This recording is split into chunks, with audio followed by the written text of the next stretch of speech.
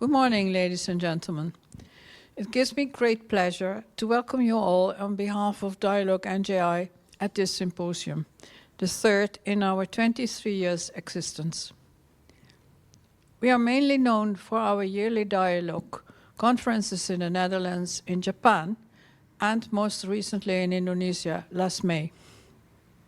But we also organize events where we focus on recent research rather than on personal histories. This helps us to shape our strategy for the following years. As the Second World War thoroughly shook up our social norms, values, and certainties, in subsequently changing landscapes, people and societies were looking for new morale and meaning of life, away from traditional or religious focus and a different context of nation building. The situation in Japan was completely different from that in Indonesia or in Holland. It was against this backdrop that in 1990, a group of people, mainly Japanese and Dutch Indonesian, got together in the Netherlands to start a dialogue in an effort to overcome the deep wounds and even hatred left by the events of violence in Indonesia during the war and during the revolution of 45 to 49. The initiators of this initiative were a Japanese professor at the University of Leiden, Professor Muraoka, a Japanese lady married to a Dutchman, Yukari Tangana Suzuki, and some Dutch people who spent the war in Japanese concentration camps in Indonesia, among whom Tom Stefan and Bill Thompson. In a painful confrontation with the past, their personal stories helped to break down long silences about pain and guilt and shame on both sides. And that's why the whole idea of organizing dialogue conferences found its origin. The dialogue sessions at these conferences offered a platform not only to express feelings of fear, anxiety, and anger, but also for listening to each other, for recognition, and even personal healing. They are also instrumental in understanding how trauma has to do with the way a person or an ancestor deals with heavy events. Many are inclined to push nasty experiences away with the mentality of life goes on. As a consequence, years later, sudden unexplainable feelings, mood changes, or angry eruptions may occur. This can be a very slow unfolding process. Throughout the years, we witnessed several emotional encounters, sometimes of people who finally spoke out for the first time, that what they had kept hidden deep inside for so long. Year upon year, we saw people coming back to our dialogue conferences and then bringing their children or sometimes their grandchildren. Among them Nora Falk, who had to bury her mother in Ambarawa only a few months before liberation. She was able to overcome her personal trauma by engaging into dialogue with the Japanese minister of the Protestant Church and even reached the point of reconciliation with her violent past. She sends her regrets not to be able to attend this year. Nora is not the only one who can't make it this year. December being a busy month and no accommodation available on a Saturday, instead of the usual crowd, today we are with a small but select audience. And people are also watching online. The day is being recorded and the video will be later available on our website. We came to understand that apart from recognizing personal trauma, it is imperative to have a good understanding of how trauma as a globalized medical idiom is being embedded in and linked to a range of local cultural and religious discourses and practices, and how it is recognized and appropriated by society in the Netherlands, Japan, and Indonesia.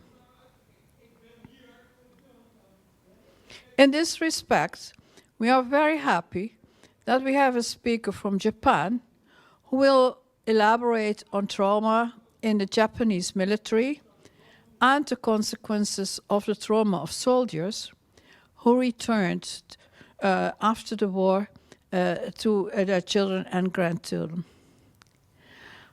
And we have a speaker from Indonesia who elaborates on trauma in an often forgotten group, the Indonesian of Chinese origin.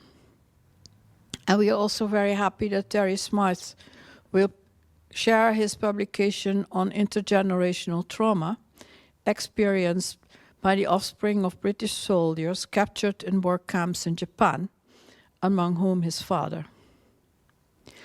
In Japan, the peace exchange program initiated by the Ministry of Foreign Affairs of Japan opened the opportunity to organize dialogue conferences in Japan and developing information and education programs at universities and schools.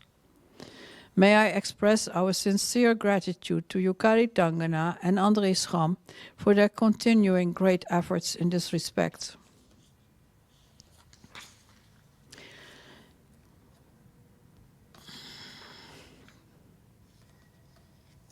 Since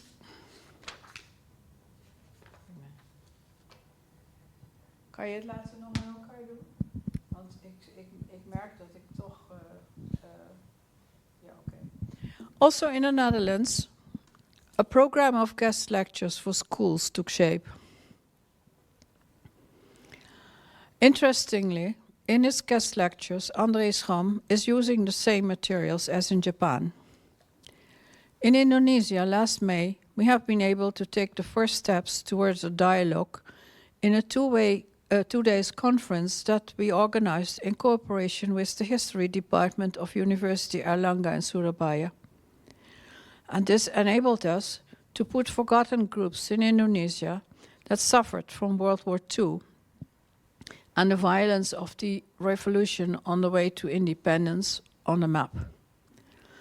Our sincere thanks go to Sarkawi Hussain, Johnny Kusiari, Murdiati, and Abdul Wahid, and Professor Purwanto in Gajah Mada University in Yogyakarta, who supported the initiative from its inception. And to Ton van Zeeland, who as a board member has been active in our Indonesia working group. Also, I like to mention that we could not have managed without the valuable support from ARC and our advisors, Mr. Johan Snelle van Vollenhoven, Mr. Ede Dumassi, and Professor André Schram. For the conceptualization of the current symposium, we are very grateful to Mrs. Eveline Boegheim from NIOD and Ms. Onno Sinke from ARC. I should say Dr. Eveline Boegheim and Dr. Onno Sinke. And of course, all of this would not have been possible without the financial support from the Ministry of Health, Social Welfare and Sport. Now, coming back to this symposium, it is increasingly recognized that first-hand trauma can be passed on to children and grandchildren. At a young age, children may not understand what is going on, but they can feel and suffer from the trauma of their parent or grandparent. When daddy slams his fist on the table, or worse, the child may think, what is it that I did wrong? And later in life, have feelings that he or she cannot explain or may feel uncertain and being left out. Many people suffering from this so-called intergenerational trauma are also bothered by noise and over-irritation or by feelings of mistrust. Consequently, a person may withdraw in oneself and have problems with relations and intimacy. We see similar reactions in people with post-traumatic stress disorder. In the Netherlands, after so many years, And thanks to good research and publicity, we are getting beyond shame and taboo around the subject of war trauma. We are very happy that Ines Schelfhout will go more in depth into the symptoms and therapy of intergenerational trauma, and that Jackie June Terheide is going to elaborate on moral injury and its consequences. Adequate therapy offers promising openings to bridge the differences and gaps between victim and perpetrator in all three countries. It also becomes increasingly clear that the lines between perpetrator and victim, whether directly or indirectly, are rather fluid. Western conceptions and therapeutic initiatives may not always be congruent with local approaches dealing with disaster, disruption, and trauma. The way Westerners experience trauma is not necessarily the same as it is experienced elsewhere.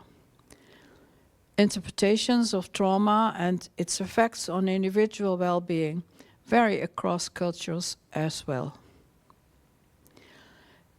In Japan, the way war is remembered emphasizes the divide between Japan's recognition of its place as a victim of atomic bombing and its recognition or denial of its aggression in East and Southeast Asia. However, beyond the binary victimizer analysis of Japanese war memory, there is room for research that recognizes the complexity of how Japan's controversial wartime past is presented in the public domain. And there is more insight and recognition that war neurosis can be part of the legacy of one's ancestors. Eri Nakamura will elaborate on the Japanese military psychiatry and the effects on the next generations.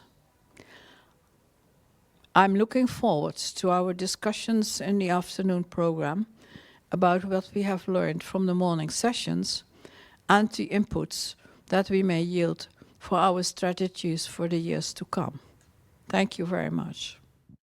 Interest in PTSD among Vietnam veterans has inspired Western historians to study psychological injuries of soldiers and civilians that accompanies modern warfare, especially the First and Second World War. To the contrary, as a psychiatrist, Dr. Wessel van der Kolk, who was born in the Netherlands, acutely pointed out, Japanese have avoided traumatic memory of the Asia-Pacific War. In Japan, trauma and PTSD became widely known after the 1995 Great Hanshin Awaji earthquake. Public discussion of the long-term effects of war trauma has finally begun since then. In recent years, there has also been a growing interest in the intergenerational effects of war trauma through the activity of second-generation peer support groups. Today, I would like to think about why the war trauma and its intergenerational effects have not been discussed in post-war Japanese society for so long.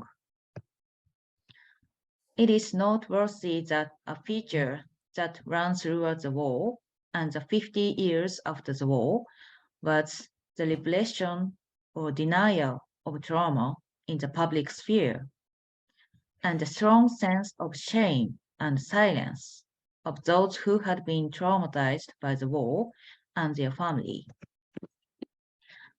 I do not intend to highlight aspects of the damage suffered by the Japanese by focusing on traumatized soldiers.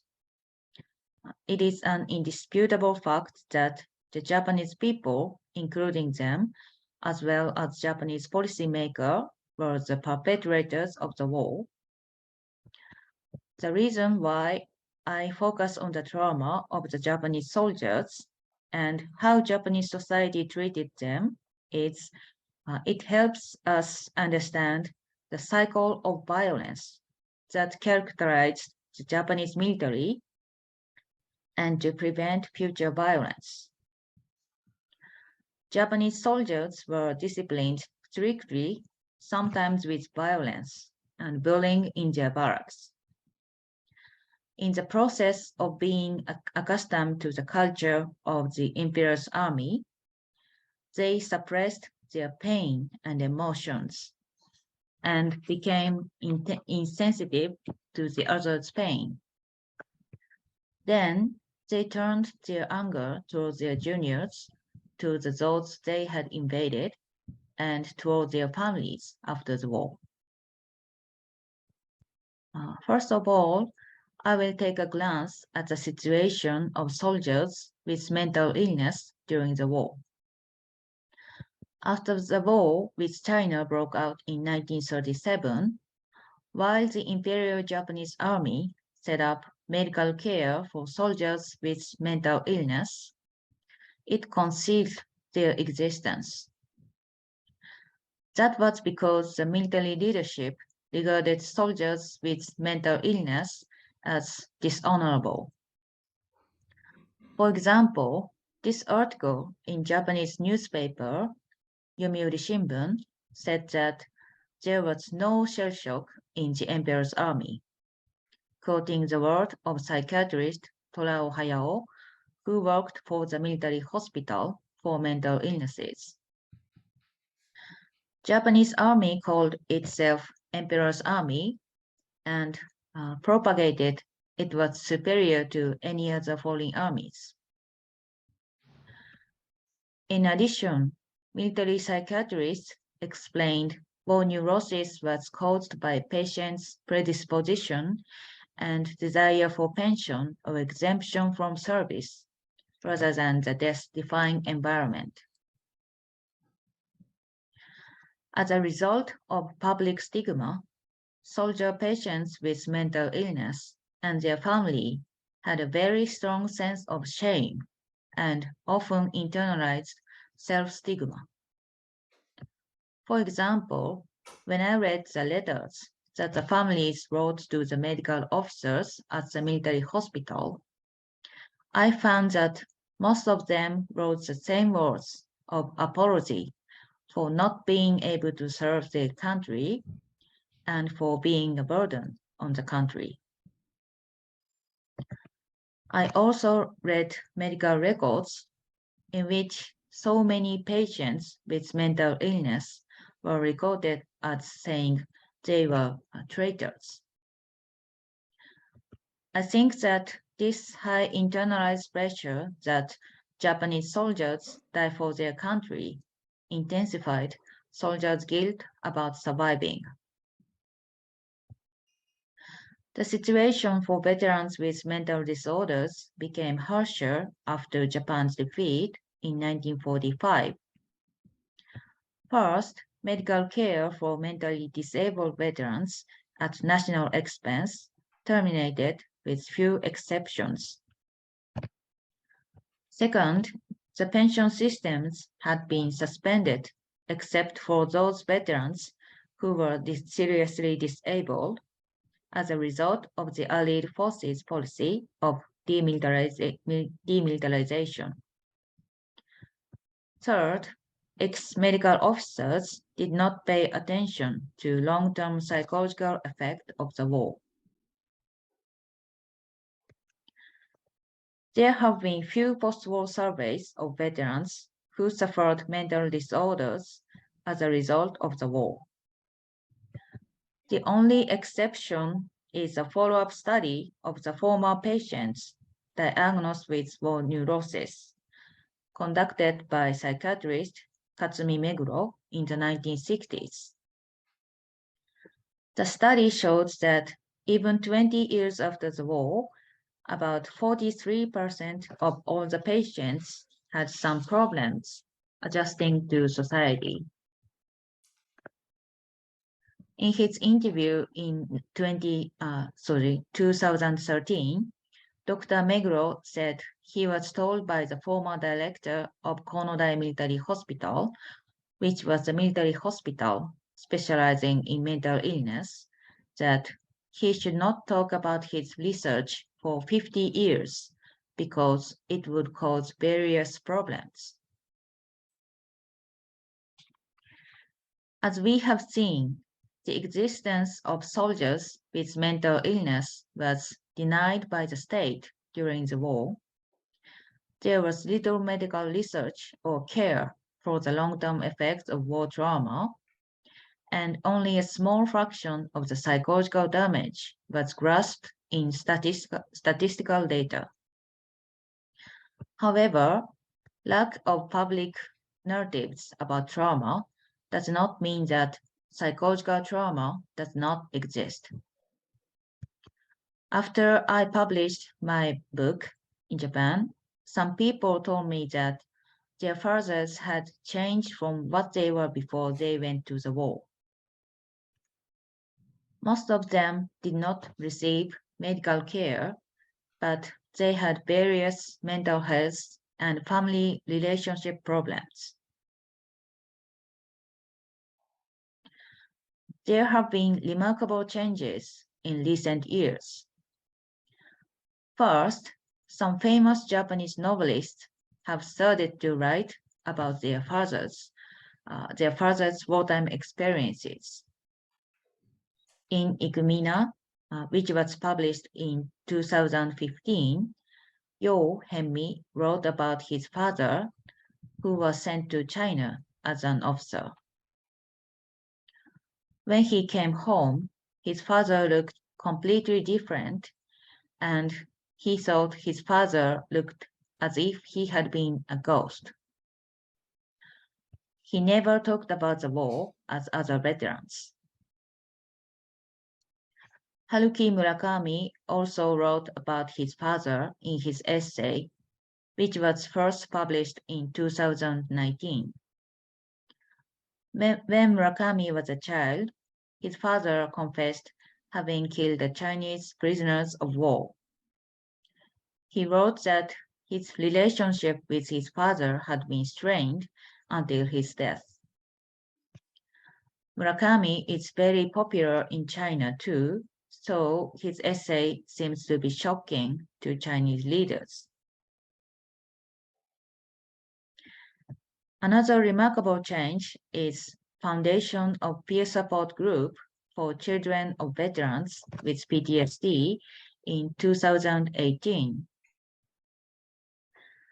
This group was founded by Akio Kuroi, whose father was also sent to China during the war.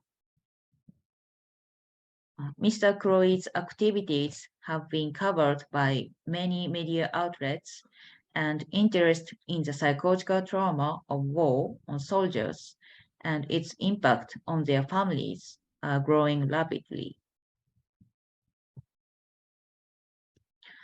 Especially the NHK documentary broadcast last summer with a kind of striking title, "I Have Hated My Father for a Long Time," had a huge impact.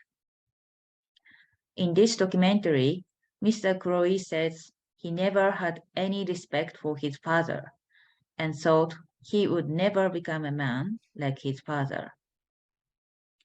His father fought 6 years in China, and after the war, he became apathetic and did not hold a regular job, and the family suffered from poverty.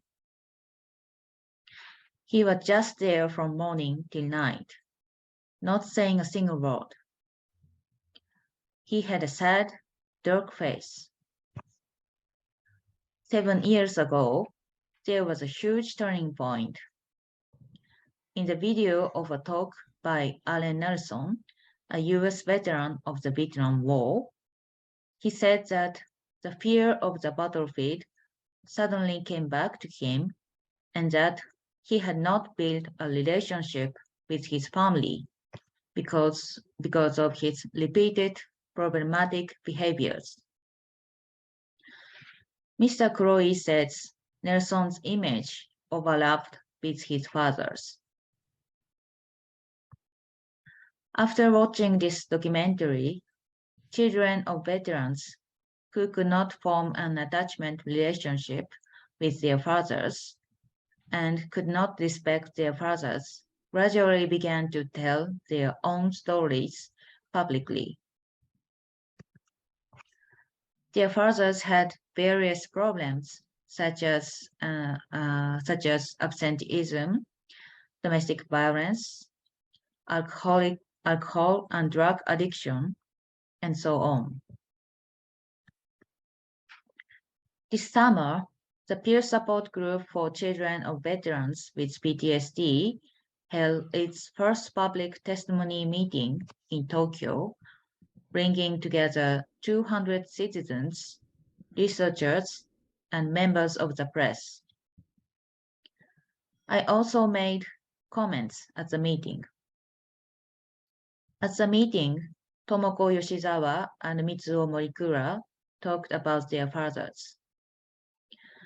Mitsuo Yoshizawa's father was a naval officer who escaped death when he was rescued from floating in the sea after his battleship was sunk. There was no physical violence in the home, but he was often gets angry, shouted loudly, and was often verbally abusive. The family was always tense, and she never felt at ease.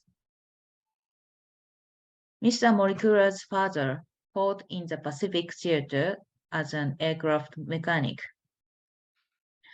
After returning to Japan, his work did not go well, and he gradually lost his desire to work and became dependent on alcohol. Mr. Morikura interviewed his family for several years and compiled a memoir about his father. At a time when the diagnosis of PTSD had not yet been established and the relationship between trauma and addiction was not yet understood, Mr. Morikura's father was called Sensou Boke in Japanese, which means he became hazy because of the war and he was despised. However, his uncle remembered his father was kind and brilliant before he went to the war. Although Tadao Nozaki was unable to attend the meeting, a memoir written by Mr. Nozaki about his father was sold at the event. His father was a military doctor in Unit 731 and was involved in human experimentation on Chinese people.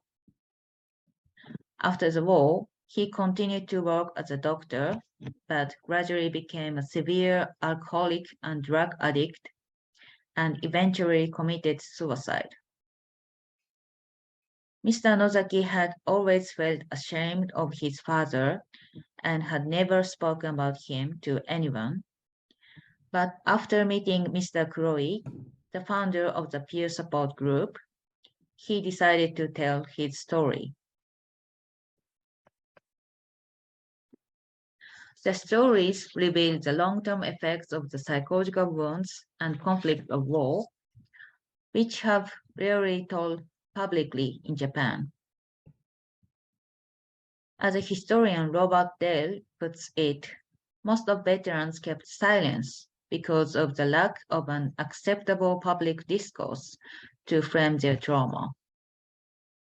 Indeed, at first glance, this appears to be the case. However, traumatized memories were expressed in various ways in the home and affected the families. For example, Mitsuo Yoshizawa's father rarely talked about the war, but he unleashed his anger. Mr. Morikura's and Mr. Nozaki's father sometimes talked about their experiences boastfully.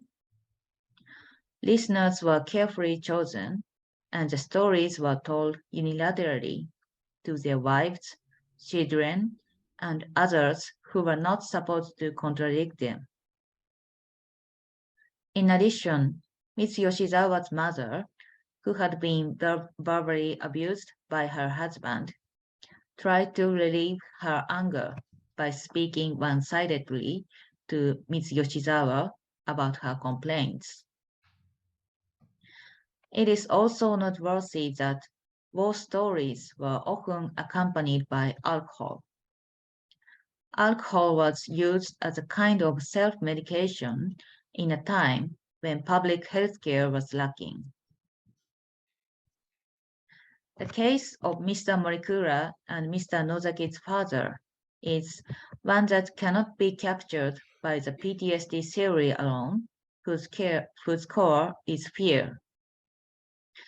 Mr. Morikura believes that one of the reasons for his father's breakdown may have been that society's attitude towards soldiers drastically changed from respect and admiration during the war to cold treatment and contempt after the war ended.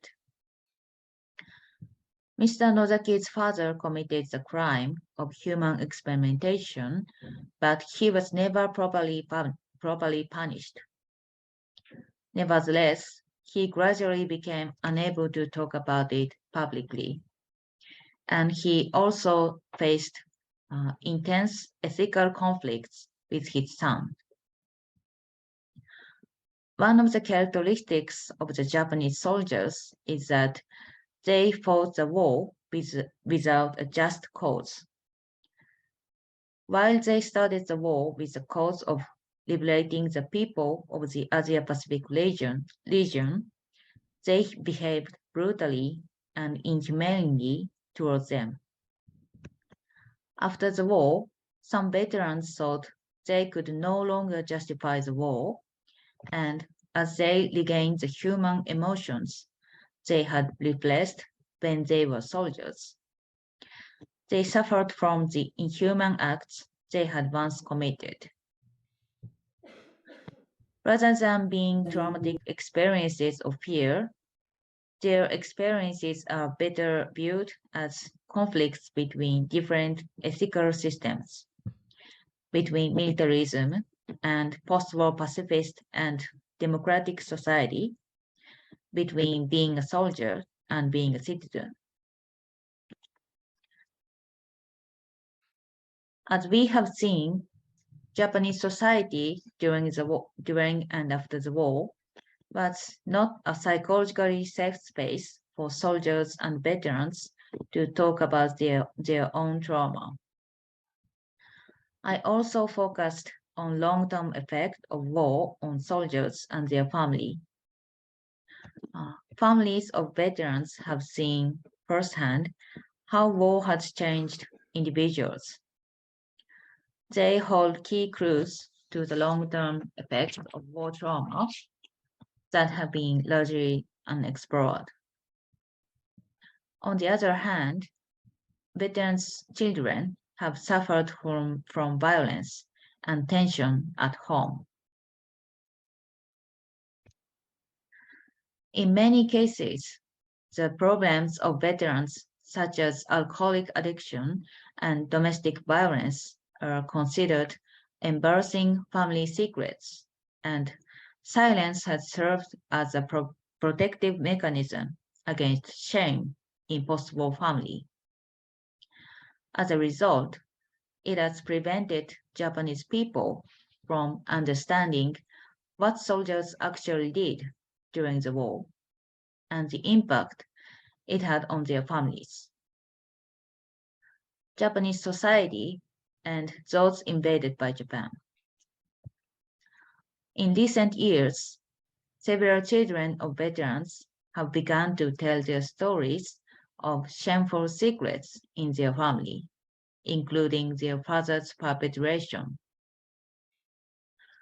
Many of the people I interviewed trace their own and their families' histories back to the war.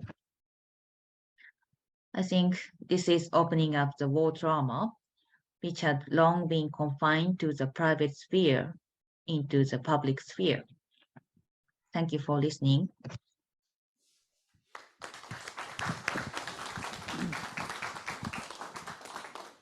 Thank you so much, Dr. Nakamura, for a very rich and important lecture where you shared your findings and your research with us, and also at the end of your lecture, talking about this important transfer basically from the private to the public sphere when it comes to the discussion about this very important topic.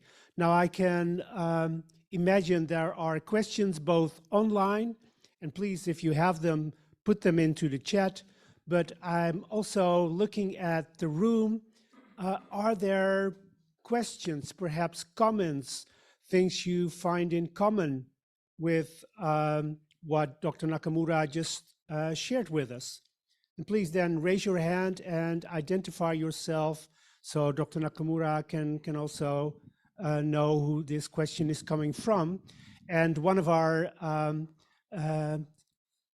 valued guests, Onno Sinke, has a question. Here you go. Yes, thank you. I'm Onno Sinke, working for ARC National Psychotrauma Center. Thank you so much, Professor Nakamura, for your presentation. I learned a lot. It's a topic I hardly know anything about.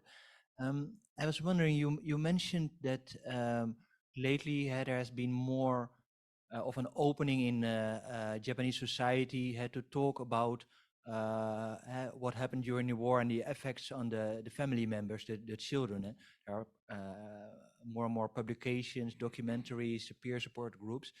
To what extent did the attitude of the medical professionals change? You said that before there was they didn't accept that there could be psychological consequences of what happened during the war. Did that change as well? Now the family members themselves are opening up?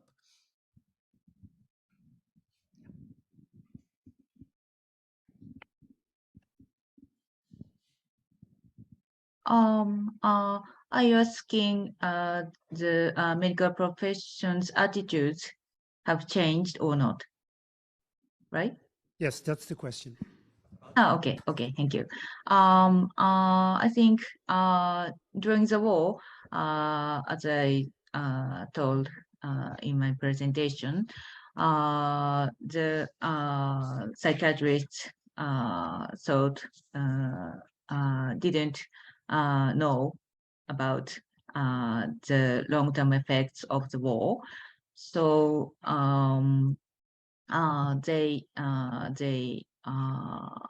thought that the mental illnesses were caused by a kind of the soldiers' weakness. But since 1995, when the very huge earthquake in Hyogo Prefecture in Japan occurred, Japanese psychiatrists and psychologists have started to human psychologists from the perspective of the trauma and PTSD theory. So it has changed since 1995. Okay. Did I ask you a question? Thank you. Thank you very much. Perhaps there is a question, and I'm now looking at both our wonderful technician, Mr. Henry, as well as the board member of the foundation, Mr. Paul. Are there any questions in the chat, perhaps?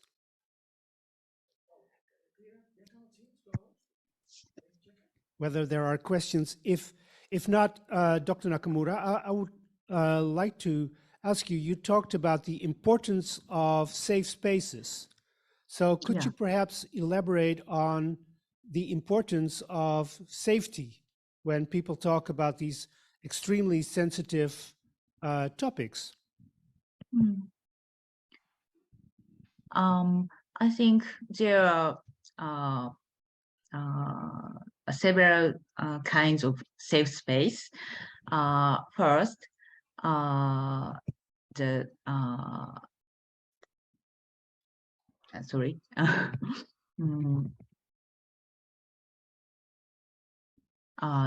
first is physical safe, and the second is psychological safe, and the third is political safe.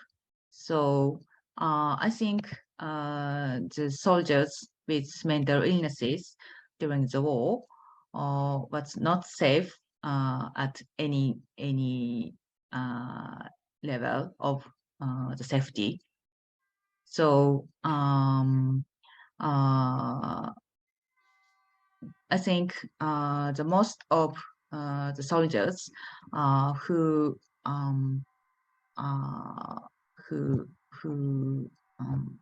had mental problems did not send back to Japan and had a treatment. So and they left. Most of them left on the battlefield and did not any medical care. So I think most of them were not even physically safe.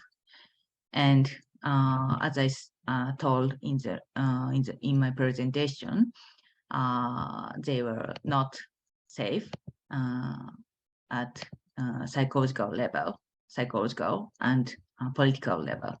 So okay, did I answer your question? Yes, you did. And again, thank you very, very much for all the things that you shared with us. It is definitely something that we can take with us for the rest of today, and I'm sure that we will revisit some of the points that you mentioned already. But for now, I would like to ask everyone, there are now questions coming up in the chat. I have to take off my glasses, otherwise I cannot read them. Let's see. Okay. Well, there are obviously many people who want to thank you, and there is a question whether there is a growing understanding of the problem, but I think you mentioned that in your lecture already, right? Where that there is actually a growing understanding, also famous writers coming out.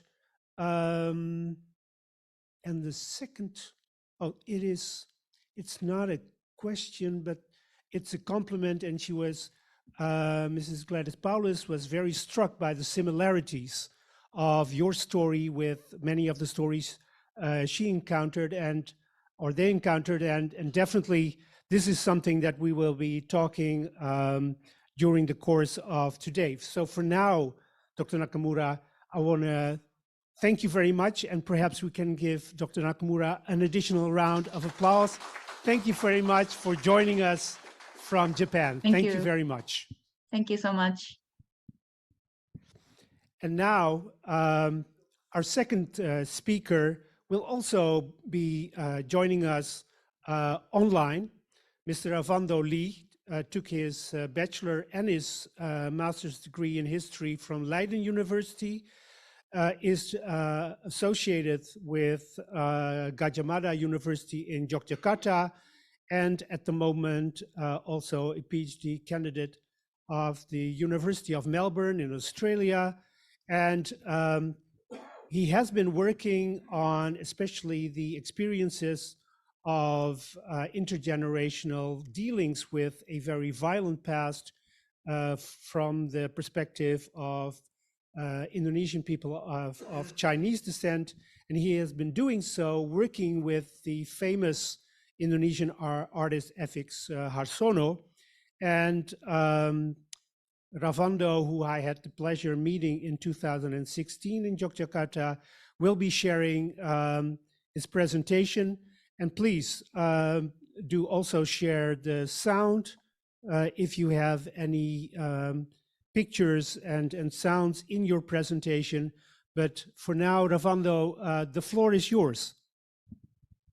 Yeah, thank you so much. Terima kasih banyak Pak Wim. Selamat malam, good evening from Melbourne, everyone.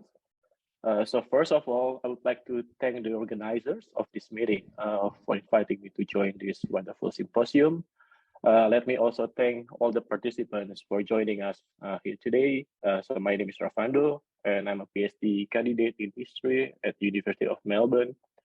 So as Pak Wim already mentioned before, I wrote this paper with Pak Harsono, a renowned Indonesian artist who managed to locate several Chinese mass graves during his decade-long research journey from 2009 until 2019. And before I start, I would like to remind you about the content of my presentation, as it contains images of human remains and discussions of violence. So please kindly proceed with caution. So in this presentation, we demonstrate how Chinese mass grave and Sino-Malay newspapers. So in this research, we focus specifically on Sinpo, the largest Sino-Malay newspaper in Indonesia at the time, could be utilized as alternate sources in investigating the violence against ethnic Chinese, particularly during the Indonesian War of Independence from 1945 to 1949. So we argue how these sources can serve as a primary source of evidence for atrocities and help us to reconstruct a narrative related to the incidents. And in addition, these mass graves also serve as a crucial entry point for Harsono to meet and speak with survivors and families of the victims. And from these interviews, we learned how most of them decided to keep this dark history tightly closed and were even not willing to pass the narrative on to their children or their grandkids. And there are, however, some victim survivors who work hard to recover from this trauma by getting together yearly and helping one another. So the story of this paper began when Harsono used to flip through a photo album that was tucked away on the shelf or in his living room. So the album contained photographs of human bones and skulls that had just been dug from the ground. And this was his father's documentation of the excavation of the corpses of Chinese Indonesians who were massacred between 1948 and 1949 in several villages around his hometown in Blitar, East Java. So his father was a photo craftsman who was appointed by Chunghua Chunghui, so an umbrella organization for Chinese society in Indonesia, to document this exhumation process in 1951.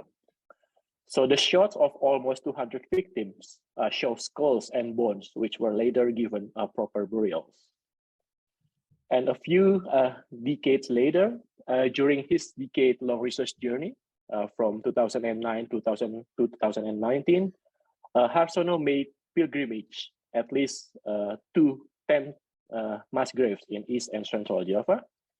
And in this process of investigation and discovery, he has produced several works of art, like Bone Cemetery Monument in 2011, Rewriting on the Tomb in 2013, Duda in 2013, and 2 other documentary videos. And it is all a part of the pilgrimage to pay tribute to the victims. And in 2016, we decided to collaborate, and this project is still ongoing. And before I proceed further, so let me perhaps share like the video that Harsono has been making.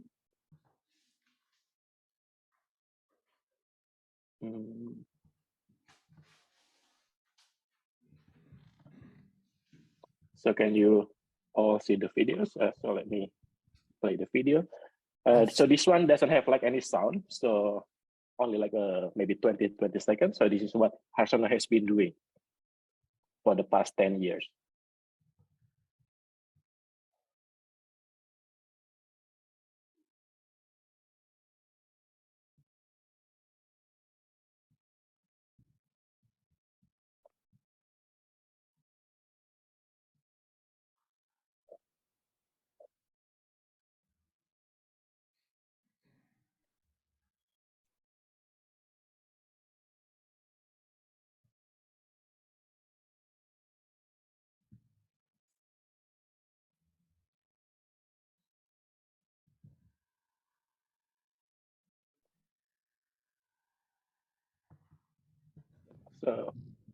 Let me go back again to my, I'm sorry, to my presentation. Not this one.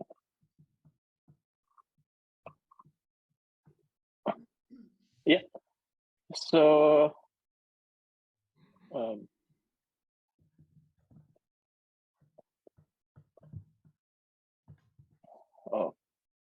so, sorry, my bad.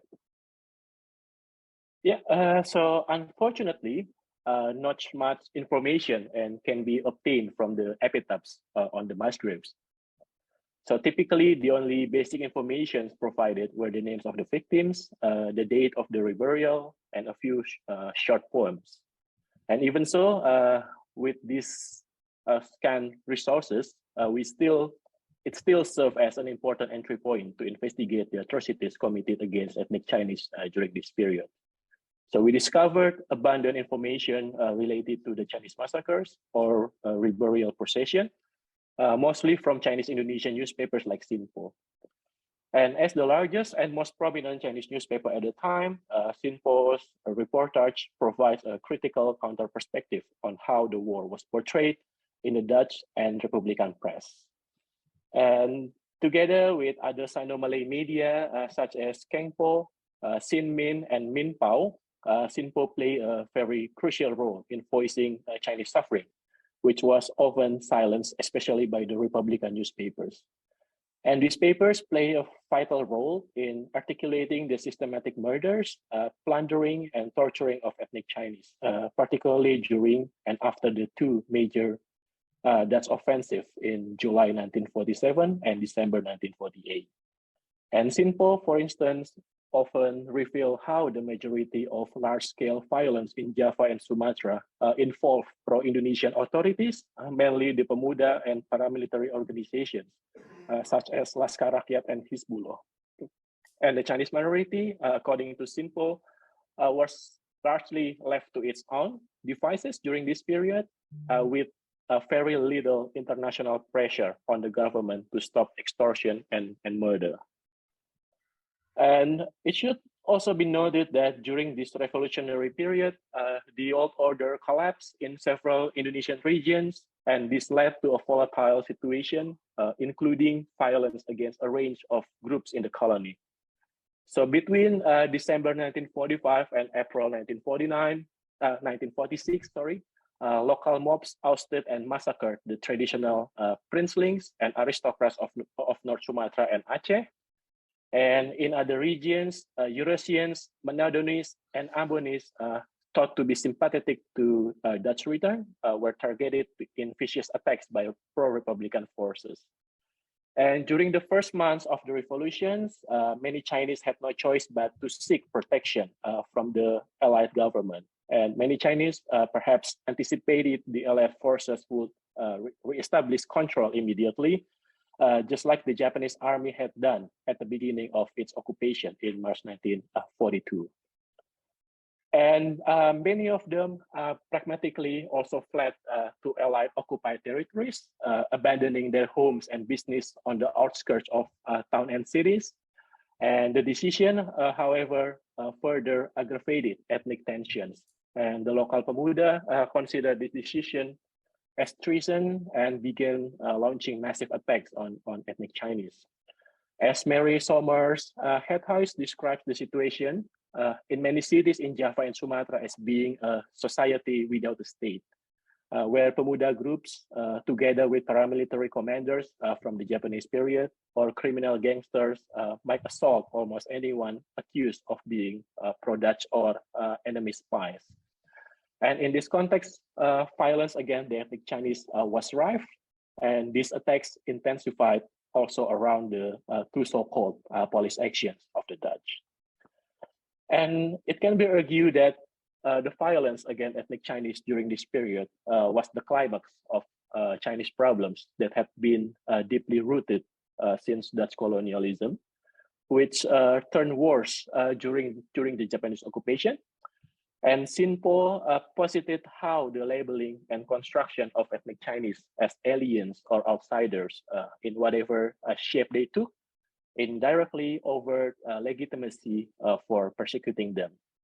And from Sinpo's reportage, we also knew that a few months after the transfer of sovereignty from the Netherlands to Indonesia on 27 December 1949, the Chunghwa Chunghui headquarters in Batavia instructed every Chunghwa Chunghui branches in Java and Sumatra to locate Chinese mass graves and exhume Chinese corpses of the victims, primarily as the result of the second Dutch military aggression that began on December 19, 1948. And in 1947, Chunghwa Chunghui established a commission tasked with compiling a report detailing the atrocities committed mostly by Indonesian militias against innocent Chinese prior to and during the first Dutch military aggression. And this memorandum was later sent to the United Nations Security Council and also to the Chinese government as the primary document for investigating actions and solutions to Sino-Indonesian issues. And returning back to the early 1950s, so a committee named Panitia Penggalian Kembali Korban-Korban Tionghoa, or a committee to exhume Chinese victims, was formed in several cities to carry out the Chunghwa Chunghui's orders. And according to what we have read, the exhumation operation was particularly difficult and complicated as many Chinese victims had been buried hastily and improperly in several graves, primarily within Republican territory. And after the Chunghwa Chunghui located the areas where the deceased bodies were buried, all these remains were collected and later buried properly. And however, the committee had to recognize the number of Chinese victims who had died and disappeared most of the time did not match the number of bodies they could discover. And most of the reburial took place in an already existing Chinese cemetery in the city, but in a few instances, the local Chunghwa Chunghui had to select another location for a variety of reasons, mainly about like the safety. And in addition, the Chunghwa Chunghui also created a memorial in the center of the mass graves to serve as a beacon and symbol of remembrance. So Chunghwa Chunghui Magelang in Central Java might be the first Chunghwa Chunghui to begin exhuming Chinese victims. So on March 31st, 1950, Sinpo reported how the exhumation of Chinese bodies that had been massacred were carried out in Magelang, Central Java. So a total of 52 Chinese bodies were discovered in one big hole, and most of them were found bound and naked, indicating that they had been tortured and robbed before being executed. And they were victims of Indonesian armed gang atrocities during the second Dutch military aggression. And a proper funeral was later conducted on 26th of May, 1950s. And as many as 90 victims were formally buried in one mass grave in Blabak. And afterwards, other Chunghwa Chunghui in various cities emulated the similar procedure. In Wonosobo, Central Java, the local committee and the Chunghwa Chunghui Wonosobo were able to remove Chinese remains from various locations. And the gravestone indicates that the youngest victims was a 1-year-old girl named Cicing Nio, who was murdered along with both of her parents in Sapuran just a few weeks after the Dutch launched the military actions. And it indicates that the killing was perpetrated indiscriminately. And the reburial procession in Wonosobo was held on January 14, 1951, preceded by prayers at the Chunghwa Chunghui Wonosobo headquarters. And a total of 100 Chinese victims were laid in 25 coffins. And the reburial was attended by almost 1,000 individuals from Wonosobo and nearby cities. And several Chinese Indonesian newspapers confirmed that the majority of violence in Java and Sumatra occurred in rural regions outside, far from the cities, where there was like no official surveillance or weapons control. So the inability of either the Dutch or the Republican Army to control the entire region led to the proliferation of unofficial militia groups and gangsters. And however, an exception should be made in the case of Nganjuk in East Java, where the majority of executions occur in the city square or in alun-alun. And this research also suggests that the most infamous atrocities during this era occurred in Nganjuk, resulting in the deaths of hundreds of Chinese, 778 of whom were killed only in Nganjuk alone. And as a result of the ferocity and cruelty of the incidents, Nganjuk was even dubbed as the city of Chinese widows, since Hizbullah had slaughtered nearly all Chinese males in the city. And on August 26, 1951, Chunghwa Chunghui Nganjuk led the reburial procession of over 700 Chinese remains in Manyung village in Nganjuk. And a few Chinese mass graves also indicate that they did not just contain Chinese victims. Sometimes Europeans or other ethnic groups were also buried together with Chinese in the mass graves. And it indicates that in addition to the Chinese who were the primary target, other groups were also afflicted at the same time. Like in the case of mass grave in Yogyakarta, for instance. So it comprises 18 Chinese bodies, as well as those of a Dutch citizen named Thomas and a Swiss foreigner named Long. And Long, along with his wife and 4 other children, were executed in Wonosari in Yogyakarta. And it is not really clear how many Chinese Indonesians were killed during the second Dutch military aggression. However, based on a report compiled by the Chunghwa Chunghui Yogyakarta, so about 1,000 Chinese were executed, and more than 100 were injured, and more than 9,000 missing. And this was, however, still very preliminary data, and the actual figures were likely much higher. And this figure still does not include the number of victims from the first military aggressions and even before that. And therefore, for the study on this topic is obviously required in order to gain a more comprehensive overview of this period. And in these presentations, we have argued that Chinese mass graves are more than just local resting places for dead bodies. And as part of local landscapes, they can allow us to deconstruct prevalent historiography about the Indonesian Revolution, which principally glorifies the period as the struggle of Indonesian combatants who ousted the colonizer with only bamboo spears, without elucidating the violence experienced by powerless populations, such as the ethnic Chinese, Eurasians, Ambonese, or even Arabs. And nevertheless, in certain locations, some of these mass graves suffered irreparable damage. In Pekalongan, for instance, as we can see from the presentation, the gravestone was stolen, and there is no sign indicating that this is a historical site or simply a mass grave. And there are still many victims from this period who have not yet been identified, grave dismantled and damaged, and mass graves are still hidden. But the majority of these Chinese mass graves, fortunately, have survived and are in a good shape.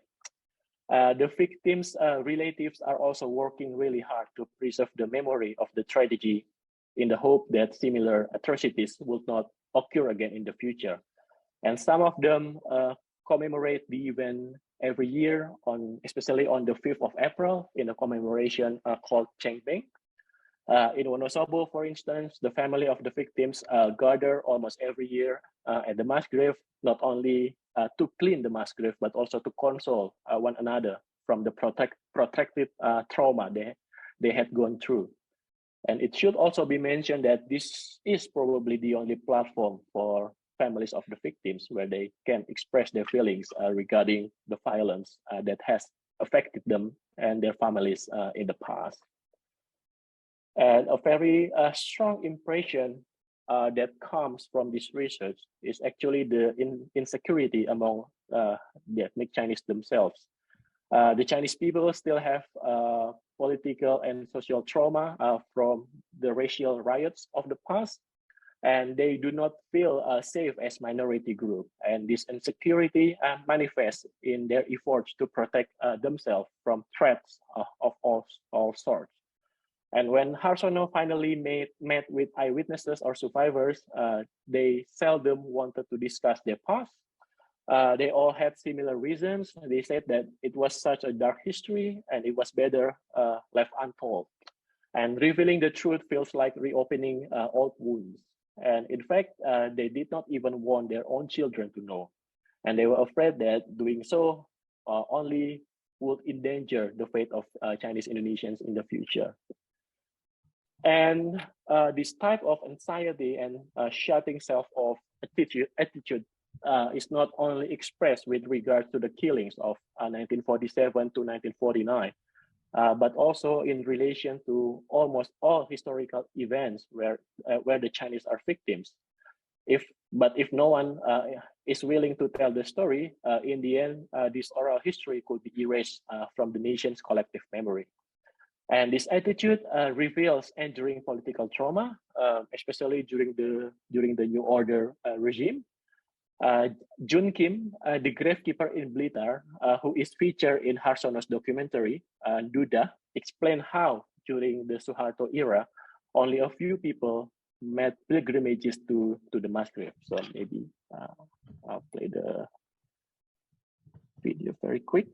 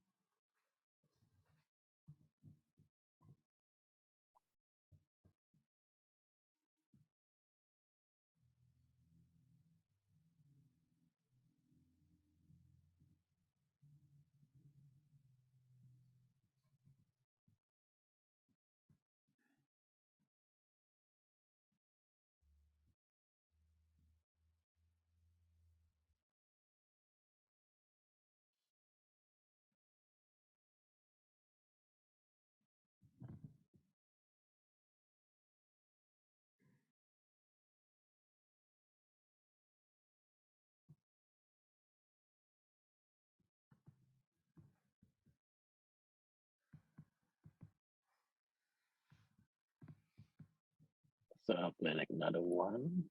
This one is the closing.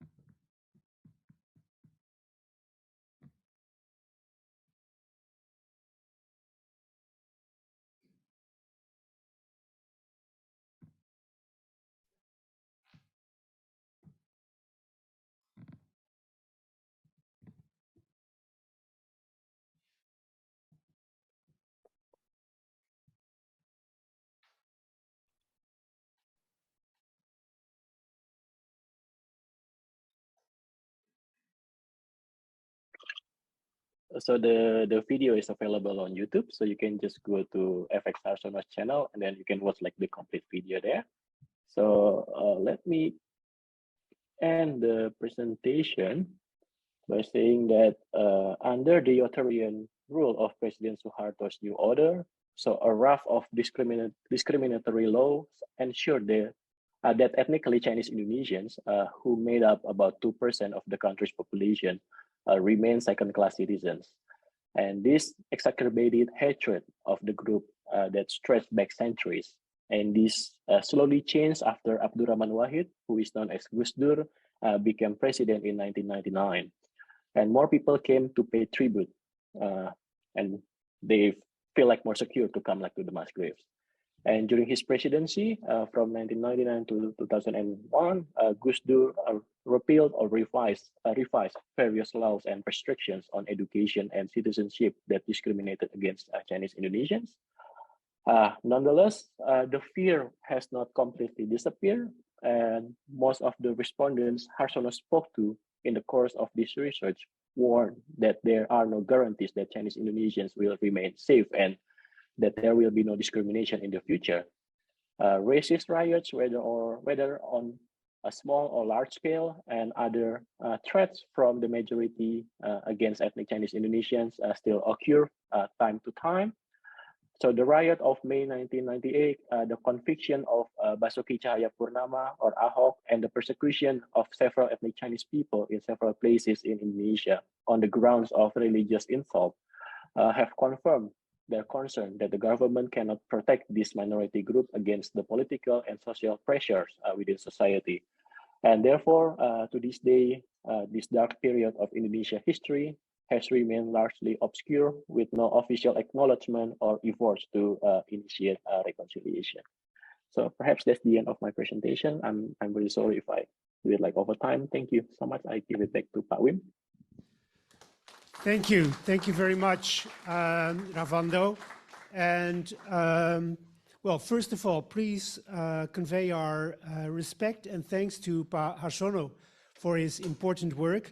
You touched upon the importance of documenting, but also on the importance of rehumanizing people who are brutally killed, then put into mass graves, the fact that they are reburied and sometimes identified is, of course, a very important step in healing or finding closure. Perhaps that's the better word. You also touched upon, and this is important, and it also has a connection to our first lecture by Dr. Nakamura, present-day societal conditions where there is space or a lack of space for an open discussion on these very dark period, obviously, where people are sometimes still to this very day concerned about telling and sharing their stories. I'm sure there must be questions either from our participants online. So please type them into, they are now portrayed in the chat. Perhaps, Ravando, you can also look at the comments or questions in the chat yourself. But perhaps in the room, there are those who would like to pose a question or respond very briefly. I see a hand already. Please, sir, identify yourself and speak clearly. Here you go. Sure. My name is Kevin. First of all, thank you, Ravando, for the eye-opening presentation. The discrimination against Chinese Indonesians is an overlooked part, a very overlooked part in Indonesian history. I myself am not Chinese Indonesian, but I do have a lot of Chinese Indonesian friends who even to this day still experience the discrimination. And they tell me, every time I meet them, they tell me about the racism that they face.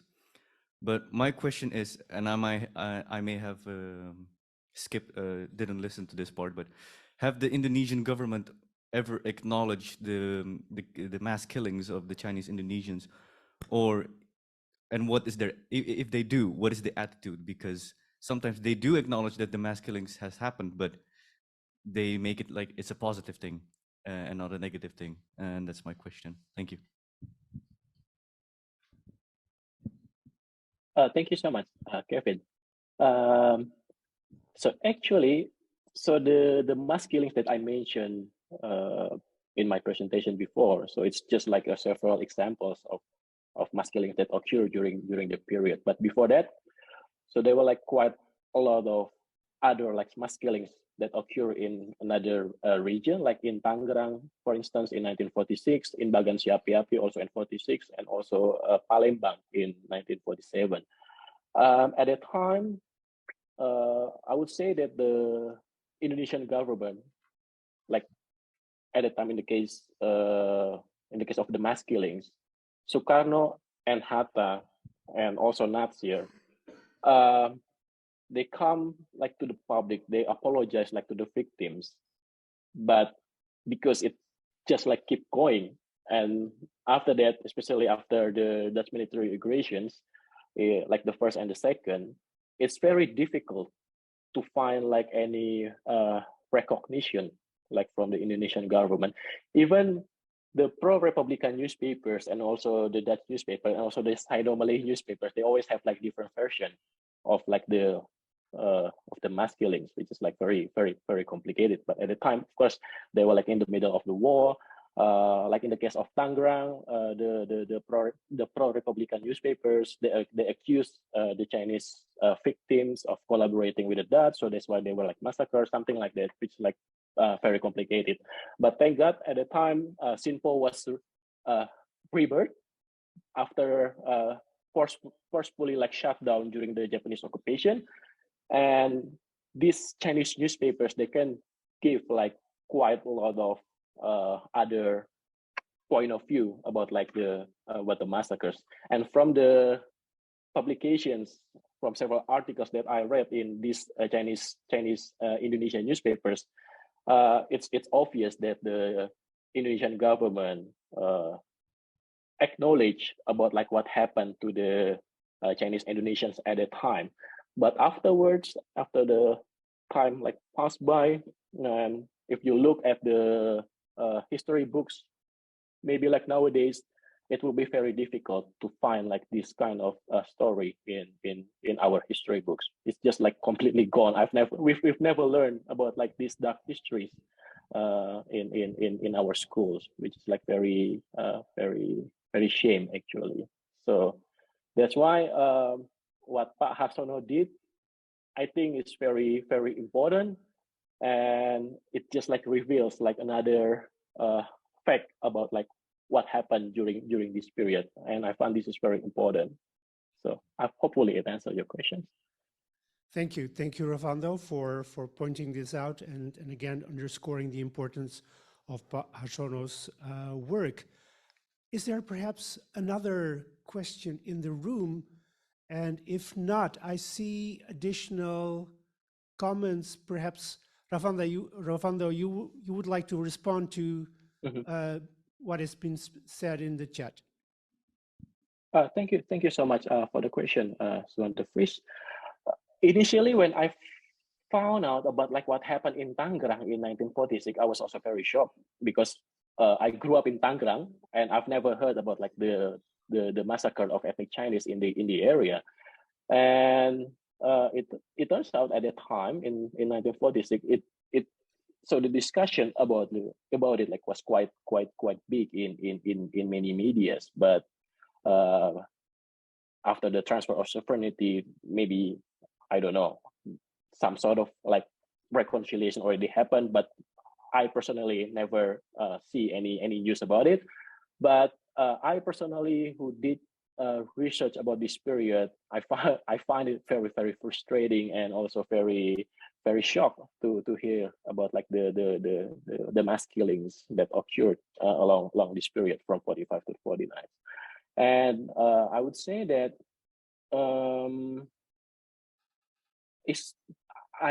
in some news that I read, most of the killings were perpetrated by the Pemuda.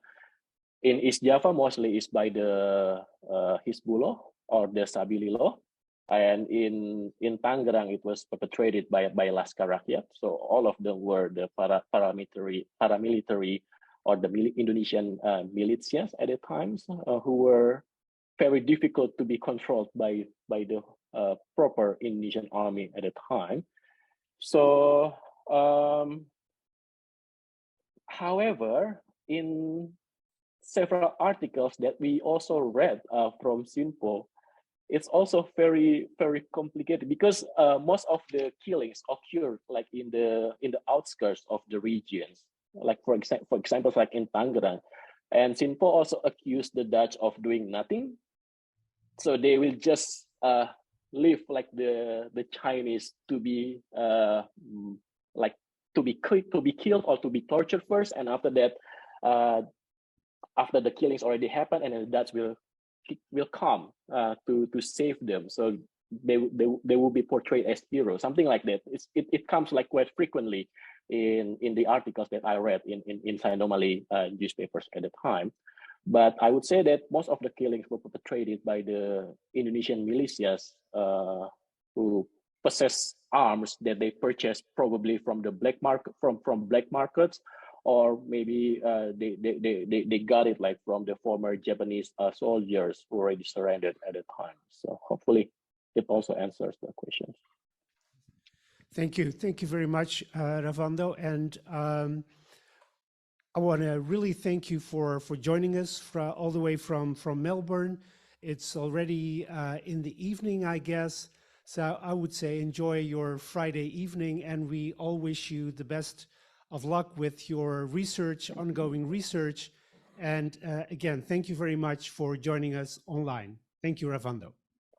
Thank you, Pak Wim. We will now have a short coffee break. This will also give us the opportunity to think about what has already been said in these two wonderful, rich lectures. And after the break, and that will be about 11:45, we will continue our program with following lectures, which will be undoubtedly as rich and thought-provoking as the first two lectures. So we will see you in about 10 to 15 minutes. Also, the participants online. See you in a bit. Thank you very much.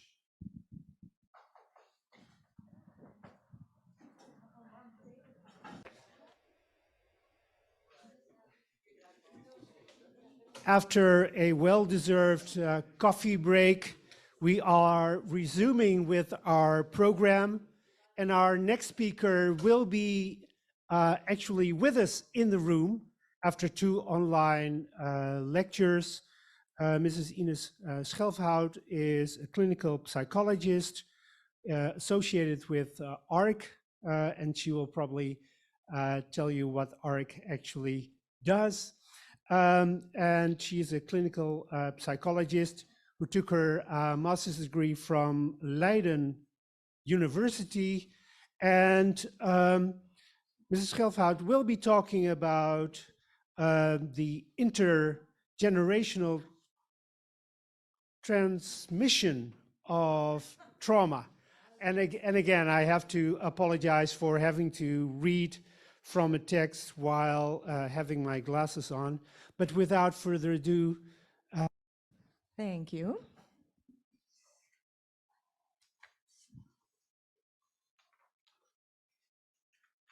So, thank you so much for the invitation to speak to you today at this very special event in which we come together as three countries who have a lot of history together. Dialogue among each other is very important, and I'm honored to contribute to that effort today.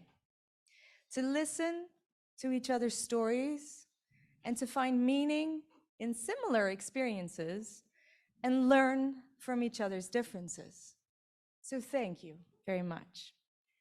My name is Ines Schelfhout, and today I was asked to tell you something about my professional life as a clinical psychologist working with the psychological wounds of war. So what are we dealing with when we call it intergenerational transmission? What exactly is being transmitted? Is it the PTSD, or Is it general ill functioning? And what about the transmission of resilience, of pride, and sense of identity? What do we notice in our clinical practice, and what have scientific studies found in terms of this transmission?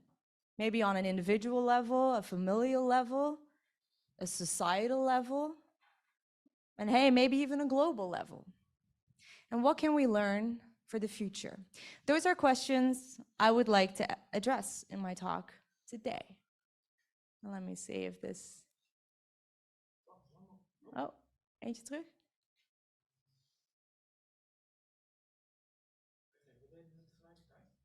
Oh, so we're both clicking.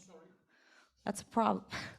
So yeah, in trying to paint that picture, I will use several steps from my own personal experiences and family background to some early dialogues that I had myself when I was younger, to what I've learned at my current workplace, which is ARC, National Psychotrauma Center.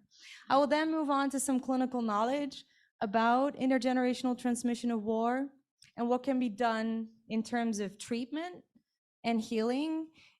And I'll try to apply the same knowledge on maybe an individual, familial, and societal level.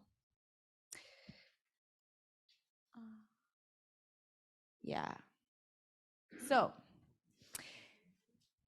it's not a coincidence that I work with these groups of people and that I developed a profound professional and personal interest in treating and researching the impact of war throughout generations. Because for me personally, I've been fascinated by this subject from a very young age, as a grandchild of two grandparents who have endured the Second World War in concentration camps in the former Dutch East Indies. My grandmother, born in 1933 in Sumatra, was a young girl when she was in a concentration camp with her mother and her older brother. Her mother died in a camp, and after liberation, she found out that her father was killed by the Japanese military police, the Kempeitai. My grandfather, born in 1931 in Surabaya, was put in a concentration camp with his mother. He was separated from his mother when the Japanese decided that teenage boys were old enough to be put in separate male camps. After liberation, he searched for his mother, eventually finding her, only for her to die the day after their reunion of starvation and illness. So now both orphans, my grandparents, were put on a boat to the Netherlands, to a country they'd never been, and that was still recuperating from its own scars of the war against Germany. So right after the war, there was simply no time or space to hear the stories of what had happened in a country so far away. This country needed to be rebuilt and restored, and new children in the Netherlands were born in liberty, and they would have to get all the chances and opportunities that the first generation had lacked due to the war. So therefore, my grandparents, they kept silent. They showed resilience, and they moved on with their lives. So as a consequence, my mother, who was born in 1956, knew little and nothing about what her own parents had endured during the war. She and her brothers, they knew vaguely they'd been in the camps, but it was never talked about, and they soon learned not to ask questions. But for me, as a grandchild, further removed from the immediate pain that my grandparents had endured, it was easier to start asking the questions and be curious about all the things and all the mysteries around my grandparents, where they were born, what it was like in the camps, because they'd had a similar age. And I could talk to them about what they were undertaking in terms of healing. And this is a phenomenon that you see more often.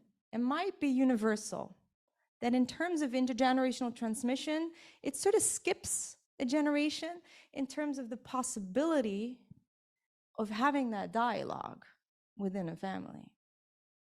And why dialogue is so important, I'll explain more about that later. Because the confusing thing for me was that my grandparents were actually really active when it came to seeking dialogue and seeking healing. They just never talked about it with us. They just maybe from a natural instinct decided it was better to not burden their own children with it. But from a psychological viewpoint, that's complicated because children, such as my mother, they feel so much around them. And when that's not being explained in a child-appropriate manner, then it has consequences for the transmission. And then grandchildren will stand up, or if they don't do it, maybe even their children will stand up and they'll start asking those questions and doing the research to solve some puzzles. So here's my grandfather. After the war, as a young teenager, he decided that the only way to actually have an influence on future war is to become the highest ranking general in the Dutch army. And that's what he did. Here you see him. This is when he had already retired. I believe it's the year 1996. And I chose this particular moment because it captures what we're trying to do here today. And I'm humbled by the thought that I might be continuing the dialogue that he has started. He's no longer alive, but I'm sure he knows. This is the Japanese emperor and empress. They were invited by our former queen, Beatrix, to visit the country, to seek dialogue. At that time, we're talking about many years ago, it was still a highly sensitive occasion for our country to welcome the emperor and empress. Beatrix therefore decided to ask my grandfather, whom she had worked with, but who was also a former concentration camp victim, to join this occasion and this meeting, to send out a signal to the Dutch community, one of hope and one of connection, maybe even forgiveness.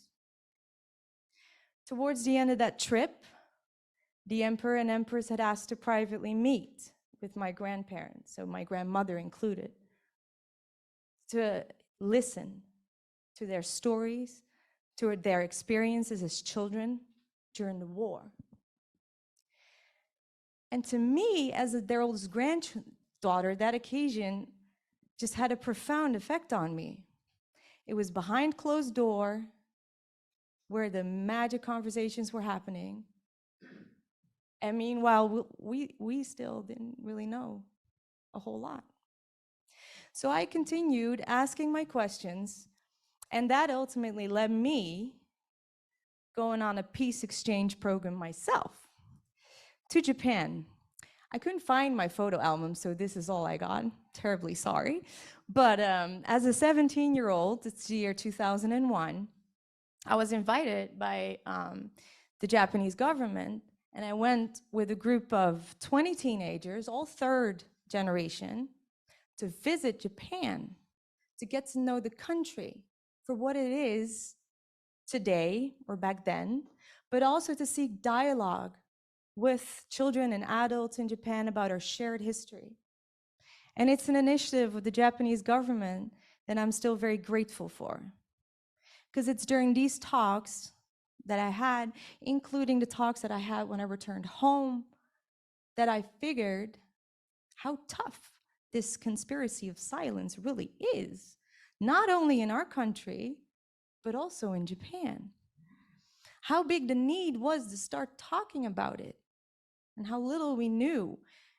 And that's when I knew I wanted to create these opportunities.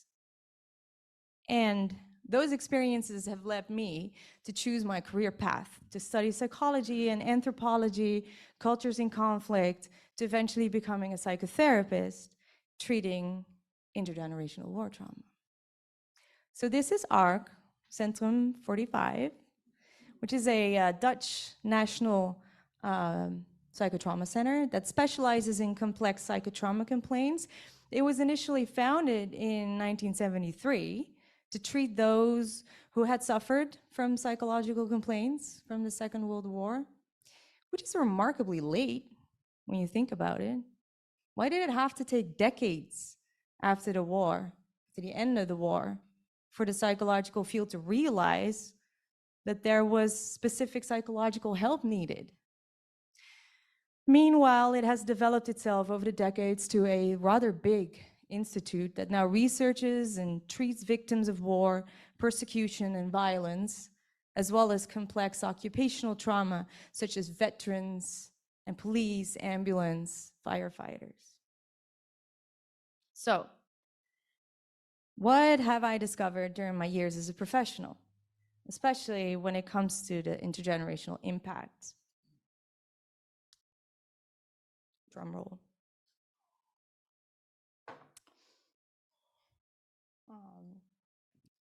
Literature shows us that the climate in which children grow up in their homes and the atmosphere that is around them is crucial in the development of a child. They can have all the clothes, all the food, all the education, but the atmosphere is the most influential. In some post-war homes, it was always silent about what had happened during the war, but also about any other difficulty later in life. They just wouldn't talk about it. Or in other homes, too many detailed stories were repeatedly told in an effort to make sure it wouldn't happen to the children. And both are cases that are rather difficult in the development of a child. There isn't much room for a child's own inner world to develop. And when parents are suffering, it's often difficult for children to break free from this influence, and it's harder to build a life of your own. It's harder to separate from a parent. And then it's harder to understand and to validate your own emotions. I've also learned that traumatized parents, understandably, couldn't always be available to the child, which is understandable considering their struggle to cope with their fears and traumas. There was this 80-year-old mother from the first generation that told me in therapy that when her children were young and they would fall and cry, she would immediately have flashback to crying children in camps and simply freeze and not being able to comfort the child. So not because she didn't want to, but because she simply wasn't able to. And then a child, she sees a frozen mother and thinks, ooh, I better not cry the next time because I still need my mother to be functioning and be okay. Otherwise, she cannot take care of me. So I got to try hard and make sure she is okay. So I won't be a difficult child. And this is how emotional taboos start to come into existence, because when there's little room for the exploration of a child's own needs and emotions, a child feels and knows it cannot be whiny or angry because it might upset the parent. The child might think it's their responsibility to keep the parent functioning. And then when you find out you aren't capable of doing that, a feeling of guilt might emerge. Because blaming themselves instead of the parents, in a way, is an ultimate attempt to regain control over a powerless situation. Because when you blame yourself, you can always try and fix it. So implicitly, and often without the parents realizing it, their surviving instincts and behavior that was crucial in the war had been imposed on their children for whom those instincts were not functional. So phrases like, the world outside isn't safe, or eat your food, get the best career possible, they become mottos.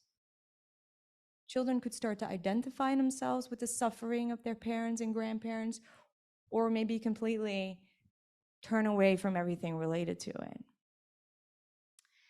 And these habits can slowly develop into patterns in life, such as always caring for other people, not being in touch with one's own feelings, never admit to weakness, not knowing one's own boundaries, to always be hypervigilant, alert, having difficulty maybe attaching to other people, or to feel inferior, invisible, and having difficulty defining one's own identity.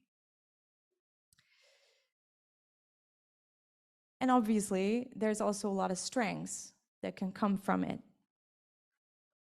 So then what do we do at Arcentrum 45? I mean, if you've discovered this whole list, then what do you do? Well, ideally, you create a group therapy, a place where fellow people can meet, recognize, and find understanding among each other. You're not the only one who's gone through this and whose family acted the way they did. And this sounds very simple, but due to all of the taboos and keeping up appearances outside of the homes, people often have the feeling they were the only ones and have never experienced recognition or understanding with somebody else, let alone if they find therapy. I mean, if they took that first step to even get to our place, that's the biggest one, I would think. The group therapy we use can be seen as a sort of safe environment in which they can practice in forming new relationships and new behavior. They can be each other's mirror in exploring emotions and feelings that they couldn't do when they were younger. Because by observing others in the group and accepting constructive feedback from each other, they can sort of reevaluate their own behavior and break free from old patterns and roles.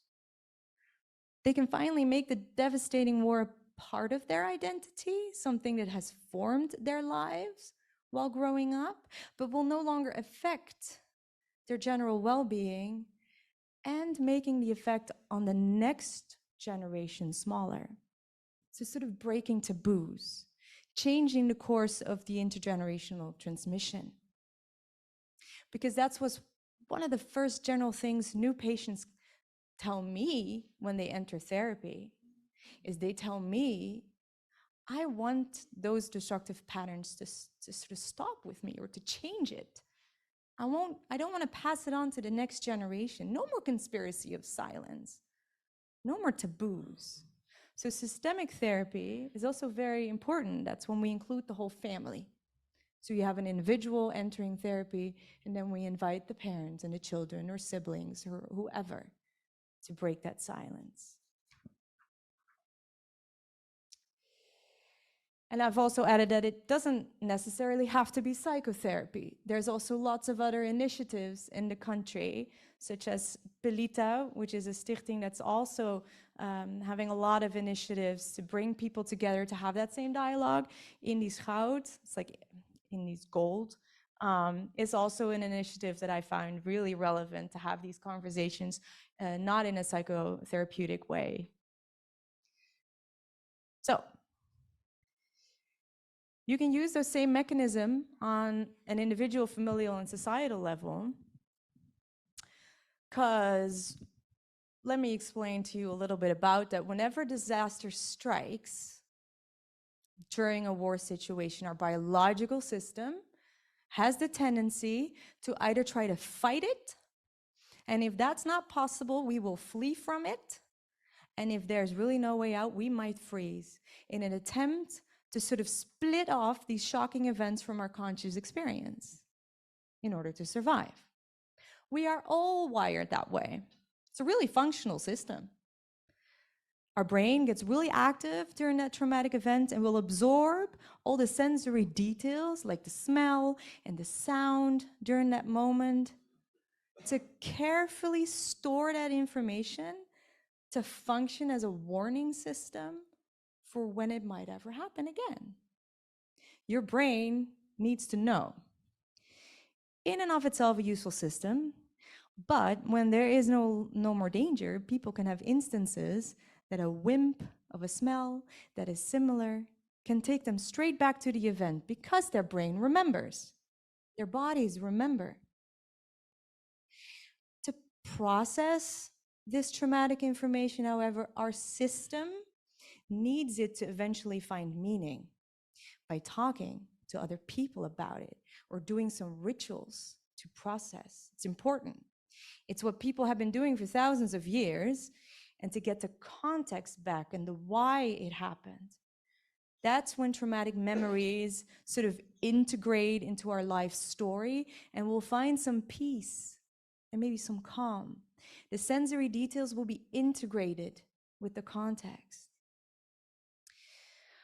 But when traumatic information does not get the room or space to be processed, such as during a war or right after a war, maybe even for decades, that sensory information remains split off, isolated in our systems, floating around without context, waiting to be triggered and then avoided because it causes pain and anxiety. And this is what you would see in some of the first generation victims.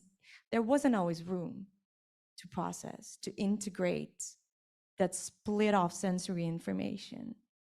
And then what you get is that their children would also sense that split off information.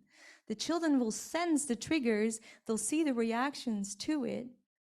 And from research, we know that the systems and bodies of the parents function as mirrors for their children to learn how the world works and how their bodies work.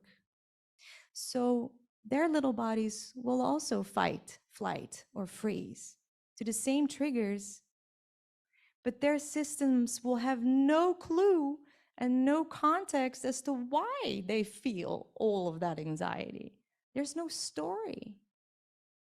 So on a familial level, what you can see is when information cannot be traced any longer, family secrets start to emerge. All the individual members feel that pieces of the puzzle are missing when it comes to things they're experiencing as triggers. And usually the one that holds that key might not be alive anymore, or is too old or too traumatized to be able to remember. In terms of dynamics, what you then see happening is that on an instinctual level, split off sensory information will always try and find a way to be processed, to be healed. So usually there will be a family member who will emerge into the role of trying to solve that puzzle. And these same processes are happening on a societal or national level as well, when you ask me. When a country or a group of people is traumatized, information gets split off as well. It's just too painful to process. There might be a lot of shame involved. Countries that started wars, countries that have colonized for so many years, societies or groups of people that have been suppressed for a very long time. When those painful pieces aren't processed and aren't talked about, aren't integrated into the stories that did happen, then it will linger on, and a conspiracy of silence occurs until the silence is broken, until it will be processed and get the context back, some honest truth. And younger generations seem to be increasingly inspired by old stories and seem to be driven to seek that dialogue in order to create new stories and to integrate, all from a viewpoint of 2022. Society is changing, stories and perspectives are changing, and are making room for underlying emotions to emerge. Puzzles are being solved. And I would think this is a positive change, but when emotions emerge, it can also cause friction and newly split off information, creating new puzzles. But now we hopefully sort of know what to do. So as the generations evolve and move forward, we allow ourselves to be curious again and ask questions without being afraid. It seems that it now has ignited an incredible creative drive in the next generations to break patterns, break silences, and give stage to those stories that need to be told because we feel that it is important. And this current meeting is a perfect example of that. Yeah. That we're fortunate as well that our countries are able to do that, since there are many countries today who aren't able to reflect as much as we can. But this gives me hope. These people they all survived the war in the former Dutch East Indies. Look at them here. It's amazing. The Japanese government is still very active in trying to make sure that all survivors will have had an opportunity to go to Japan on a healing journey. So this is a peace exchange program, creating those opportunities for these people to speak to children and university students, to visit commemoration sites, and to let their stories be heard. Because war is something so gruesome and unimaginable, but to let their story be a lesson and inspiration to all of us.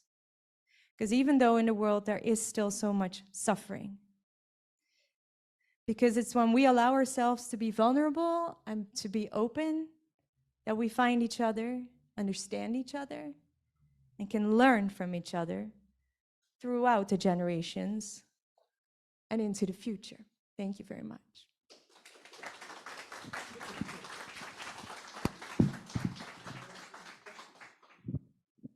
Thank you very much, Ines, for a very passionate, personal, and very rich presentation. We have time for one or two questions, and perhaps you could look at the chat and hold the microphone, because there are some questions, comments coming up, if I'm not mistaken. Where do I start? Oh. Can you read also the question? I can read Yes. it, yeah. Regarding asylums and families immediately post-war, during repatriation, British prisoners of war were handed leaflets instructing the men not to talk about their experiences with their families or with the media. The leaflet began with the words, "Warning, guard your tongue." Yeah, imagine that. Yeah. Yeah, so then you see how the world right after the war really had no idea about what was important in terms of healing. It was really, they needed to rebuild the country. Nobody talked about it. There was so much shame, so many complicated factors involved. And it's really that it had to take so much time. And I was also moved by the lecture of Ms. Nakamura about how that was for the Japanese people as well. Yeah, there's so many similarities. Somebody else says, we have the same history, very touching. Is it true that there's always one family member who try to find a true story? Yeah, usually that's my experience. I mean, it can take maybe up to 6 to 7 generations, I don't know. But usually there is one. It doesn't always have to be the 3rd generation. I also treat a lot of 2nd generation people who do similar things that really try to document what has happened and who feel that it is important for the stories to be told. But generally, it usually is the 1st and the 3rd generation that have that dialogue, because you don't have that parent-child dynamic in the way. It's easier. So it helps the 1st generation to finally be able to tell their stories. And it also helps that 2nd generation to then find out details through that dialogue. So it's really, it's a remarkable dynamic between the generations. Yeah. Yeah. Thank you. Yeah. Thank you. Yeah. And No problem. for those of you who are in the room, you do have the privilege to later talk to Ines also over lunch, but because of time concerns, I would like to move forward and give the floor to actually a colleague of Ines at ARC, Dr. Jackie June van der Heijden, who holds a PhD from Utrecht University and will share her expertise, because we have been talking about trauma in its different forms, but the concept of moral injury is of course always also very interesting and important to see where it connects, but also where it differs from the discussion on trauma. So again, without further ado, I would like to give you the floor. Here you go. And the microphone.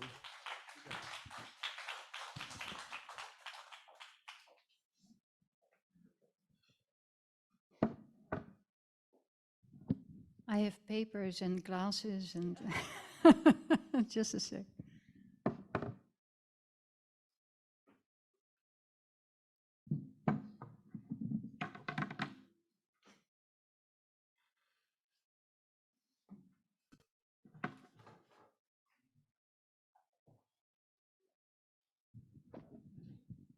Straks deze te klikken naar jouw volgende. Oh, ja, ja.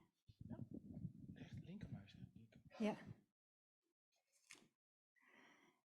Ines, you gave me big shoes to fill. I'm amazed at how you speak so personally, and I was thinking about my own story, and I think there's really nothing personal about it. I'm a clinical psychologist, like Ines. We work at the same institute, but Ines works mainly with people from what we call the post-war generation or the second generation. And I work mainly with military veterans and police officers. So we call that, at Center 45, we call that profession-related trauma. Because military veterans and police officers are routinely subjected or exposed to really high levels of violence. And sometimes it's not exposure in the sense that something happens to them, but sometimes it's exposure in the sense that they commit violence or they witness extreme violence. And so some of these people come to us for help, and I'm one of the therapists there and also a researcher. I was very interested also in a talk by Eri, because she was the first speaker, obviously, but she also used the phrase PTSD, which is post-traumatic stress disorder. And we are used to using this term in the context of psychotrauma. We say when people are traumatized, they have post-traumatic stress disorder. And very often it is true. Most of the people who come and seek treatment with us, they do meet criteria for post-traumatic stress disorder, which means that basically they relive the experiences that they have been through, and it gives them a great sense of fear. And because the memories of these experiences are so painful, they will try and avoid thinking about it. And then they'll find that they are numbing slightly, so they're not so enthusiastic about meeting other people, and they have difficulty feeling their own emotions and so on. And they also have this high hyperarousal, where, as Ines said, they are always in a state of adrenaline. So this is what we call post-traumatic stress disorder. But some of the people who come and see us, maybe post-traumatic stress disorder is not their biggest problem. And maybe it is something else. And some people say what they have may actually be moral injury. I'm clicking, but... Dat even wegklikken. Ja, hoe doe ik dat? Dat rode kruisje daar. Wacht, ik help even. Opklikken. Ja. Ja, nu kan je gewoon in het midden klikken. Yeah. This is a photo of the Vietnam War. The war in Vietnam is a war that by many was considered unjust. But this is also a war where both parties, or I don't know, I'm not an historian, let me please say this, I may make many historic mistakes when I speak about this, but there was such great suffering on many sides. And also among the American soldiers. America lost 600,000 soldiers there. And because the suffering was so high, and because the war was considered unjust, the wounds that these soldiers felt when they came home from the war weren't just PTSD, they were also moral. And when they started to speak about that later, the psychiatrist who treated a lot of them actually said it's a moral injury that they suffer from. So he said, moral injury is an essential part of any combat trauma that leads to lifelong psychological injury. And he also said, veterans can usually recover from horror, fear, and grief once they return to civilian life, so long as what's right has not also been violated. And I think that's a very interesting comment, because basically he says you can deal with the fear, But you can live in a world that you consider unsafe, but you cannot live in a world that you consider unjust. And basically, he says, maybe it's even more fundamental to how you function as an individual, or how you function in your family, or how you function in your society after the war.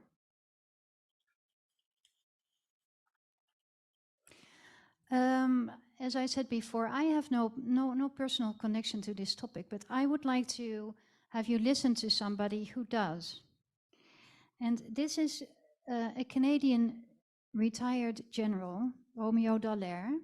He was force commander of the United Nations peacekeeping force in Rwanda in 1993 and 1994. I don't know if you know about this, but, and again, I'm not an historian, but in the 1990s, there was the genocide in Rwanda that took place. And there was a UN peacekeeping mission there, and he was the head of the mission. And he actually tried to get reinforcements. He wanted to have another intervention in Rwanda so he could prevent the genocide from happening. And the UN basically didn't send any additional soldiers there, and they even withdrew some of the troops that were already there. So when he came home from this mission, he suffered from PTSD, and he asked attention also in Canada for soldiers with PTSD, but he also asked attention for the whole concept of moral injury, and he still does to this day. Moral injury is when you encounter situations that go totally against every element of value, every reference you have in regards to the community and societies that we live in, and sin fundamentally against them. It is a deep and profound assault on what you are as a human being. The wound is far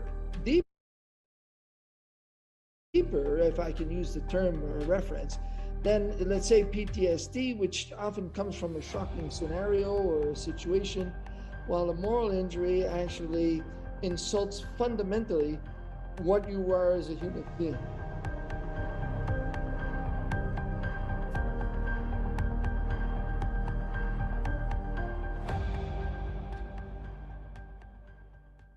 So I am always impressed by his words because he speaks from lived experience. And the one thing I would like you to remember from what he says, it assaults fundamentally what you are as a human being. And I will talk about that later on.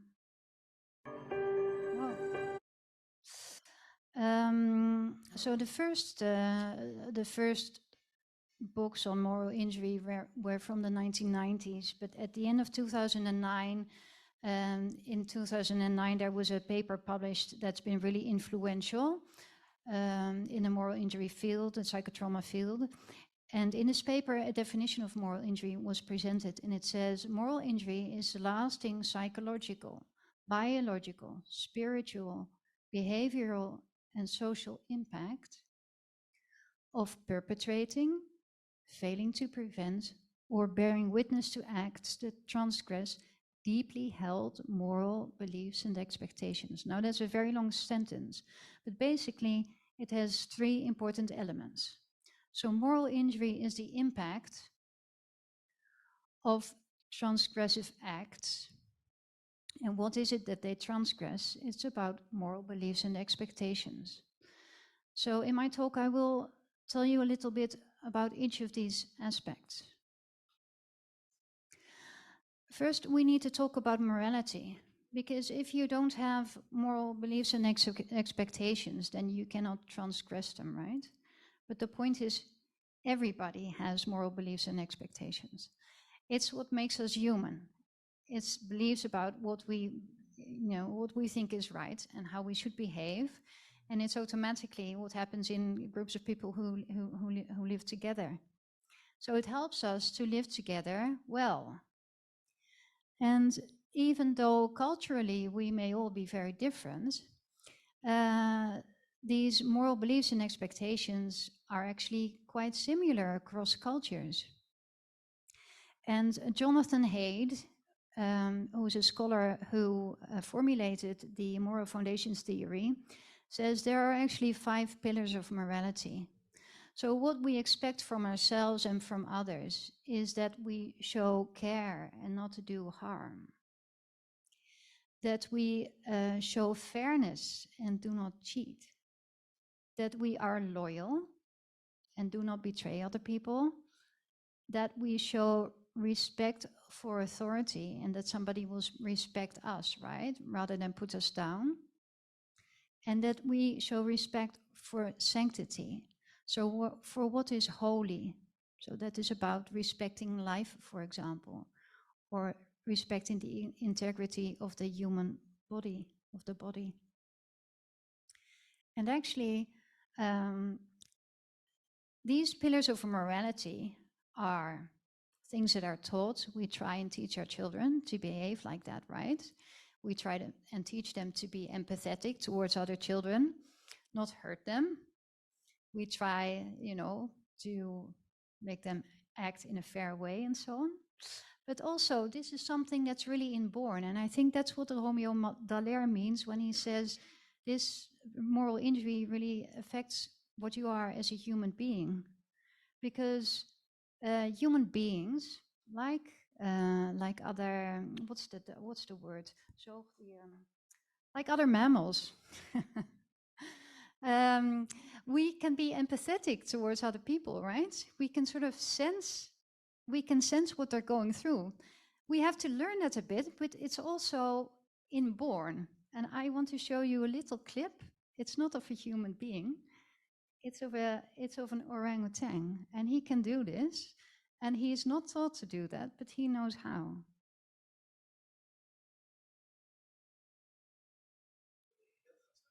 Waar ik op het beeld staan?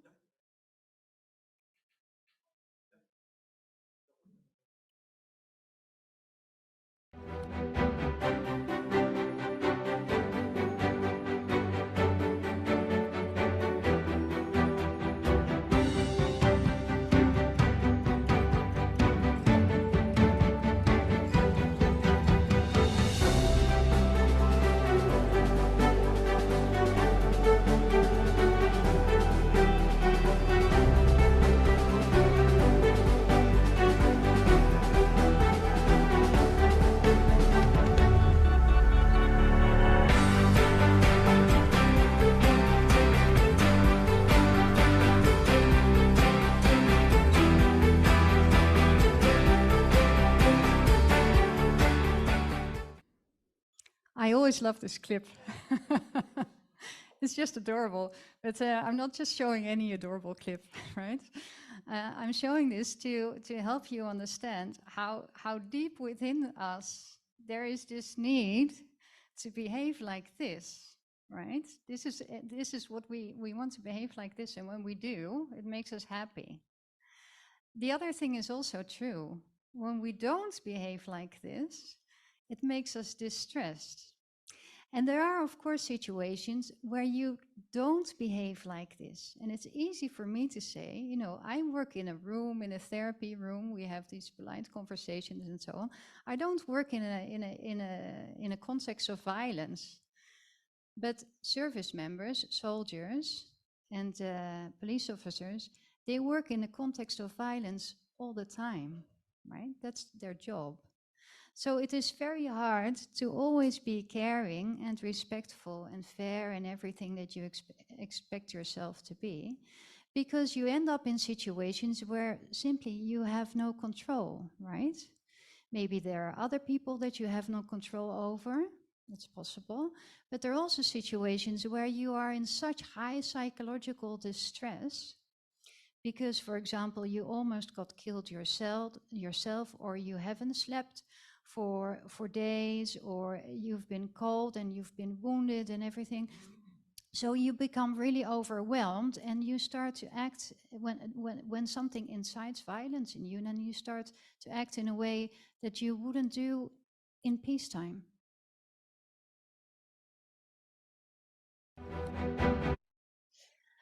So those are situations where moral expectations become violated.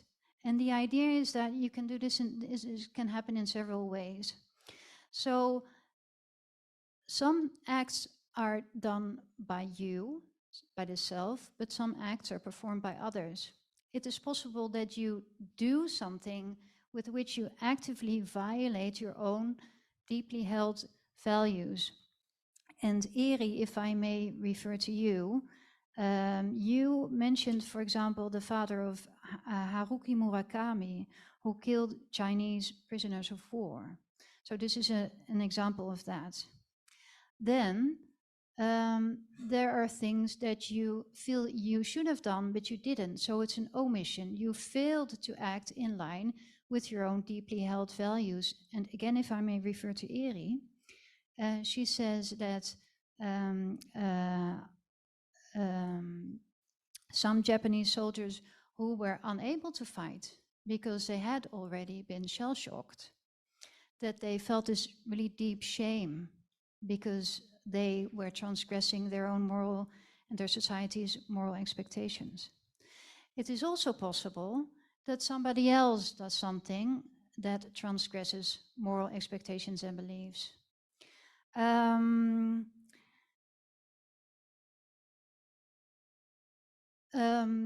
This is especially what happened in the Vietnam War, for example.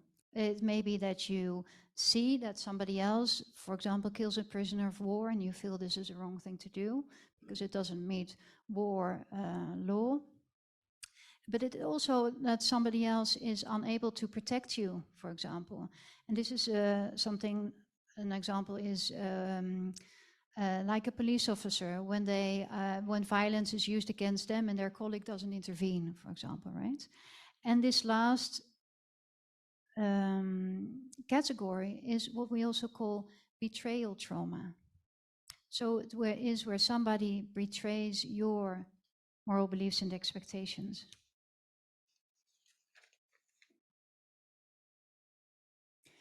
So in this 2009 paper, there was also a framework for moral injury, of what moral injury entails. And basically, it is about what I touched on before. So there's a moral transgression, right? You have these moral expectations and beliefs, and for some reason, you or somebody else whom you depend on is unable to meet these expectations. So there's this real dissonance or conflict between what you thought would happen and what happened in reality. So, for example, you say to yourself, I was sent on a mission, and I was going on a peace mission. I was going there to help people. But in reality, you find it wasn't a peace mission at all, and you end up, for example, using violence against civilians. That can be a great internal conflict, right? And people always want to make a story about what happened to them. So they will say, how can this be? I thought I was a good person, and here I am on a mission, and I do this really horrible thing. What does it say about me? Now, if they say, it means I'm a horrible person, right? It makes them vulnerable to develop moral injury. Or, for example, if they witness things going on in war and they said, how can this be? I thought the world was generally a good place, but these things happen. And they say it means the world is just thoroughly bad. Nobody can be trusted, right? It's difficult to live with. So it makes you vulnerable for developing moral injury. So this is where people start to feel very much ashamed, or they feel great guilt. Or sometimes when they feel betrayed also, they feel this really great anger, and they'll come in our therapy room and be angry all the time. And they start to withdraw. So if you feel very much ashamed and guilty, you think, I shouldn't be part of this family. I'm not worth anything. I can't be any help to you.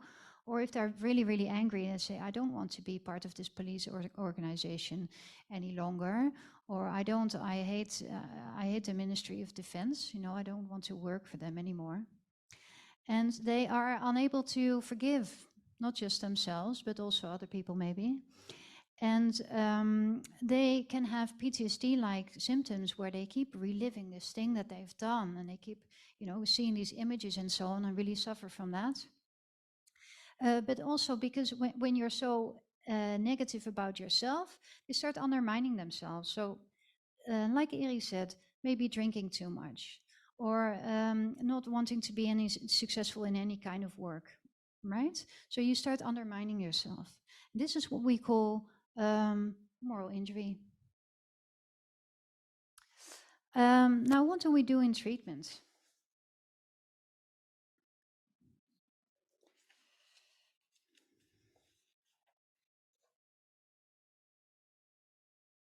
Oh, I was going the wrong way. In general, you can say that treatment for moral injury, like we do at ARC, but at other places around the world also, consists of 8 different steps. When people have to tell you about something that they feel really ashamed about or very guilty about, then first you need some kind of connection, right? So they can actually start to trust you and tell you what happened. You want to, that's the first step. You want to explain to them about morality, because especially in the Netherlands, it's something that people almost don't have words for these days. So you want to explain them about things like moral dilemmas, for example, how a moral dilemma is a situation where you have to choose between 2 moral values, and when you choose one, it automatically means that you transgress the other. It's like a lose-lose situation. So you can tell them things like that. And then there is this element of, I named it here modified exposure, but any kind of trauma therapy, at least in Western countries, has this idea of you start to talk about what happened, you start to share your story, you start to expose yourself to the memories that you have and the physical sensations that Ines talked about. So that's also in moral injury treatment. It's a trauma processing step. You also want to examine and integrate the things that happened in this experience. And I will tell you a little bit more with this slide. People who did something or failed to do something in a situation, a high-stakes situation such as war is, when they have moral injury, they start to do 2 things. They think, I did this act, I committed this act, so this says something about me, right? This act is me.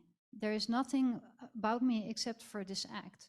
So they need to understand there is more to them than just this act. But also, they start to forget about context. So they basically say, I did this act and I'm a bad person. It's me, right? And they forget the fact that it happened in this whole context of war and violence. So that's the integration I spoke about, that they have to understand that there is more to them than this act, and that it happened in a situation of war and extreme violence. How do I go back to the previous, Henry? Hoe ga ik terug naar het volgende? Voorgegeven? Ja. So that's examination and integration. Then there are 2 steps that are really about forgiveness. It's a technical thing here where I said dialogue with the benevolent moral authority, but basically the treatment of moral injury can be multidisciplinary. So it also means you talk to a psychotherapist. Maybe you may also want to talk to somebody from your own spiritual background, for example, or somebody that you really trust and never told the story to before. So it's about saying what you've done, and about other people saying, I understand what you've been through, or and maybe give some kind of absolution, maybe. Then there is the fostering reconnection and planning for the long haul. Well, that's a very technical term, but fostering reconnection is about how we function socially. So there's this treatment, psychotherapeutic treatment, that's called acceptance and commitment therapy. And basically it's about teaching people to tolerate pain. And it says basically to live is, to live is to experience pain. And first of all, we need to be accepted.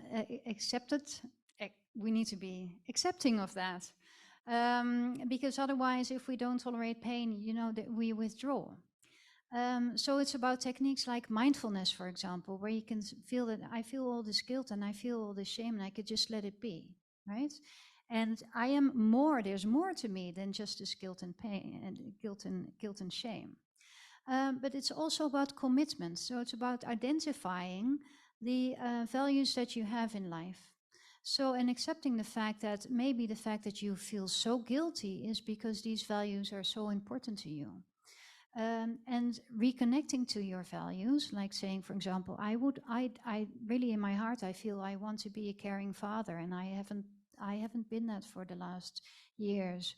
Or really, loyalty is very important to me, and I would like to again, take part in society and become a volunteer, for example.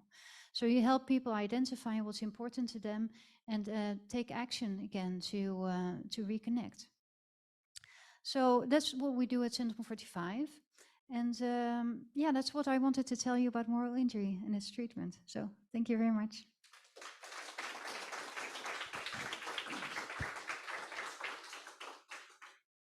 Thank you very much for, again, a very, very rich and important speech. And I have to use the microphone, obviously, for the people who are joining online. And there are already some comments. Could you please read them and perhaps respond to them very briefly?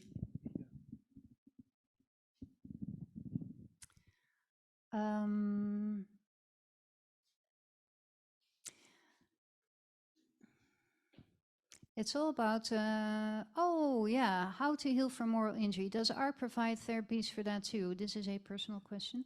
Yes, we do. We have therapy especially for profession-related moral injury. So we have an online module, for example, and we have a therapy group, and we have individual therapy. So yeah, we do offer that. Yeah. Thank you very much. Also for, in your lecture, connecting to what has been said by Dr. Nakamura, because there are, of course, these overlaying elements that we now start to see, because we hear these different wonderful lectures, and especially by you highlighting this moral element, especially when it comes to people who were in the military, who are not quote unquote just victims, but also perhaps quote unquote perpetrators, right? There's this additional element. We have room for one question from the room, if you want to, but again, in the afternoon program, there will be ample space for talking to one another and coming up perhaps with more common points that you want to raise for the concluding panel in the afternoon. But if there are any pressing questions, obviously we want to give space to those. And everybody's looking very pensive. And your direct colleague will ask a question. Oh no, I'm sorry, I didn't see your. Thank you. My question is, for instance, at the military academy in Breda, are the officers prepared, psychological and in other ways, on what can happen, and maybe that can help them if they are in a war to look at themselves and also take care of their soldiers? That's my question. Thank you. Very, very important and pertinent questions for those who are actually serving. Yeah, so the question was, are soldiers prepared for morally difficult situations? As far as I know, they are. They have some ethical training. So again, it's about psychoeducation. It's about concepts like moral dilemmas, for example, moral emotions, moral cognitions. And they also have, I think, these training situations where they experience what it's like to be in a moral dilemma, and then experience how difficult it is to know what to do, to help them deal with it better once they actually get to such situations in real life. Yeah.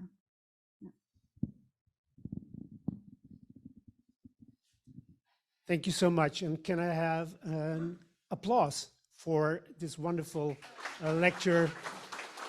Jackie June, thank you very much. And after two great lectures of lecturers who were with us in the room, we now again switch to an online presentation by Dr. Terry Smythe, who is or was associated with the University of Essex and who wrote the book Captive Fathers, Captive Children, about how the experiences of war are transmitted from generation to generation. And so if we have the connection with Dr. Smythe, I would welcome him to start and give his presentation.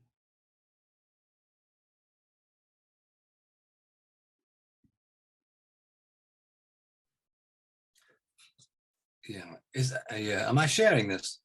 You are Okay. Definitely. Thank you. Okay. Yeah, thank you very much indeed. I should have been with you in 2018, and I was forced not to be because of a serious family illness, which fortunately seems more or less to have resolved itself in the intervening years.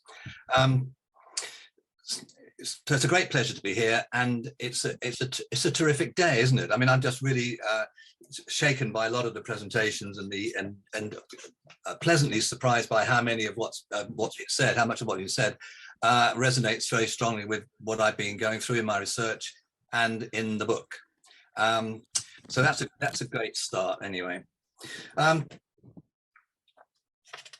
It has to start with this story has to start with my father for obvious reasons.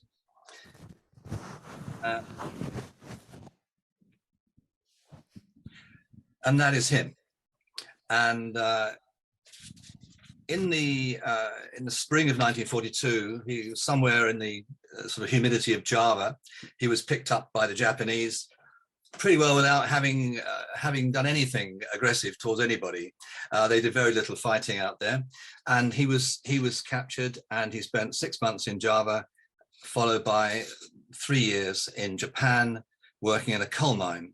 The picture you see on the left-hand side of your screen, this rather elegant studio portrait of my father, was taken just before he went out to the Far East. He'd volunteered for the army in 1939 on the mistaken assumption that if you volunteered rather than were conscripted, you'd stand less of a chance of going abroad. Well, that didn't work out very well, did it? So he ended up in the Far East, and these are very small photos that were taken for propaganda purposes, really, in the camp when they were all given uniforms. I think they were Chinese uniforms that had been acquired somehow by the Japanese, and that was for the photograph only. In the camp, he plied his trade to a very small extent, but in rather tragic circumstances. He was a sign writer by trade, and because I think he must have been the only sign writer in the camp, he was the person that after cremation wrote the names of the dead on the little caskets. And he did that. He received a letter after the war from one of the parents of the young men who that happened to as well. It's a very touching letter, and I have that. I wanted to introduce this image because it sits right at the heart of the motivation for my research. And this, I'll read the top bit. It's very difficult. I don't expect you to try and read it, but at the top of this document, if you like, or the drawing, it says, "Drawn especially for Smythe, who is my British artist colleague here at the hospital in Fukuoka. It's nearing sailing time for home, and I present this with best wishes and compliments as a memoir of our prison life in Japan." And it's signed by Leonard L. Rogers, who was a US Marine, because after 18 months in the camp, my father they were joined by Americans. It started off British, then became mixed. And why that is so touching, I mean, I only found it after my father's death. And I think there is an issue about that. I mean, I think it's been mentioned before, the silence, the memories, how things work out in practice in life. And quite a number of the people I interviewed for this research only really got into it in a big way after the father had died, and sometimes after both mother and father had died.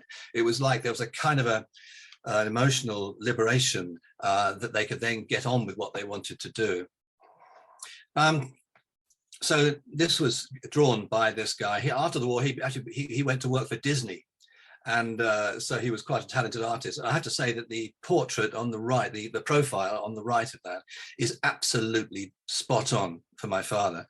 The rest of it you can see is very cartoony and quite sort of light-hearted in its way. So that object is now very frail, very fragile, a piece of paper that I've kind of tried to preserve as best as I can and had it copied and so on.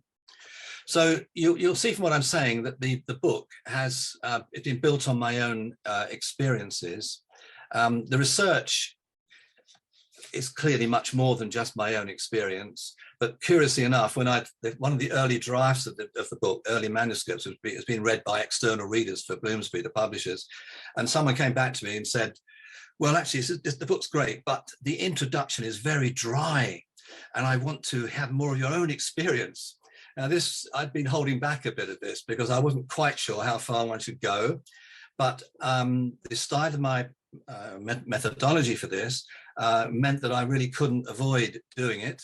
And so the book blends in my own experiences to what I think is a sensible degree with the experiences of other people I interviewed.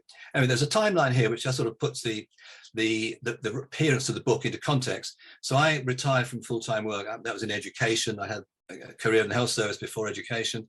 But it's only when I retired from full-time work I could really get stuck into what was available. And like many people that I interviewed, when they had the time and the motivation, they went back up in the loft and took the boxes out and started going through all the documents. And that's what I did. Father died in 1995, but I just rescued the obvious stuff and didn't really look through anything else much and then tucked it away. So in the intervening years, I had much greater flexibility and discovered in 2009 precisely where my father had been in Japan, because the rescue lists were there online. Which is a beautiful moment. You know, you just suddenly see your father's name and number appearing on a page on the internet with the precise camp, Hiroshima 6B, about 60 miles or so from Hiroshima itself. So that led me to wanting to just make a decision about what to do next. And either I could have left it alone because I didn't think I maybe should have, I could take it any further emotionally or for other reasons, or I had to do something about it. So we had visited Japan in 2010 to see the place where the camp had been. And I then thought, well, okay, I am going to work on this myself now. So I approached Essex University about a PhD. They were very, very responsive, and I got put in touch with a couple of really brilliant historians, Professor Michael Roper and Dr. Mark Frost, Dr. Rabinder Frost. Dr. Frost had an interesting mixed background in terms of he'd worked out in Singapore and the Far East in museum service and universities and so on. And Professor Roper had worked on a similar kind of project to do with the First World War.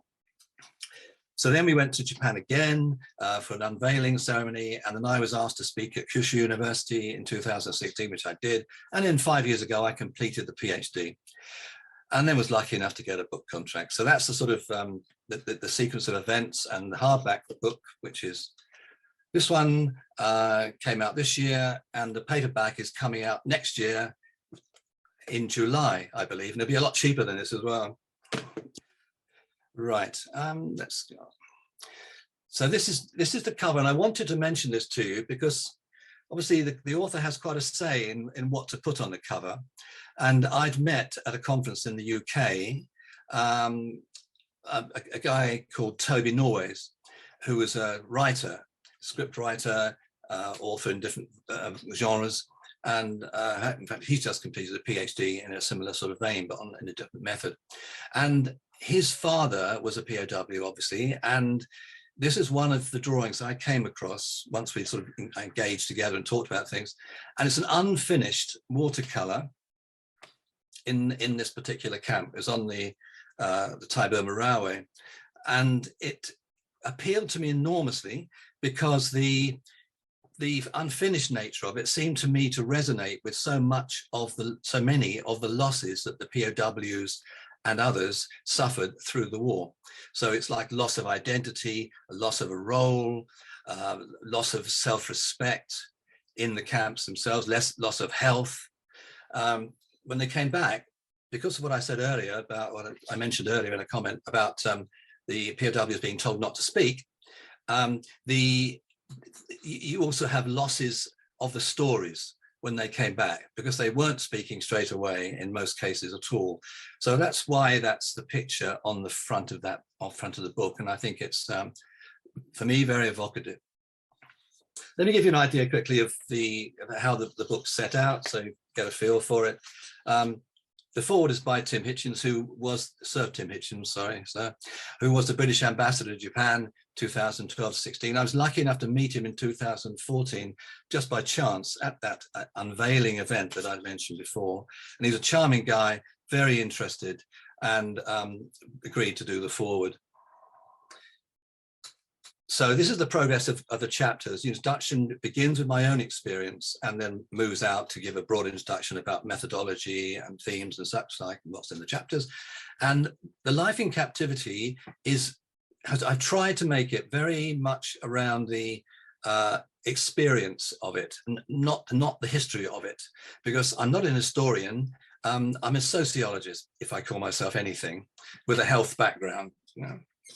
So I wanted to make it quite a strong impression, really, of what the actual day-to-day life was like and how people tried to cope.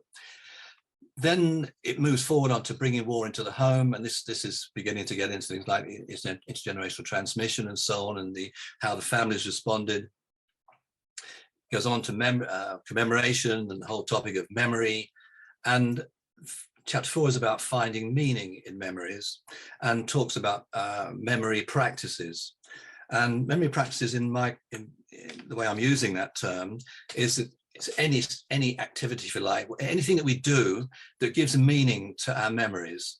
So it's everything from using the home as a site of remembrance, to searching for histories, to going to places and trying to understand the circumstances surrounding the father in more detail.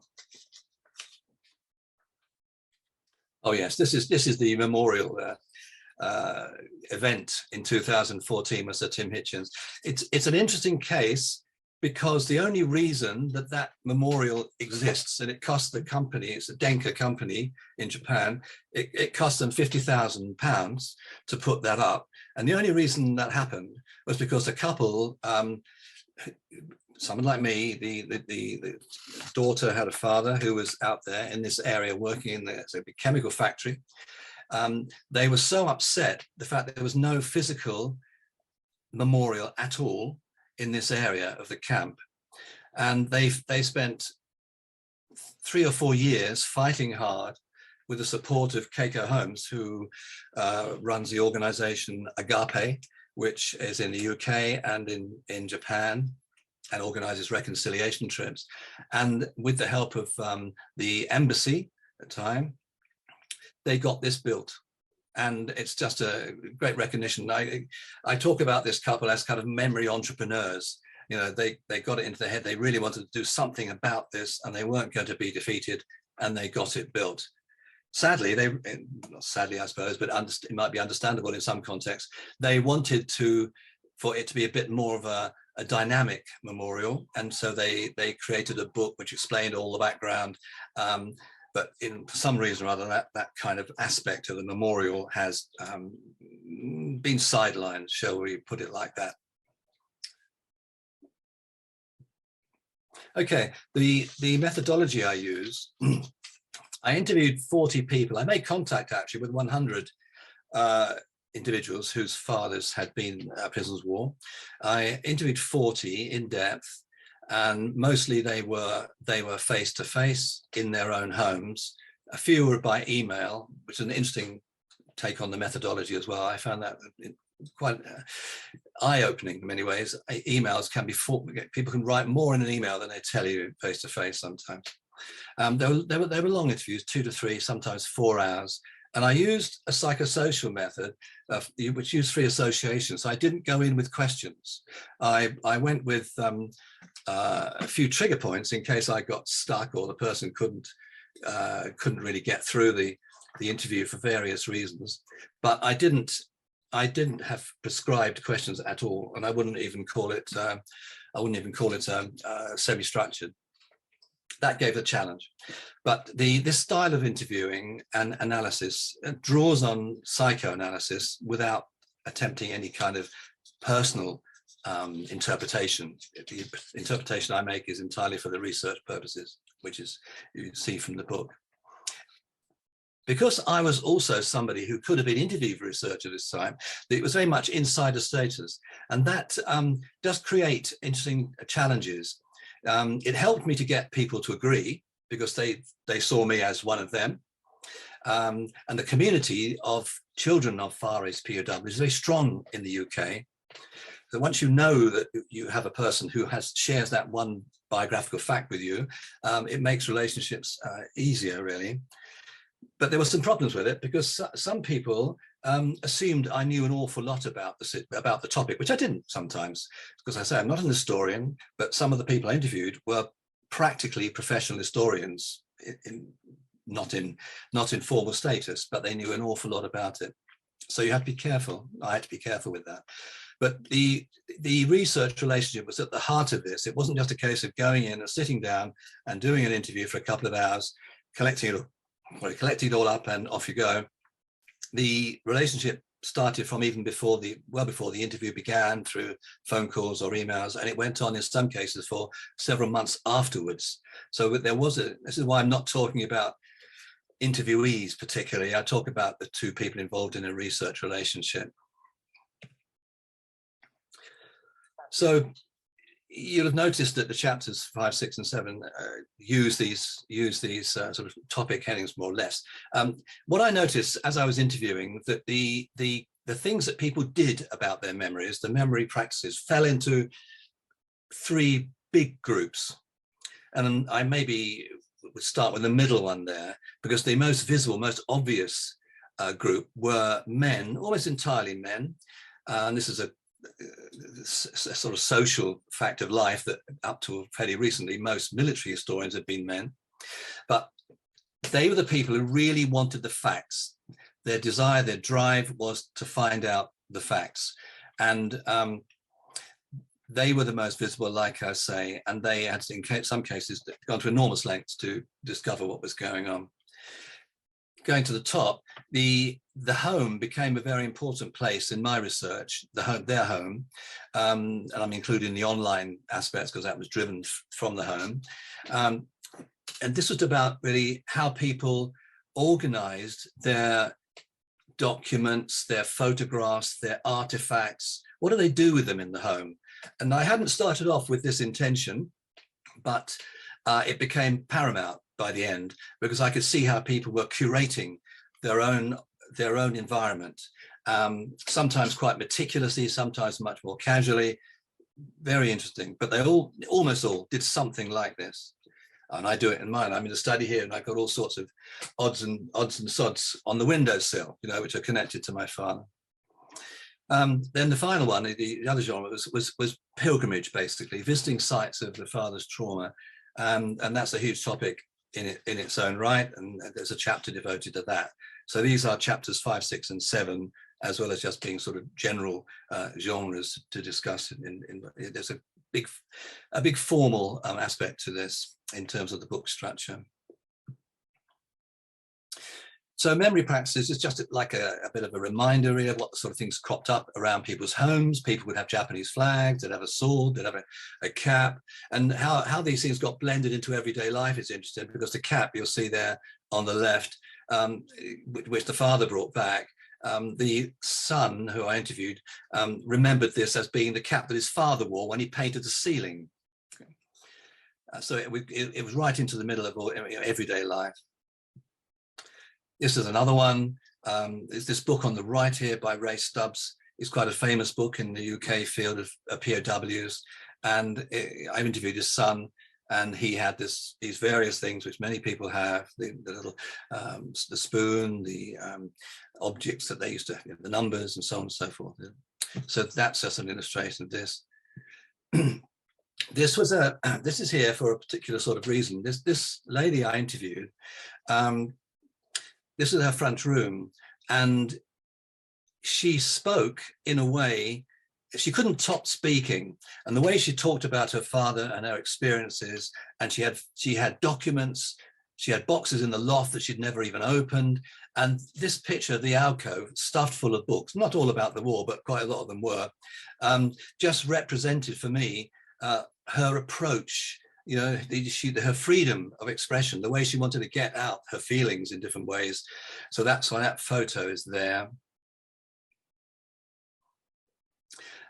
Okay, and this is another slant on memory genre, and what I discovered was that a number of people were using artistic expression for this. If you look at the top row of paintings, and the one on the right is in the book, sadly not in color. These are paintings by Sally Gumbridge, who was the daughter of a POW, is the daughter of a POW. And she'd done a lot of interesting sort of memory practice work, and had been to Thailand, wanted to go back to Thailand. She integrated into her paintings little fragments of material that she had from her father as well. And she's become quite well known now. And what I was interested in about her statement was that she still wanted information, as you can see there.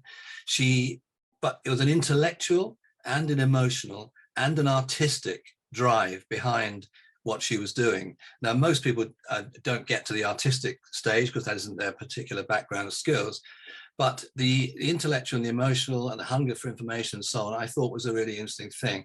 So as another way I pulled some themes out of the research was I started looking for patterns and what were the driving forces behind the memory practices that people chose. Now, this is crude and is not intended to be definitive in any way whatsoever, but I think that the idea that and they apply to everybody basically, but in different amounts.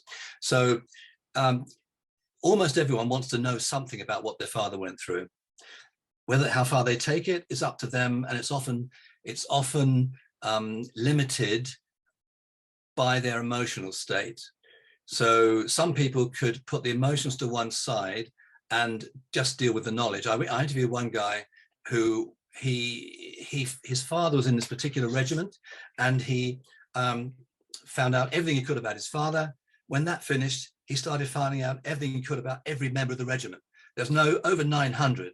I went to interview him, and he pulled out his spreadsheets, and they went halfway across a very large lounge. So you can say that this could become a little bit obsessional for certain people. In other cases, the major driving force, oops, sorry, go back. Oh, sorry. No, get through that again. In other cases, it was very much, about the emotions. I think for everybody, the emotional level is present. None of these are never not in existence. They're there, all of the three of them. So and some people really were looking for emotional comfort and often went on a pilgrimage to get that, and it often worked very well for them. The value-driven one is much less visible, and it touches on moral injury, which interests me a great deal. And one of the things that people say in the UK, anyway, for POWs and the children of POWs, they would say, well, when we discussed Hiroshima and Nagasaki, they'll say, well, if it wasn't for the bomb, I wouldn't be here. And you can see there's an immediate conflict in terms of values, the morality there. So what I'm saying here is those three factors exist in everybody to determine what their memory practices are going to be through life. And I interviewed about what their experiences were from childhood memories right the way through to the present day. That's me, that's my pilgrimage. Okay, and that's the prison camp, the coal mine that my father had to walk to spend 12 hours underground in pretty awful conditions. So thank you very much.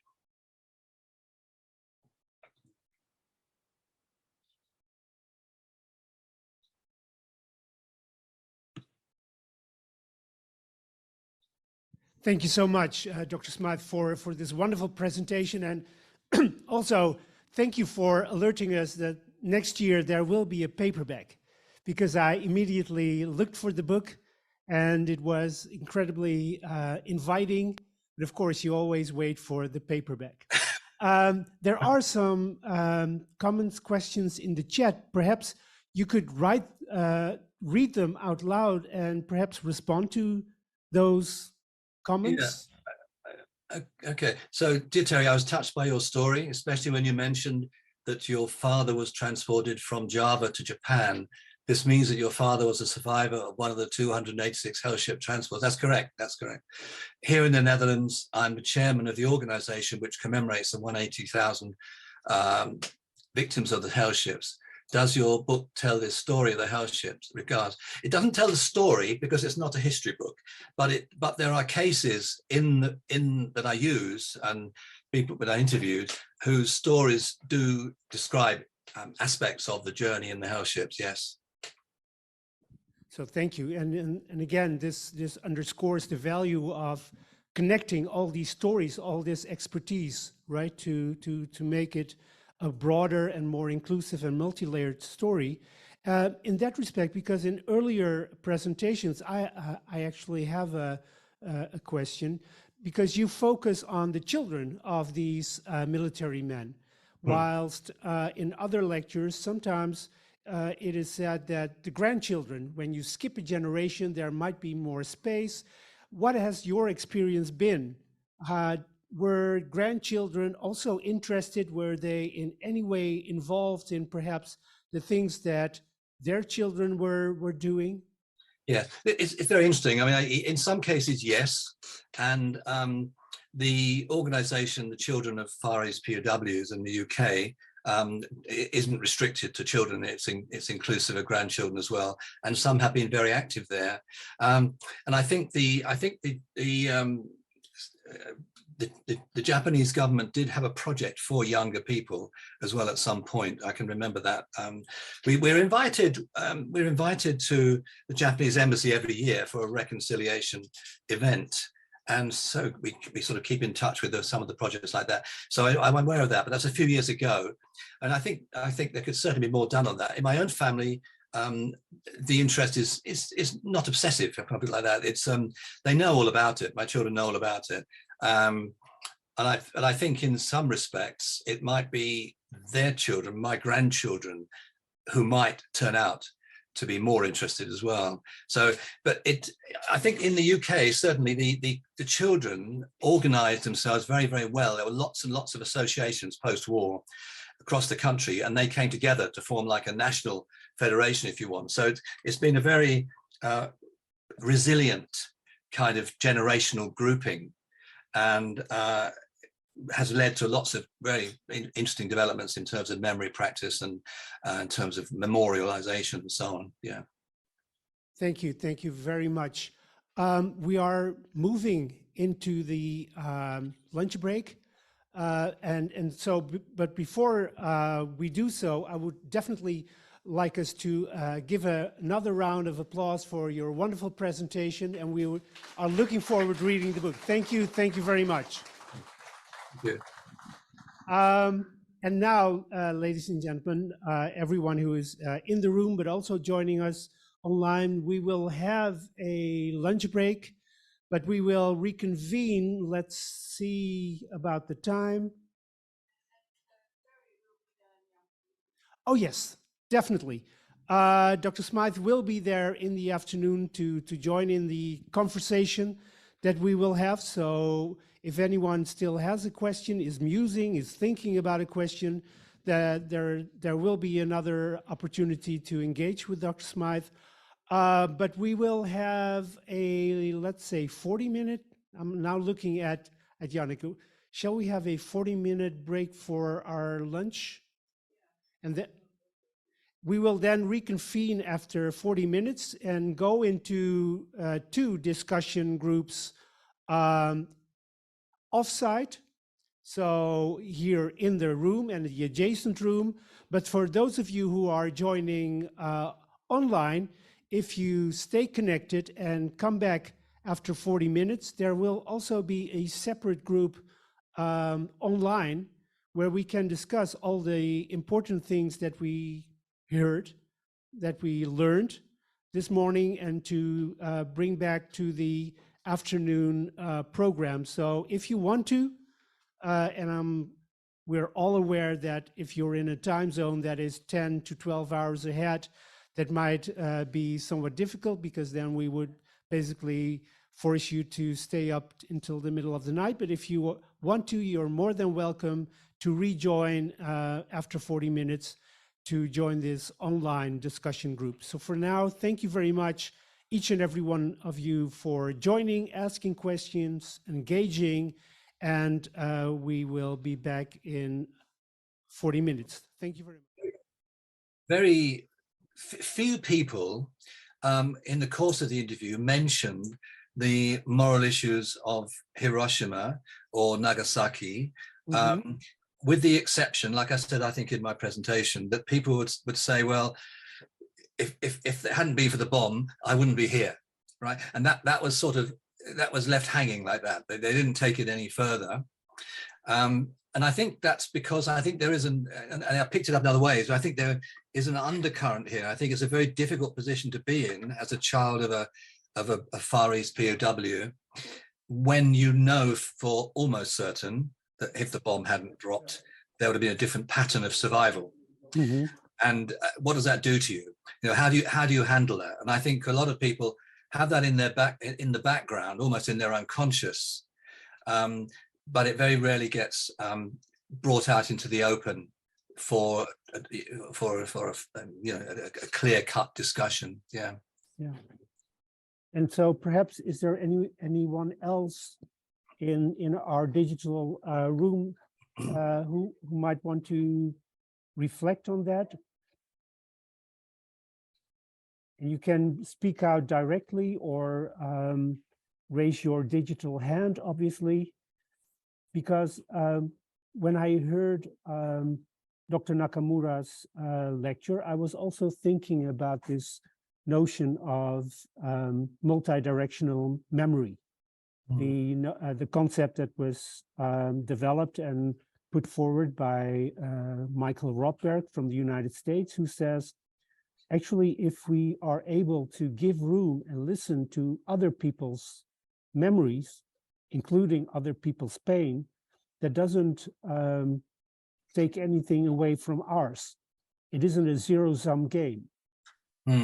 And so how would you, and this is a general question to you all, how would you reflect on that when you, for instance, how do you feel that a general audience would react to the story of Dr. Nakamura when she talks about the pain and the trauma of these Japanese military men? Could I comment on that just quickly? Sure. Because there was something I was going to mention. I didn't script my presentation, so it was just off the top of my head, really. I knew time was short. But but if you look at the contents of my book, it's got an afterword. And in the afterword, I was trying to put in various aspects that I thought were important, but I couldn't find a way of getting them into the main text, if you know what I mean. So some of it was about the research process, some of it was about my own experience, but there was another element there, which was about the Japanese soldiers. And it's very, very unusual in the UK amongst groups of people who share my experience, very, very unusual to show any sympathy whatsoever, or any real understanding, or certainly not any empathy towards the situation, you know? Yeah, I always believe that you can't keep people othered in that way. And I know the Rothberg work, like yours, so I'm aware of that. And I've been working over the years with Yuka Ibuki. I don't know if she comes into your world in any way, but she's part of the POW research group in Japan. And she was translating letters by Japanese soldiers to their parents at the early part of either before they got into the war or soon after they got stuck in, you know. And Yuka's English is very good, but she wanted to see if I could help smooth it out a little bit. So she sent me these translations, and I used some of them in the afterword. And I think that, became quite important for me. I don't know what reaction I'm going to get in the UK from those. There'll be some people who say, why are you talking about the Japanese soldiers? But you have to understand, don't you, that they were all young men like they were in Britain, and they had their own hopes and aspirations, many of which were stymied by the state dictating this particular function of war, So I wanted to add that. I do think that's an important aspect of how we think about it in the future. Thank you. And I know that in the Netherlands, there are also people working on basically also sharing and telling the stories of Japanese soldiers who were, of course, perpetrators, but also victims. And as you mentioned, very rightly so, even in the Japanese army, you have these different hierarchies where people from Korea were both very heavily discriminated against, but also used in those positions where they were the ones who were actually also committing all these violent acts towards prisoners of war. Yeah. In the meanwhile, I see a question in the chat by Janine Prince, and perhaps we could read the question and think about responding. So the question is feelings of guilt and shame in the colonial debate and a matter of moral injury. And there's more in the chat, but I think one of these things, and this holds especially true, I think, for the Netherlands, but not exclusively for the Netherlands, that in the Netherlands, military personnel that was a prisoner of war during World War II, after the war, when they were in Indonesia or in Asia, was almost immediately deployed to fight against Indonesians in the War of Independence of Indonesia. So you have people who have been traumatized, imprisoned for years, and they immediately are called upon to participate in a new war. So how does that work? And of course, when tens of thousands of young men from the Netherlands who experienced German occupation were also sent, or in the beginning volunteered, to go to Indonesia, thinking in the beginning that they would be liberating Indonesia from Japan and Japan puppets, also ended up in a war where atrocities were committed, and there was a very high level of violence. So how about those feelings of guilt and shame? Is there perhaps anyone who would like to comment or to give their reflection on that?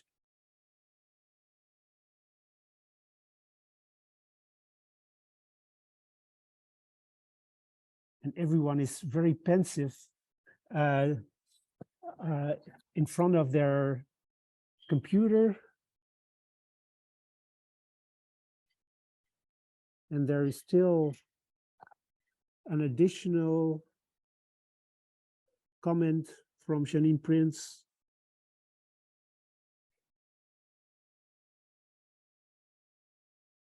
You have to excuse me, my eyesight is definitely not 20/20, so sometimes it takes some time for me to read. Well, I added a message, and it only says that I can feel what Janine Prince is speaking about. In my case, my father was considered being a war criminal because he was, as you just mentioned, sent by the Dutch government to Indonesia, very young. And this moral injury is therefore such a question for me, because he went there indeed wishing to free all the other Dutch people and came back as considered as a war criminal. And I, the daughter of a war criminal. So there was this, societal reaction to people who returned from this particular war. And do you think then that a clear stance by the Dutch government would help to, in your case, as a descendant from people who were considered to be in a wrong war, would take away from that moral injury, at least the stigma of it. I think so. I visit often with my father, who is now 95 and still alive, meetings of veterans, and they are so disappointed, bitter, and I get very angry, and I think exactly what you think. Let the government please say something to these soldiers. Let them please say we thank you or anything. And my father would die more peaceful. Thank you. Thank you for sharing this. And is this something that is also something that others in the room share from experience, perhaps personal experience? But for instance, in the UK, has there ever been any word of appreciation or reflection or acknowledgement or coming to terms by the government? I think the UK is good at some aspects of this and very bad at others. They are very good at the ceremonial and the ritual and the high profile, and they've been historically very bad at sorting out things like war pensions and support for traumatized individuals. I mean, I have to qualify that slightly, because I don't know what happened in other countries, but in the UK, there were some very good psychiatrists around the war period who set up civil resettlement units when the European POWs came back, and most of those men went through this scheme 6-8 weeks long. It was to reintroduce them into society, because obviously they've been away for a long time. Society had changed a lot. Obviously, in Europe, it was easier to keep in touch because you were allowed letters and parcels and things like that. So it wasn't as desperate as it was in the Far East. But they had this experience. It helped them. Then, of course, the European War finished in May, and the Far East War didn't finish till months later. And they tried to do it again for the Far East POWs, but only 12% of them went to one of these rehab units, resettlement units. And I always feel that's a big failure. And also, they didn't set up, like the Americans did, any sort of continuous health monitoring. So a lot of the data that I had to use in my book about the long-term effects of this, you know, the transmission effects, the long-term trauma, had to start off with discussion of American data, because there isn't anything that the British collected. So you get this very inconsistent thing. And I think it's a bit of a thread that runs through British state culture, that there's a sort of we'll do the superficial stuff well. We'll put a good show on, but we won't bother about the detail. I mean, we'll forget a bit about some of the personal issues involved. Yeah. And so, what has been shared by the two presenters that work at ARC, would that be something that is that would be something that is not widespread in the UK, or? Well, things have changed a little in recent years, you know, with the various wars we've got involved in with the Americans, and so there are centres that are set up now that do look at physical effects, and they've moved increasingly into the sort of psychological effects, but that's relatively recent, and it doesn't really affect the. Well, it depends how much you it depends how you conceptualize the kind of trauma that's gone on from World War II, doesn't it? I mean, I could argue that I'm still suffering some trauma from my father. I could argue that, but I wouldn't expect to get therapy for it. You know, so there's sort of a complicated diffusion sort of process that goes on with trauma, isn't there? Which you can't really gather it together to know what to do about something. But certainly in more recent wars, you know, the Afghanistan and before, and so on and so forth, they have put more effort into dealing with that. Yeah. Thank you. And of course, we have to nuance, because I think it was Ines Schelvaart who said that ARC was only set up in the early 1970s, which was also decades after the war. And when people returned, and after the war, there was this general mentality, buckle up, we have to rebuild. And there was hardly any attention to what happened in Asia during the war. And this has, of course, also been a very major experience for people who then came to the Netherlands after having experienced both World War II and the War of Independence. So their war was longer, so to say, even though it were two distinct wars. And therefore, I think it is important to acknowledge that. So is there anyone? Yes, I see your hand, Michelle. Oh, do you want to add to the discussion? If so, perhaps you have to unmute. So, oh, are you asking me? I'm in any case very much looking forward to your paperback edition of the book, and you have interviewed so many children of the POWs. And I'm sure that they all share a feeling of anger, bitterness, and shame, frustration about the missed life, and so forth. I'm just curious to know how they have also personal experience, but also it's a collective experience, how they experience the Japanese culture element of being a prisoner in a Japanese prison camp, because being a prisoner of a war can be a general thing. In any war, they're taken prisoners, they're put into prison, they're not given the best of the treatment from society, wherever it may be. But then, was there anything Japanese about it in their recollection, and the children told anything about the cultural element of being in Japan? Yeah. I met a few years ago a Dutch prisoner of war,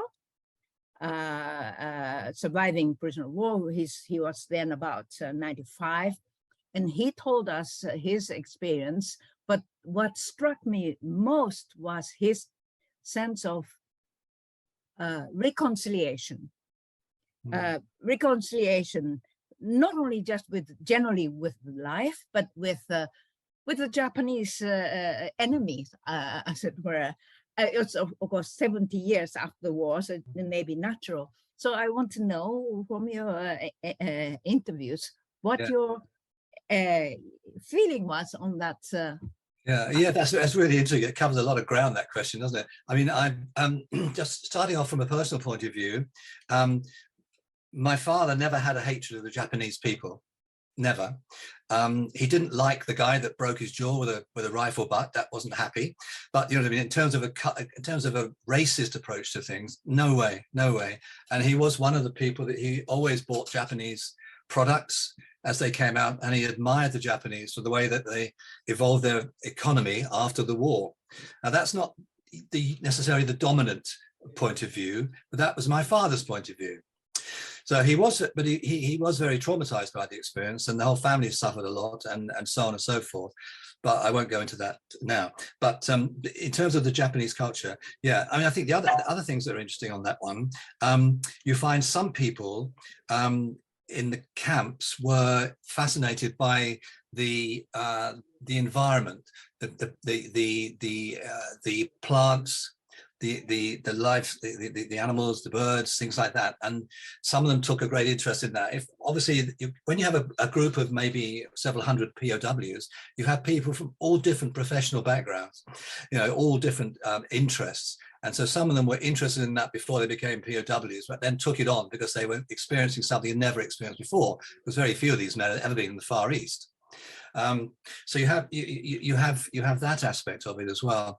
So I think, yeah, there was definitely an integration of cultures to some degree in certain people, and artists as well. You know, there's a lot of, I don't know how familiar people are in this group, but you know, there are quite a lot of British POWs who've published books of artwork to do with their experiences in the period, either things that were painted there and then or painted after the event. And I include some of that in the book.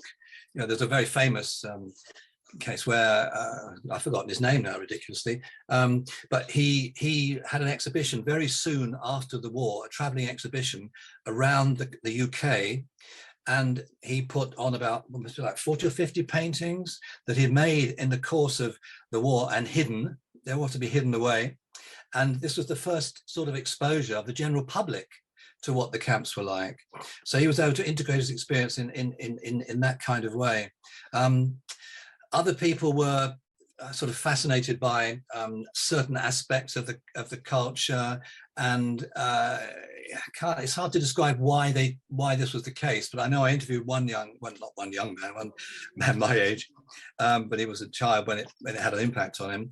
And the father used to take his children to the seaside and get them to play with a rugby ball, which he'd oiled, and it would bounce in the sand and get all the gritty stuff on the ball.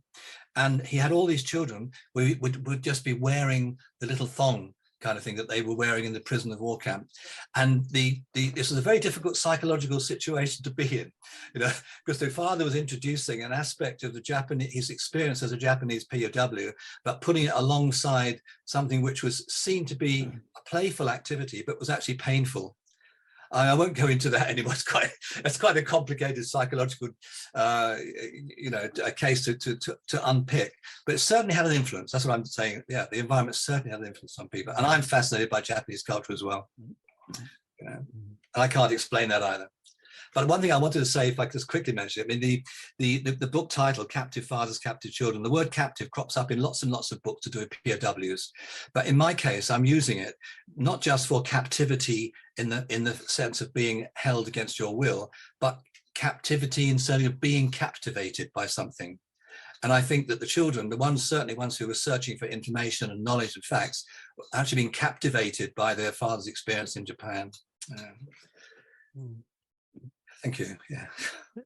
Thank you also for sharing this, and definitely also here in the Netherlands, we see that many people who have been imprisoned, both men and women, have used art as a means of coping and survival.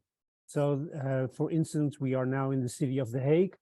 The educational museum, the museum, has quite a large collection of these small diaries of people who were imprisoned, and there's a lot of drawing going on there.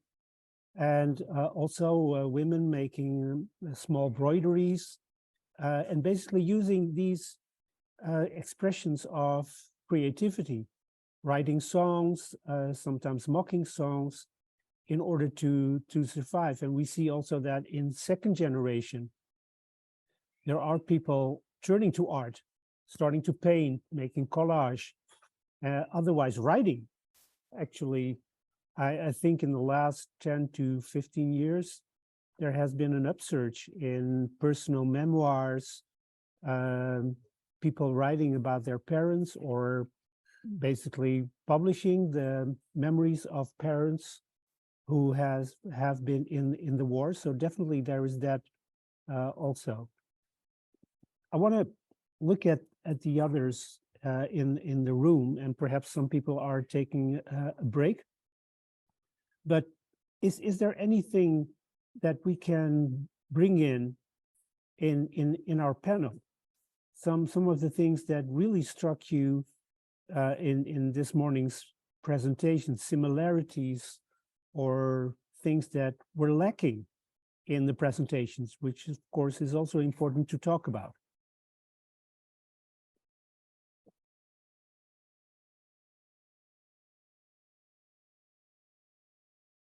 And of course, the organization will be very happy if you say, well, actually, you covered all the grounds. But then we will have a rather brief panel, perhaps.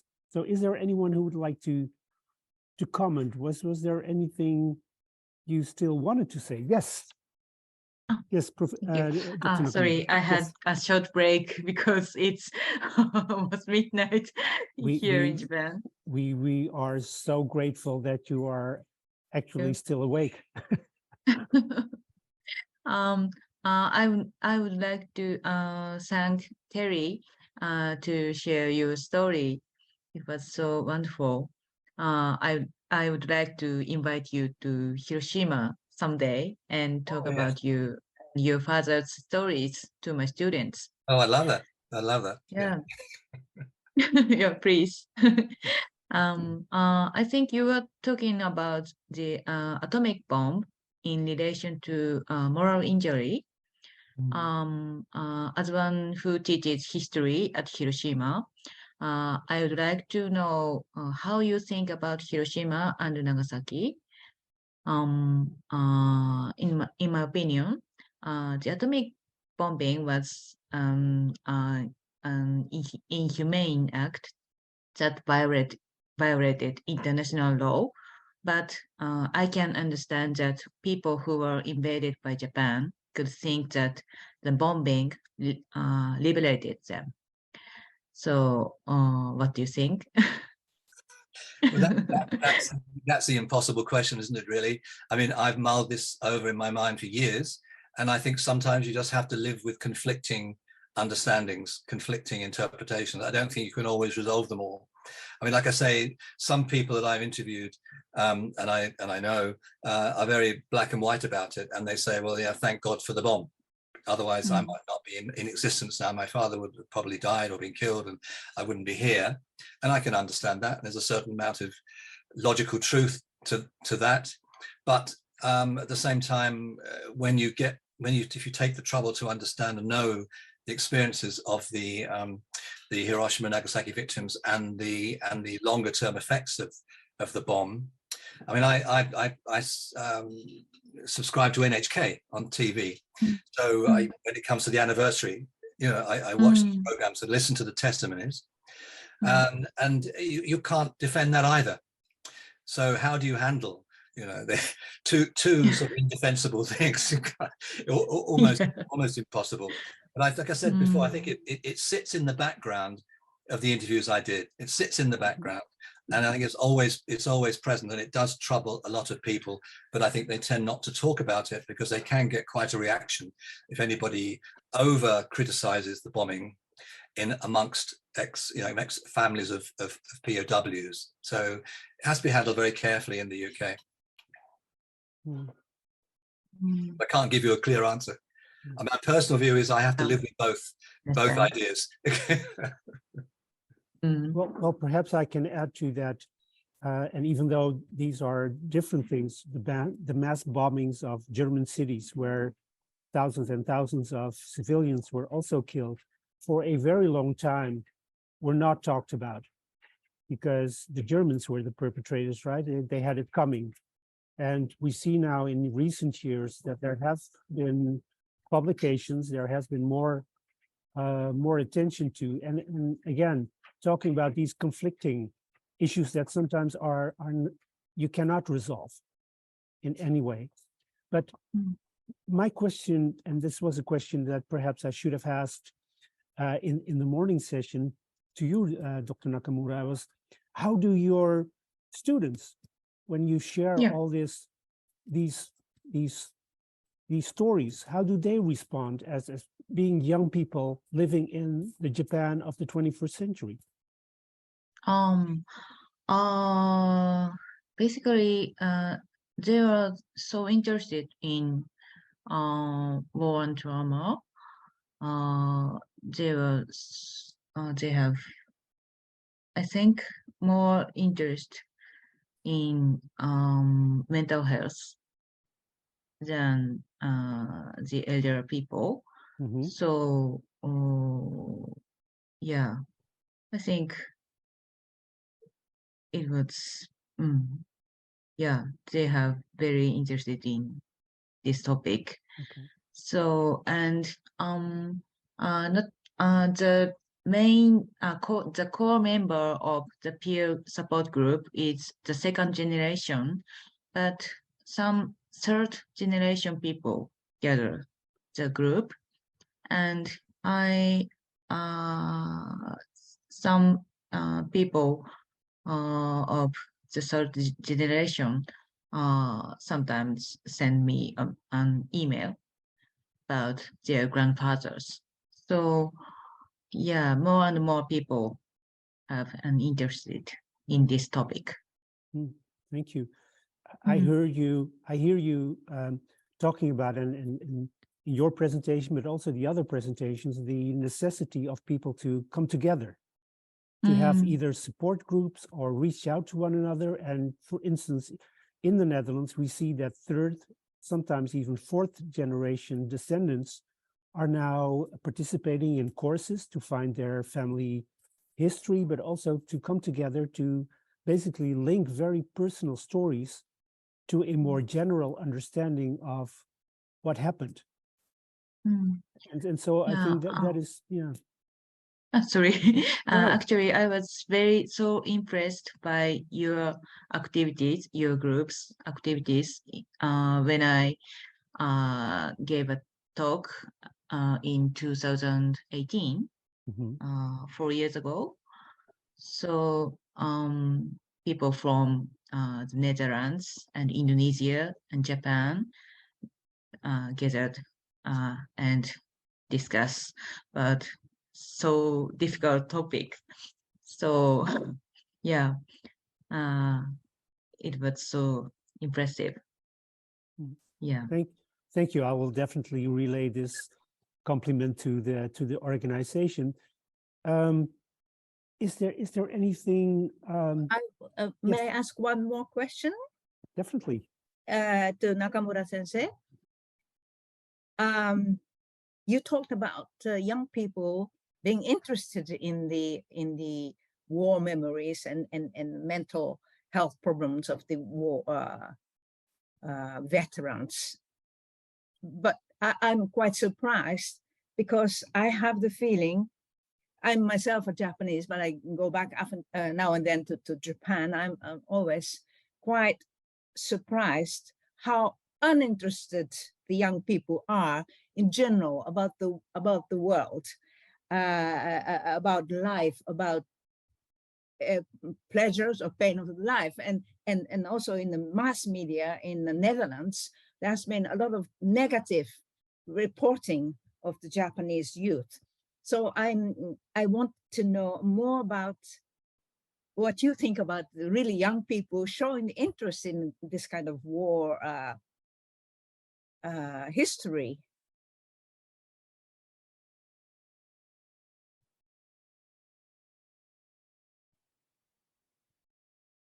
What kind of young people are they? They are descendants of these old soldiers, service people, or are they humanities students? Are they also students from engineering and natural sciences?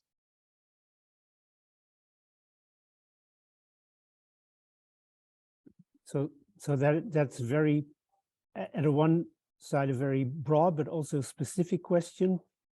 Some thoughts, perhaps, Dr. Nakamura. Yeah. Yeah. As you said, the students. Yeah. Many students may not have interest in the political issue, especially in Japan, but I think they can understand the history, especially the aspects of the perpetrator's history. They can understand the history with little distance, but the history of Japanese perpetration goes the children of the soldiers have the difficulties in having distance, it is so near. Yeah, so close to their generation, but grandchildren can think about the history more so there's a bit more freedom or space for the next generation, perhaps, is that? Objectively. So, yeah. So, yeah, I think there might be the possibilities to think, to discuss the topics which was difficult to talk about before. So, did I answer your question? But on the other hand, there's a fact that the decennia of a Japanese conservative government try to eliminate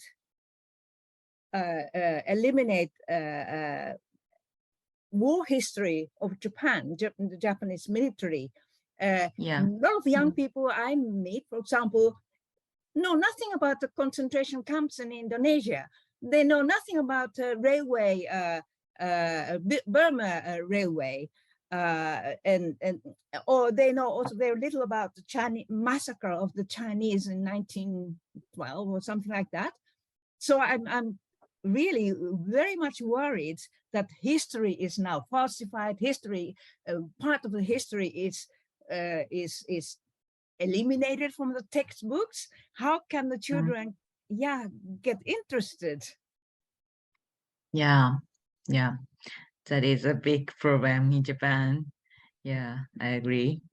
But if I may add, not only in Japan, as one of our other speakers this morning, Mr. Rafando Lee, has said, of course, during the dictatorship of former President Suharto, the history of what happened during the war, but also in 1965, when there was a massive massacre of people, was erased from public education.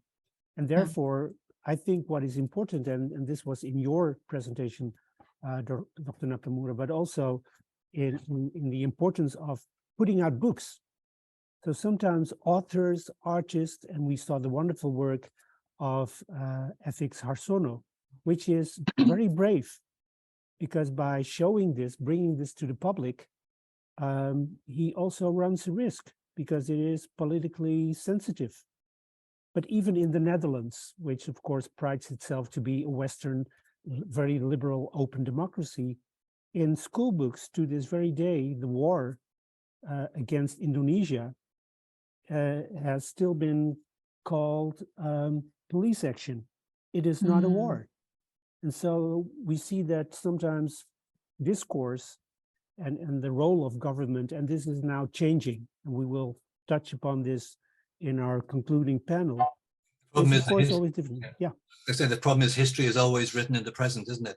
And the British have got a lot to be ashamed of in terms of the British Empire and what we did in India and all around the world. So, and that's not well taught in schools either. And that has been just to illustrate that has been a very big debate in the last few years, where the National Trust Organization, which looks after a lot of the stately homes around the country, they got a really brilliant historian to work with them on trying to reveal the connections between these stately homes and the wealth of the owners, sometimes the previous owners, and slavery. And that the politicians that suddenly came out of the woodwork to condemn this woman and condemn the National Trust and try to get funding removed from the National Trust, extraordinary. So we're always faced, aren't we, with state vested interests trying to press down on these revelations of what was really going on in places. Yeah. Absolutely. Perhaps that is definitely something that we can bring up in the panel, the role of government. and also vested interest. In your case, you mentioned the conservative section of society that doesn't want to hear anything that takes away from the glory of the military, for instance. And we have the same discussions in the Netherlands, where a more critical approach always needs to be very, very precise. Obviously, not blaming or exclusively blaming soldiers who were sent, but also putting the finger on where the ultimate responsibility lies, which is on a government level, obviously. And one of our panel members has been involved in a research project in the Netherlands where notions of impunity are very important. When impunity becomes policy, one cannot be surprised that things happen that are, even in a war situation, not normal, obviously. I have this double role to play, right? We are now in a very interesting conversation, but I always have to look at the clock because we need to continue our program. So for now, I would like to thank you all. And please, when we go into the panel, if you're still with us, participate and bring your comments either in the chat, or if you want to intervene immediately, please do. And but for now, I really want to thank you for all your comments, and I will do my best to convey them and bring them into the panel. As Terry Smythe and I will be in the panel, that will be easy in this case. But for now, thank you very much. And I'll see you in a bit, because now I have to move from this space to another space in order to round up the other people to get them in the same room so we can continue our program. So thank you very much. Briefly want to bring back some of the topics that were addressed during those breakout sessions.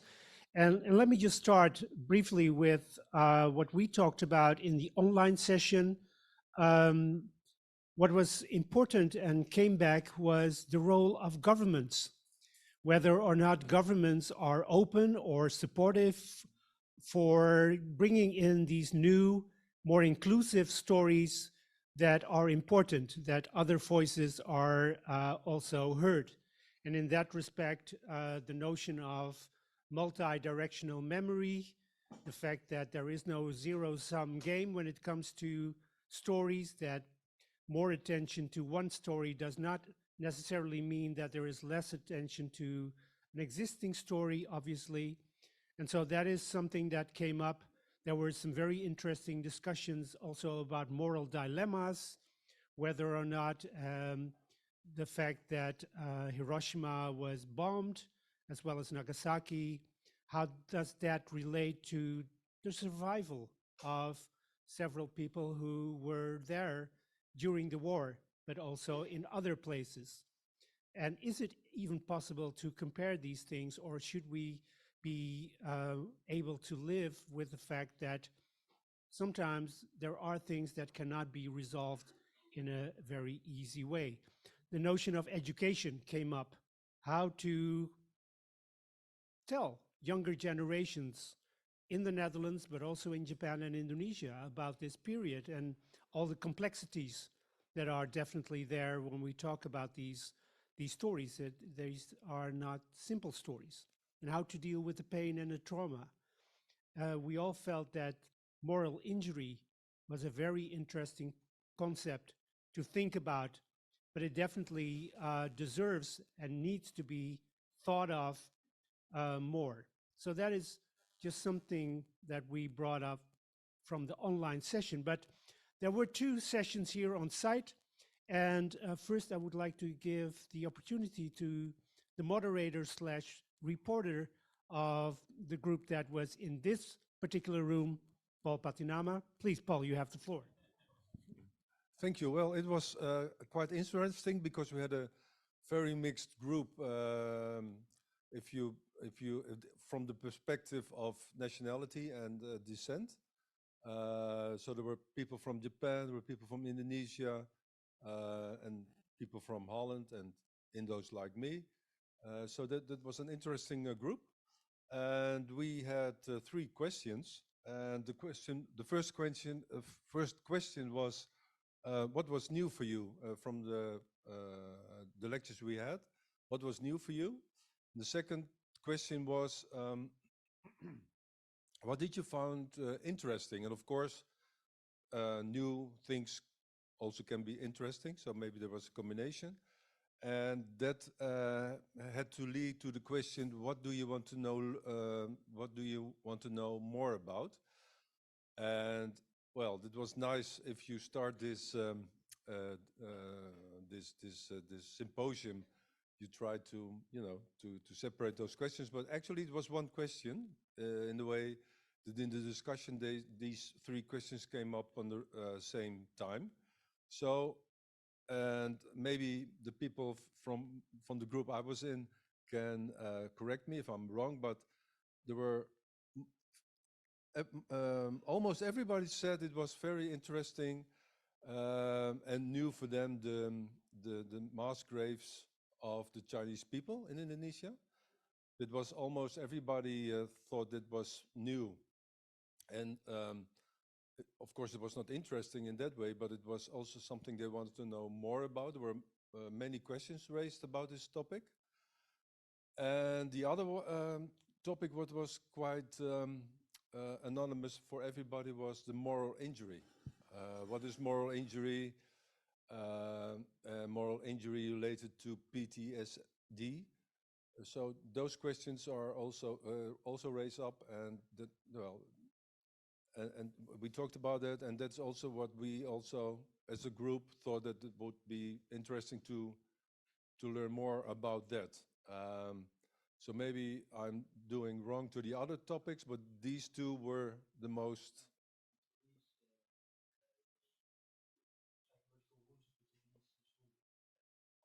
Yes, and because I forgot it, it was not right on my. It's not right on my mind. So maybe you can. Tell a little bit more about that. Well, I thought many people were also struck by the fact that there's now an opening in Japanese society for the children of the Japanese veterans to talk about their experiences in the family.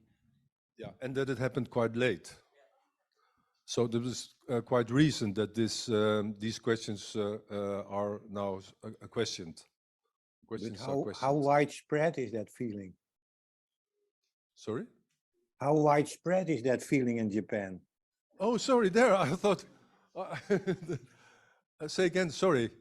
How widespread is that feeling, that new feeling for me in Japan there, what you mentioned just yet? How widespread is that in Japan? Oh, that's something for the panel. Okay, thank you. Our chairman is interrupting. Okay, thank you. Thank you. Because it is a relevant question, but definitely a question that we want to take up with the panel and as one of the overarching questions. In the other room, there was a very animated discussion going on. And so I would like to give the floor to the reporter, moderator of that session. Here you go. Yeah, thank you very kindly. So as Wim said, it was very lively. It was a very lively talk together. Much too less time for the next time, with somewhat more time. One of the things we talked about was the trauma. What is the result, or what are the effects on society? And more specific is trauma and polarization. The story you tell to the youngsters, and the prejudice that are the results of it. And the violence also, what comes out of the trauma of, and the stories that are told as a result of that. So you can say what stories do young people tell, and where do they come from, and what story invite them?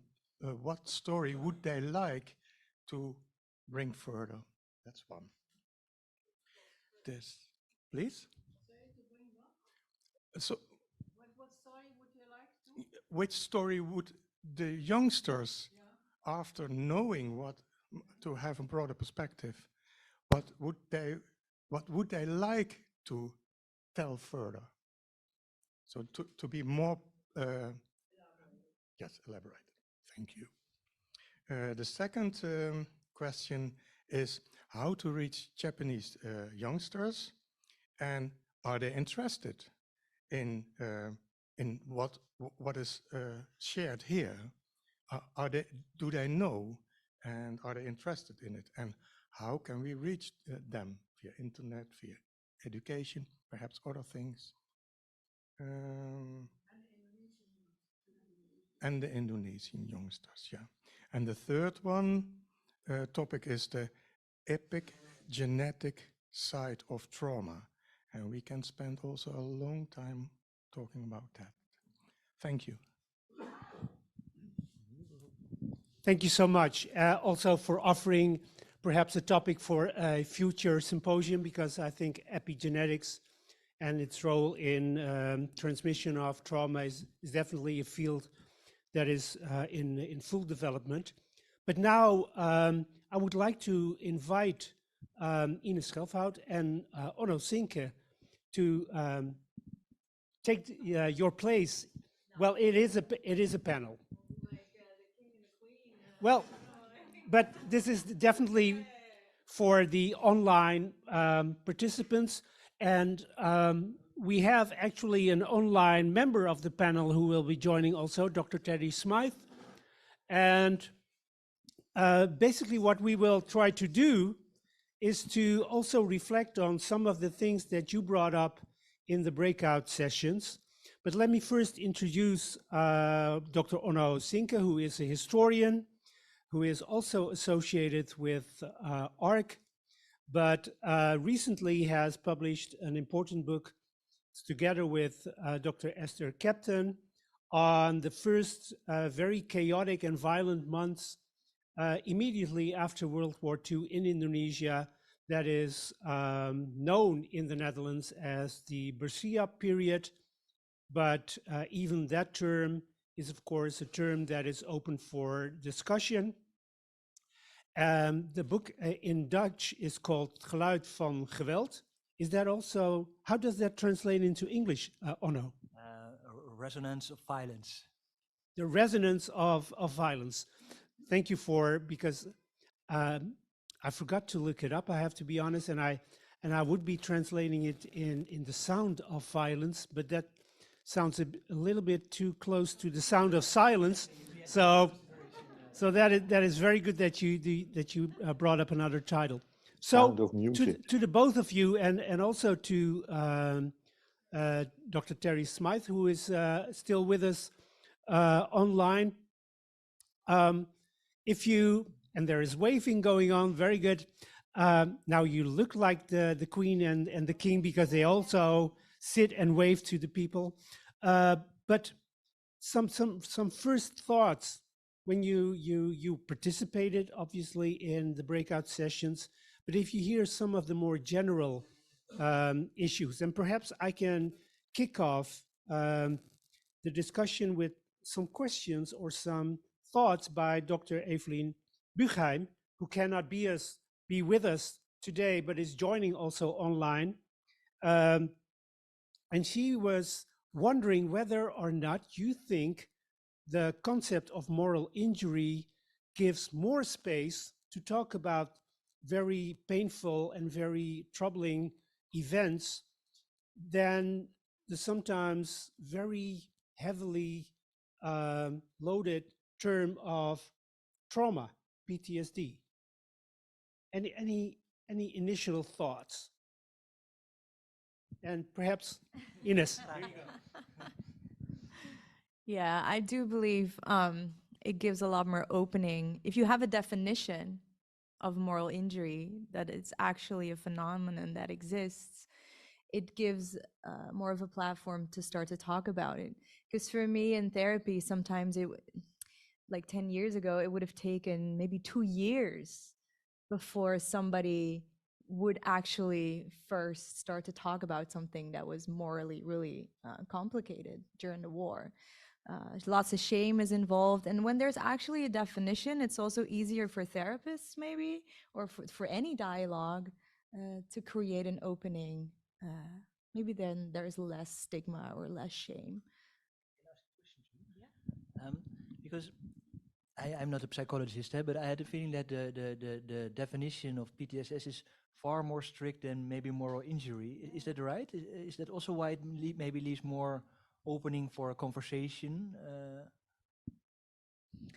Maybe, because when it comes to post-traumatic stress disorder, you have a classification system, and that's very strict and leads to a lot of discussions, because some people are really traumatized but would not classify for a post-traumatic stress disorder, and then sometimes not get a treatment for post-traumatic stress disorder, whereas, you know, somebody is severely traumatized. And in moral injury, yeah, that's a bit more broader, so you have more of like a discussion, but also with the body of what that means. Yeah. To be morally injured. Yeah. So Terry, as we cannot clearly see you, do you have any comments or perhaps anything from the UK experience where either the notion of trauma or the notion of moral injury is gaining traction, is being more discussed as a more inclusive category? Yeah, I think, I mean, I'm not in the therapeutic side of this at all, although I used to work in mental health for quite a few years. I think the moral injury as a concept is being spoken about more. Certainly I'm reading more about it at the present time. And I think there are lots and lots of morally ambiguous situations arising out of the war and the different roles that people played in the war that has certainly figured in the background of my own research. And I've got a comment on a PTSD, actually, and I'd be interested in hearing what other people feel about it. I do think there's a danger sometimes, because when I worked in the mental health field, I got quite concerned after some years of the role that labeling played and the ease with which you could shut down the individual experience by using a label. And I think, and I'd really be interested in whether that happens in the PTSD therapeutic field at all. I mean, I guess it doesn't in the people we've got here, but the way I see the term used in the sort of the wider society is that it can say, well, oh yes, he's got PTSD. And nobody then asks the question, well, what's your lived experience? What's going on with you? Yeah. So I'd be quite interested in knowing whether, I guess it's the sort of the dangers of labeling. So Ines, this is definitely a question for you. Is that a question? I would say that's a truth. Yeah, the labeling is a huge problem. Or I should actually look in the camera without seeing Terry there. No, it's a big discussion in the psychiatric field that labeling definitely diminishes the possibility for treatment, because classification is always a problem. So what we're trying to do, we have to label, but what we're trying to do is to see the human being as you know, a whole. That's very important. So we call it differently nowadays. We call it descriptive diagnoses. So then you have someone's background, someone's life story, someone's symptoms, someone's system that people can live in, someone's strengths, predispositions. Like, you take everything into account, and that's a lot more respect for the individual instead of simply having the label. Yeah. I think what I was getting at, if I can just say, what I was getting at really was that I find it, I'm not really talking about the misuse by professionals per se, but in discussions around trauma and prisoners of war and so on, it's not uncommon to find people just referring to their family members as saying, oh, he had PTSD, he had PTSD. Now, there's no diagnostic input to that at all. It's just a kind of a casual labeling of somebody, and I'd worry about that, because I do think that it can just, in the wider culture, there's sort of a discourse where it's too easy to label in that sense, that layer of society, and that can perhaps lead to an avoidance of sort of following up a little bit and just inquiring about the detail. of experience, which is what I'm Sure. interested in. Yeah. Yeah. It reduces somebody Yes. to a simple label, whereas there's so much more to a person. Yeah. Or to a family, for sure. And perhaps there is more also need in that respect for the expert opinion of people like you and others to engage in a public debate, to basically tell the general audience, be careful if you label, because that can also be a way to shut down further investigations, further conversations. Evelien Bugheim also had, and this was touched upon by many of you in your presentations, and I would like Arno to first respond to that, the importance of safety, not only physical safety, but also the safety that someone feels that if they open up, their story will be listened to in a respectful and careful manner. And obviously that is something that is also important when you're doing academic research, right? So your question is how I'm dealing with this aspect if I'm, for example, interviewing people. Well, yeah, I think the first thing that comes to mind is that respect for the other person, for the story. I'm there to listen. I'm not there to judge or contradict somebody. Of course, if you can clarify things, but I would not immediately contradict somebody. I would try to create a space for this person to talk about his emotions, his experience, because I can imagine sometimes it's maybe it's been decades that I talk about it, or maybe they didn't talk about it at all. Like, for example, one thing that still a bit in my mind is that when we went to Indonesia for the research program that I was part of, about the extreme violence of Dutch soldiers in Indonesia, I went to a village, I think it was Poncho Kusumo, and it's outside Malang. And I knew that in this village and other villages, some of the Dutch and Eurasians living there were killed. And I happened to stumble upon the chief of the Pemuda, the young people there. And so I kind of prudently tried to ask him about the Dutch and Eurasians there. And I recognized some of the names of the people that I saw in the archives, and I knew that they were killed in that village. But he just said, like, no, they just disappeared during the Japanese occupation, and there was not really any violence here. So I knew that, well, either he didn't say the truth, or he was not there at that moment, or I don't know.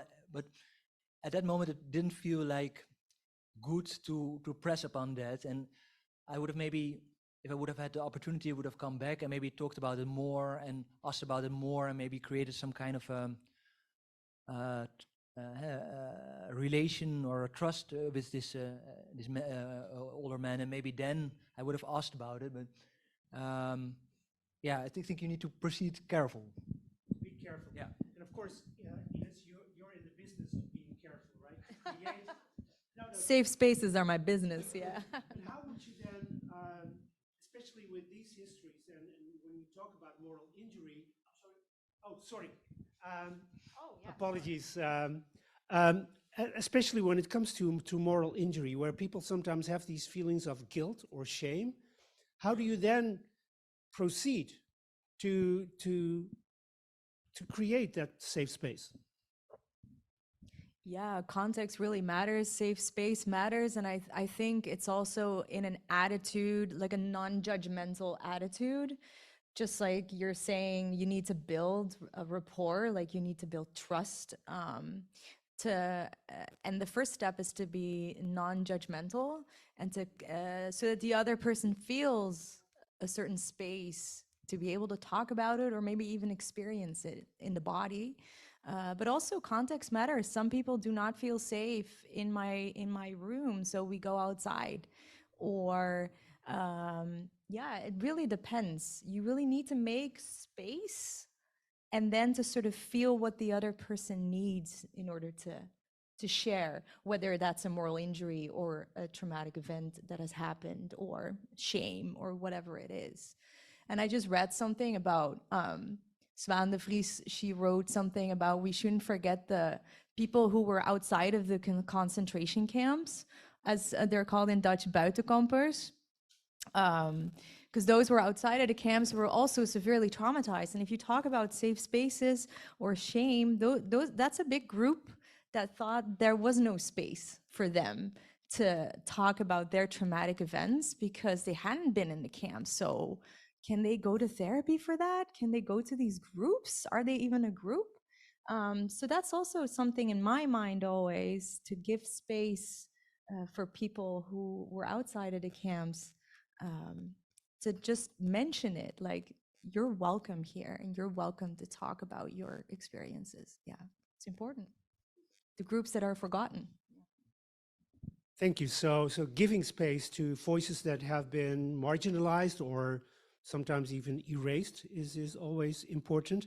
We talked about, and in several of the lectures, actually, the role of governments was discussed. Ravando Lee talked about the fact that in Indonesia during decades, a lot of elements of Indonesian history could not be talked about. It would be physically dangerous for people to talk about these histories, obviously. So Onno, you as a historian, you try to look at history objectively, in the sense that you don't favor one story over other stories. But how then, and you just gave us an example, when you are confronted with people who tell one narrative, and there are dominant narratives in any country, right? Also when it comes to the war, or wars, I should say, how do you go about, rather than building relationships, how do you use sources? Because these sources, written sources, many people used to think that written sources are by nature more objective. But how do you approach written sources?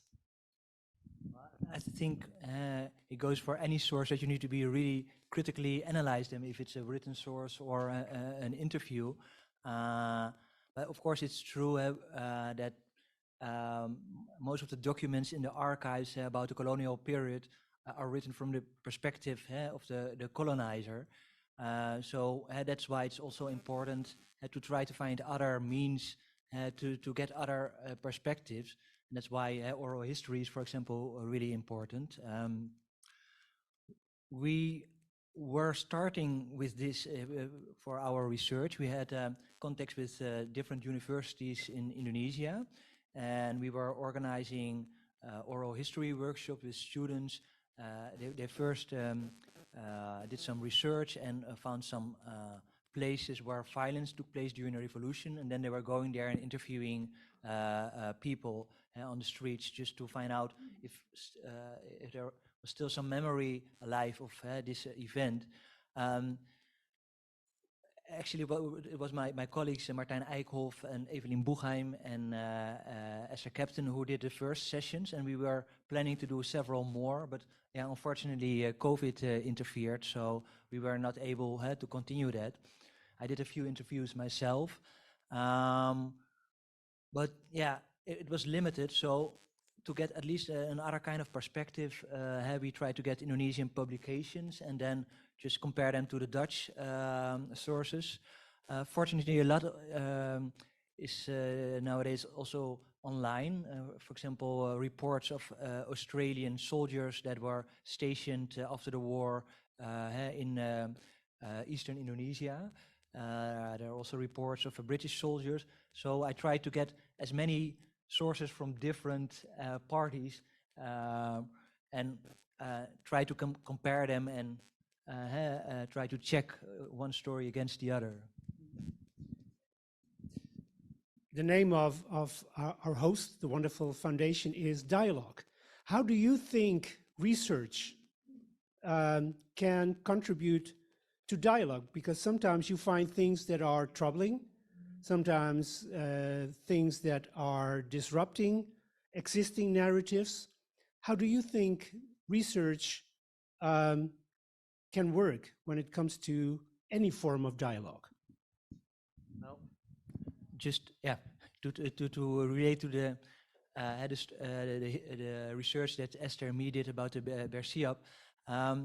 When we were about to finish our book, there was the huge discussion about the use of the word Bersiap in the exhibition of the Rijksmuseum. In the beginning, it looked like they were not going to use it, and there was an outcry. And so, yeah, we were quite anxious what would happen to us when we would publish our results, because we had a different view on certain topics about Bersiap. But in the end, there were maybe some negative reactions, but those were from corners that were already negative before the results were published. So I kind of calculated that it would be like that. But apart from that, it was all quite nuanced. So I have the feeling that I hope at least that is because we were aware of the emotions and the sensitivities, and we took that into account when talking about the topic or writing about it, that also kind of helped to bring truths that would maybe be not so pleasant for people. For example, when we talked about the number of victims, we estimated it at a lower number than the numbers that were circulating before, but we tried to also make clear that in some way numbers do not really matter that much, because it's just every person is a person, and with there's a lot of misery behind it. If it's 10 or 1,000 or 6,000 victims, the misery is not less anyway. So we try to make clear that we were aware of that, you know, how awful it was for the people that were direct victim, but also the families. So I think, yeah, empathy is also quite important, and then research can maybe further dialogue, I would say. Terry, if I may, a question to you, and then we will move, and I would like to invite the members of the panel also to look at the chat in the back of them. But Terry, when we talk about dialogue, when your book came out, did you do a book tour? And if so, were you able to engage in conversations? And obviously from your presentation, we gather that in your research, you already were in contact with many of the descendants. But after the book came out, was there general interest? Were you able to reach out also to people who did not know about this history? And if so, how did they respond? The book only came out about 3 weeks ago, something like that. So I think it's very, very early stages, isn't it? So I'm just going through the process of letting everybody know who I have contact with, who I think would be interested in it, whether that's university colleagues, whether that's the Children of Far East POW organizations, all the various discussion groups that are going on around on the web, and I pushed it out as far as I possibly can. So it's very difficult to judge just how many, put another way, it's impossible to know how many people out there are related to ex-POWs. That population number doesn't exist. So you've got to assume there's a lot more out there than appear in the groups. And that's always been a challenge for this, because people do self-select in certain situations, don't they? So yeah, I mean, this meeting today is a wonderful opportunity for me to just share with you what I've tried to do. And if you can share that with others and your other colleagues and other people you're connected with, that would be great as well. So the response I've had so far have been really positive. I mean, not so much that anyone's had a chance to read the book properly, but just in terms of the information that's been out on the website, on the publisher's website, and on the topic and the chapter headings almost, you know, people have been really very interested in wanting to take it further. So far, so good. I haven't had any negative feedback, but it is early. Thank you. We definitely are positive, and we expect people to remain positive, with the exception of some folks who have very strong opinions on anything without reading anything, but Yeah. these people are always there.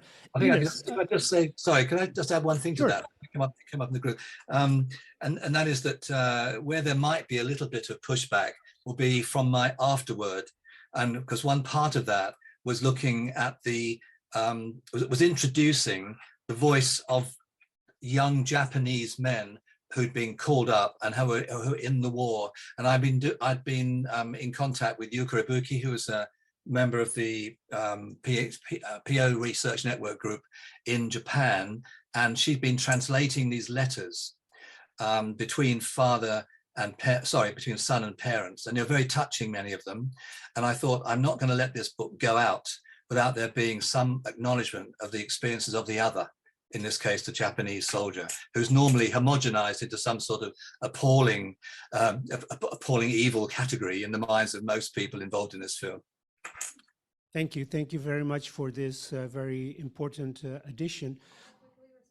Definitely, I also have a question to you though, but after your response, the question immediately, then you can hold on to the microphone. You shared your findings with us as well as your colleague, right?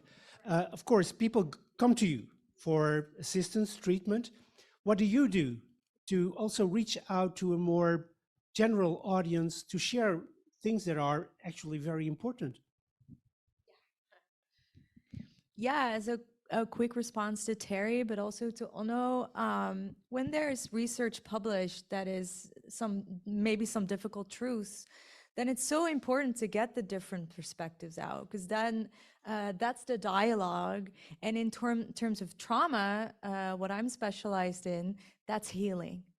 You know, the dialogue, the different perspectives, what I had explained in my lecture about how trauma splits off, how it's sort of floating in the air, to get it, but to get different perspectives. So little pieces of the puzzles from other people, to have an ear for that, or even a place in a book, that's healing, that's integration, when you ask me, on a much grander level. Yeah, so, and that's also what you did when your book was published. In the audience, there were some people that were very emotional because their fathers had fought in that war as Dutch soldiers. And now there was a book with also, you know, the Indonesian numbers of the people that had died. And there was lots of emotion, but you had an ear for that, you know, there was room for that. So the different perspectives, and that's, you know, once again, what we're doing here, and which is great for integration. Okay, so your question for me, in a more public domain. Yeah, so that's why I'm here today. I'm also, I'm very passionate about sharing that knowledge. Like for me, from a personal experience, I wanted to study it, but as soon as I learned from the books that I read and the personal therapy that I also had to do, I was like, this needs to be out there. Like, I shouldn't be the only one knowing this. And this shouldn't be confined to just a therapy room in which we share that. This is knowledge that should be out there. So I do go to commemoration sites that I give lectures to a broader audience. Some people here actually have seen me before. A former concentration camp, Chideng, yearly has a reunion in Brombeek in Arnhem. I've spoken there twice, just to share some knowledge about you know, what can happen throughout the generations, and then have some conversations about it. Yeah, so I find it really important to go out there, whatever field you're in. If you're a psychologist, anthropologist, historian, haptotherapist, like whatever it is you do, or maybe just you read a book about it, doesn't really matter. What matters is that we meet each other and being able to talk about it. Yeah. Thank you also for doing that, actually, which is, I think, very important. One of the things that also came up in various lectures was also, obviously, also the role of governments, right? Do governments support or close off conversations? Very, very quickly, Ono, and then Terry, what has your experience been? You don't have to spill the beans, but in general. And are things changing? Yeah.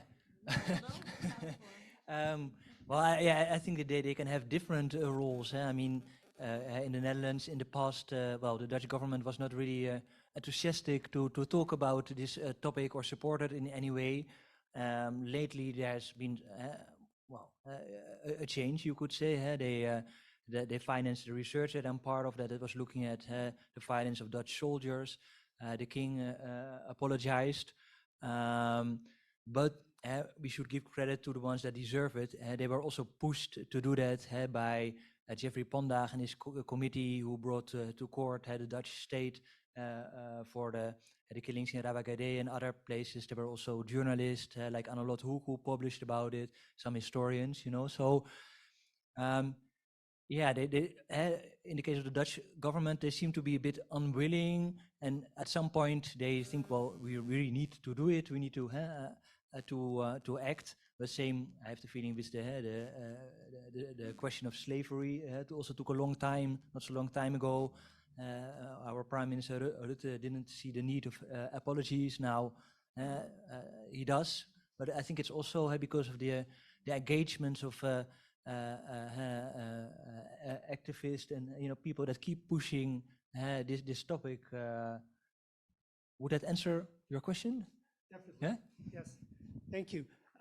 Terry, what are your thoughts? And then I would like, in the meanwhile, I would also like to invite the panelists to look at the chats, because I cannot read what is on the screen, and to respond if you want to. But first, Terry, the British government, what is it good at and what is it not this is a good very provocative question, isn't it? at? Friday afternoon, What right? the British So why government not? is good at and what it's not. So where do I start? But I'll try and narrow it down to this particular topic, and I'll avoid any mention of Brexit. I think it's fair to say that the government is good at ceremony and good at ritual, and has invited in the Far East POWs and the ex-POWs, a few left still, and the families and the organizations sort of into those bigger state ceremonies. So when we have the November sort of gathering in London with the parades and so on that we have, they participate in that. Now, okay, that's fine, but I think on a sort of smaller scale, it isn't great, hasn't been great, and I think I mentioned the group before that I mean, some of the people I met, I mean, this is one side of it, the topic I haven't mentioned before, but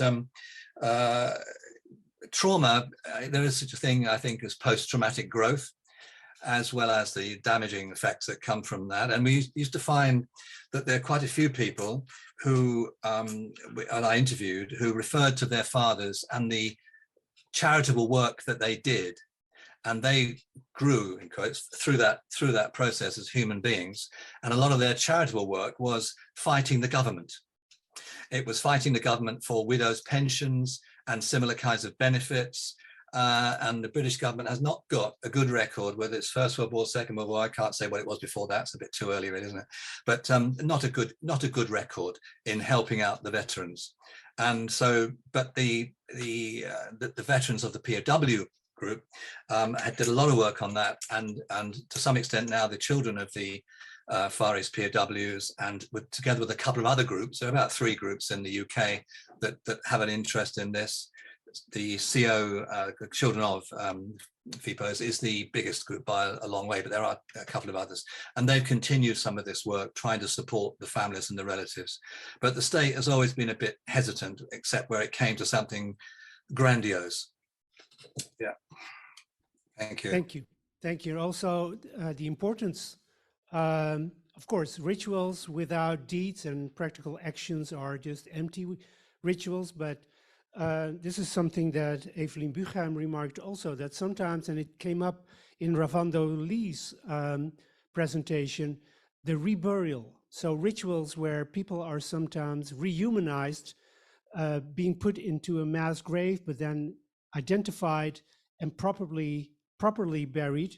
And this also goes on with Japanese soldiers who have been killed outside Japan, that there our efforts to bring them home, basically, to bring them to their families, and that also has this spiritual element in it.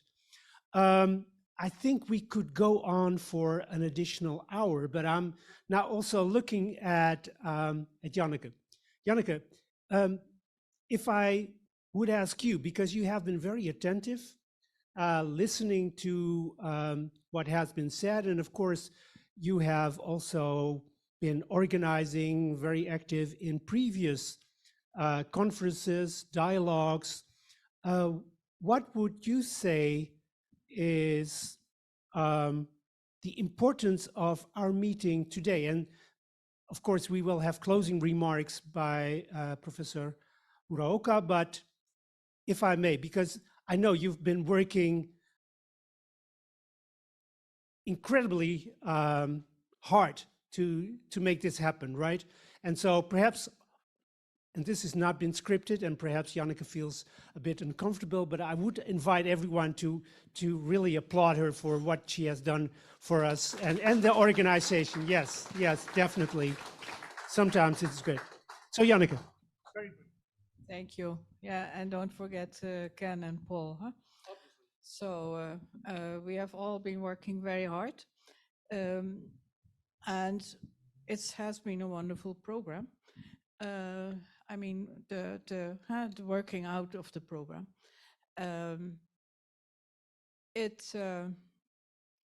Yeah, you're asking me what the importance is of this meeting today, because it is different from a dialogue, although in the discussions it was almost inevitable to have dialogue because there were so many personal issues coming out of it still, and which is very encouraging because it also tells us that we should go on with our dialogue conferences, and there is still a need for that. That's a question we ask ourselves every year. Is this still relevant nowadays to have these dialogue conferences, or should we either close our organization and say, well, this is what we have done over the past 23 years, or do we go on? And the importance of today is that I feel much encouraged that we should go on. And there's definitely very interesting new perspectives that have come up today. And well, we have just gone over all of that, so I'm not going to repeat it, but it's food for thought for us to go on. What especially importance for us now is to think, how are we going to reach the younger generation? And we are struggling with that. It's not just us, but it's every organization nowadays, because people are just disappearing and fading away in the twilight. So it's definitely something that we have to think about. And then this new aspects of the societal aspects of it, the moral injury what came up, also bringing it up to different levels. We have inner dialogue conferences focused very much on the personal level, and it's obvious to me that we should really think also of how are we going to include society and the next levels. And although we are a non-political organization, it's also unavoidable, I think, that we should choose sides. You get to a point, we have been trying to push it off all the time, and not to touch too much upon it. But I think it's time is coming there that we are speaking out a little bit more clearly. Thank you. Thank you, Janneke. I want to use this opportunity before we go to a closing remark to also thank our wonderful panel, Terry online, and Ines and Onno in the room. And again, we could be talking for another hour, but then it's Friday afternoon, and people want to also informally talk to you about many things, I'm sure. And let us then proceed to the closing remarks, but I would not want to do that before thanking the wonderful technical support by Henry Doelman, who has been there. Yes, an applause is in order. Henry told me he was there here already at 7:30, coming from Nijmegen.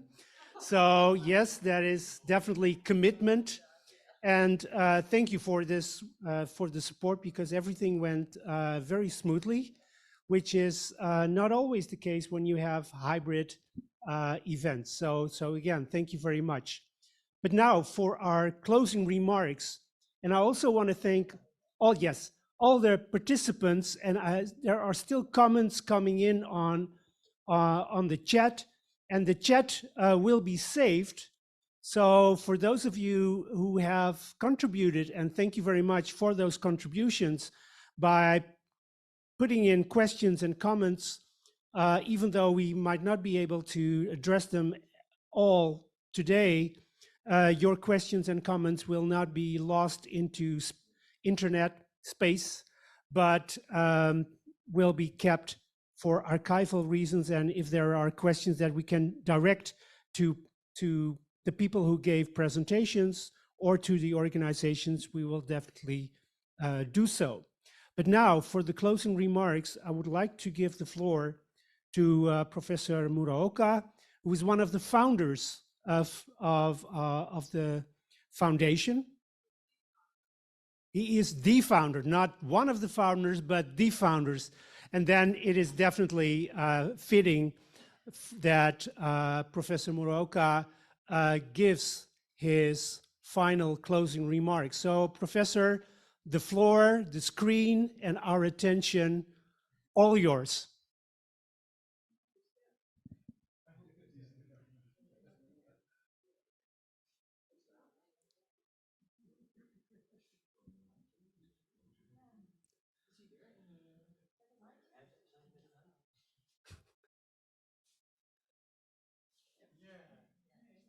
Nee.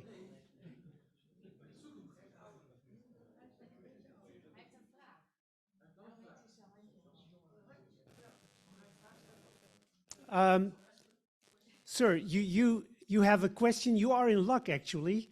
So if you have a question, please. You have to unmute if you are muted. Okay. Yes, can I thank talk? you. Okay, can I talk? Thank you. I'm Mizuno. I attend from Jakarta now. Now, I thank you very much for good discussion. I was impressed with many good talk here, and especially talk about the Chinese massacre after the independence or World War II. Now I stay in Jakarta, and many times I meet with ex-Heiho or ex-Jugunyan who are still alive in Indonesia, and sometimes I support them. And there are good organization among the second generation of Heiho or third generation of Heiho. So there are many talk among them, but no books is published so far. So today's discussion is I was impressed with the discussion. I can talk with them so that they can assemble their good talk, or they can publish their talk from their father. Of course, there are many people many Heiho or Romusha who suffer from severe condition or working place and so on. So there are actually many stories among them, and many narrative are transmitted to the next generation, but no books is published so far. So I think today's discussion stimulates me to talk to them on their narrative, so that their narrative can be published. Thank you very much for this very valuable information that also among Heiho and Romusha, so forced laborers and auxiliary soldiers that were pressed into serving the Japanese Empire during World War II, there is interest in second and third generations. There are stories, they are not recorded yet. So it is very important that these, obviously, that these conversations are also held. And I do feel that this is an important addition. So I want to thank you very much for this addition. And well, basically the workload for the foundation, you cannot stop because there's still a lot of work to do. And in the meanwhile, we are still waiting for Professor Muraoka. I'm now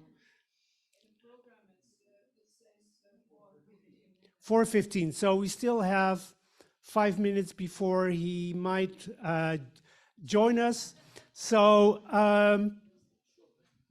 perhaps, you know, you've been a wonderful, not audience, but you have been wonderful participants, being quiet when you had to be quiet and talking when you had to talk. But perhaps there are still one or two issues, questions, comments you want to share with the panel, the speakers. Yes, here you are. Yeah, I'm Chizu. I'm from Japan. Yeah, I talked in my group earlier, but something that stood out for me is the question about the role, if any, played by the people of the perpetrator country. In my case, Japanese people played in the healing process of the traumatized people, because a lot of speakers visited Japan, went to the pilgrimage of this place where their ancestors were victimized. So I'm sure they had interacted with people in Japan and even here. So what is the expectation that people of that country could play in the healing process? So that's something that I was wondering. And as we know, involving Japanese youth is always an issue, because we don't get education about this piece of history almost at all. So when we hear about what we did during the Second World War, always we think that we are like we are bad guys, or not knowing anything at all. So either one of the two. So this perspective of being seen as playing a role in the healing process could be a kind of opening way of like engaging Japanese people. That's what I was just starting to think about. Yeah, just wanted to share. Thank you very much for a very, I think, important question and comment. And I'm not sure, Terry, you're still with us, right? Yes, my hand's up. So, yes, so because you visited Japan, so what is your take on this? Yeah, I've been there 3 times. We should have gone in 2020, but unfortunately, the COVID just destroyed that idea. Yeah, I think, I mean, what's interesting about this to me is that the pilgrimages that I've been on have been organized by a Japanese lady who was married to a British guy, Keiko Holmes. And she set this up in this country through talking to ex-POWs back in the 1990s, and had quite a hostile reception initially. But she persisted with the government, and the Japanese government, and got these pilgrimages funded for 10 years completely. But she's carried on the work, that they're now sort of self-funded. But the point I'm going to make really is that you go as a group on a pilgrimage, by and large. There are others, there are exceptions, but you by and large go as a group. And the bonds you form in that group a very long lasting. So the people that we went with in 2010, only a small group, about 10 of us, we've stayed in contact with nearly all of them and are very, very strong friends. And a pilgrimage takes you through different environments in the country you're going to, through Japan, and you have numerous opportunities to share feelings. And so there was a terrific amount of sharing between and healing, and a lot of communication between the pilgrimage group and individuals in that group and groups of Japanese people and individuals in that. And we all spoke to schools and school kids. I spoke to elementary school children. Interesting challenge that, trying to get the language quite right, not the Japanese language, but just the language they could understand in terms of war, and also university students as well. So to me, it's a very big deal if you can get ordinary people, in quotes, if you like, talking to one another in a setting that is, to use the terms used earlier, as a safe setting, but also a challenging setting sometimes, because you can't make it too safe. And I've found it extremely useful. Thank you for your input. I want to redirect that comment and question to you, Ines, from your professional experience. How does it open up opportunities? Does it also run the risk of perhaps re-traumatizing? How does it work? Well, I actually first wanted to say another thing. When it comes to being a perpetrator or victim, I think the Dutch people have been perpetrators too, in a lot of different ways. And I guess for our country, it has taken a very long time to take on that role. You know, it's long been the stories about being victimized during the Second World War, and never really the stories about what our role actually have been for the past 400 years in Indonesia and after the Second World War. So that's always, you know, to be in dialogue together, but to also see those different sides in Japan, but also within the Netherlands, within Indonesia, any country really, to admit it, to look at it, it's very painful. And I've always been very impressed by how the Japanese have taken on that role and the responsibility towards the Dutch people. Like I said, I went when I was 17, but even now still they're making sure that people can go to Japan to have that dialogue. And I think the Dutch are also sort of now trying to look at the different roles that we had, you know, with the research and everything. So in terms of healing and also in terms of the work that I do, when societies are traumatized, or maybe even the world, it's important to see those different perspectives, but also within yourself as a country, that you've been a victim, but you might have also been a perpetrator, and to look at both sides, that's when you get integration. Yeah. And maybe prevent future wars. Yeah.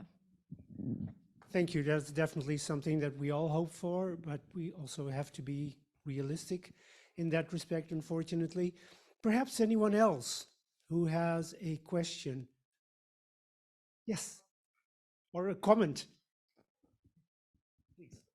Not question, but finally, I think the role of education is very important, because I have never heard about this Yap camp, for instance, in Japan. So it's not educated, and the Dutch children, they don't hear often about the colonial history. Is the same. So and who can do that? It's the responsibility of the education, I think.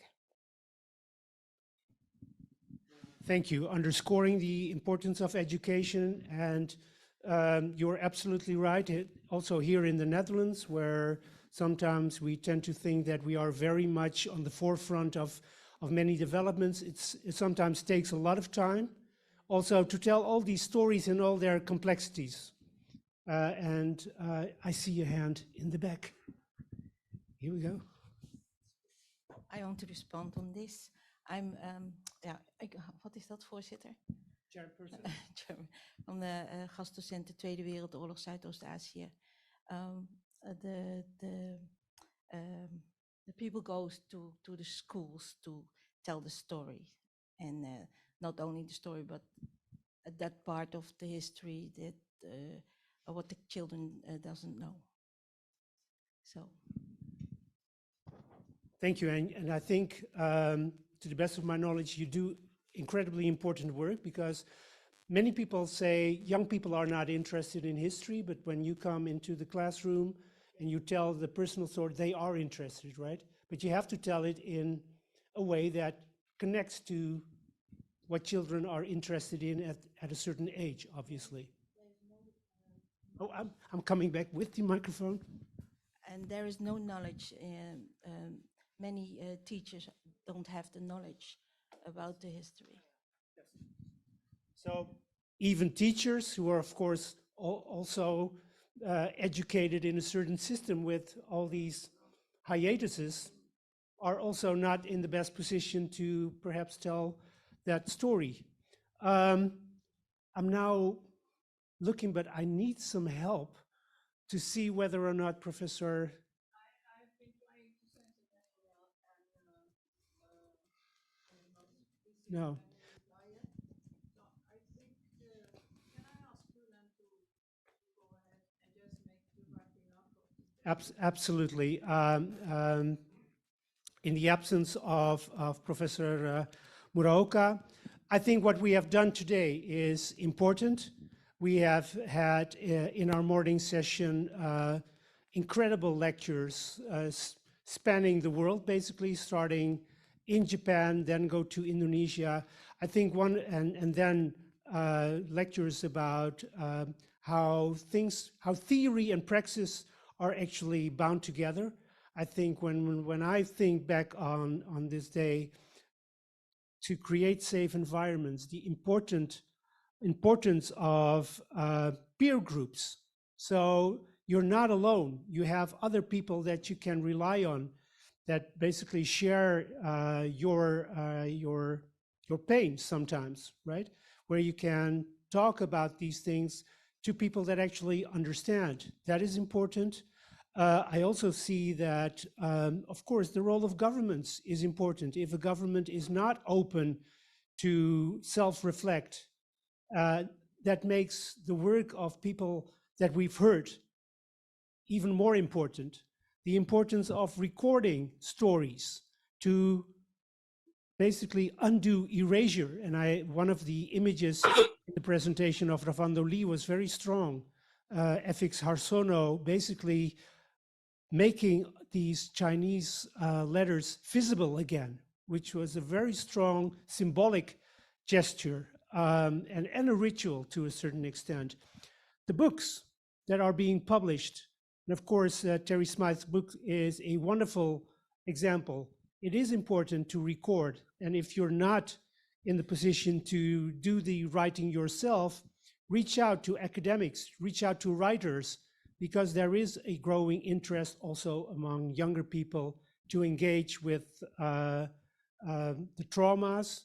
I think the issue and the concept of moral injury is very important. It opens up new possibilities. But again, I think returning to the danger of labeling, one also needs to be careful not to use moral injury or PTSD, for that matter, very easily. To say, oh, okay, you have a case of moral injury, so that basically covers it. We don't need to talk about this. To talk about these issues, to open up these issues, the importance of art, of drawing, of surviving through art is, I think, also something that came up very, very strongly. And of course, when it comes to future topics to be discussed, epigenetics was mentioned, but I do think youth is a recurring theme. Obviously, how to use youth and to not to use youth, but how to reach out to younger people and how to involve them in a meaningful way, to listen to what they have to say in the whole conversation. And I think these are among the many thoughts that are now going through my head. And I'm sure that and I want to really applaud the foundation for the fact that all the presentations are recorded and will be made available on the website. That is in itself also important, that you are able to go back in time to revisit, and I'm sure many of the lectures that we had today need to be revisited, because the second time you watch and you listen, you will find and hear new things. And that is, I think, the formula for a very successful and satisfactory symposium. So to the foundation, your work is not done. And I want to ask you to join me in a last round of applause, because we're not an applause machine, for the organizers that brought us all together. Also, those of you who joined online, thank you very much for your participation and your input, and it is highly valued, and hopefully until we meet again. Would the host allow me to become visible on the screen, please? Oh, yes, Professor. Yes, you're with us. Yes, obvious. We will bring you out on screen. That's right.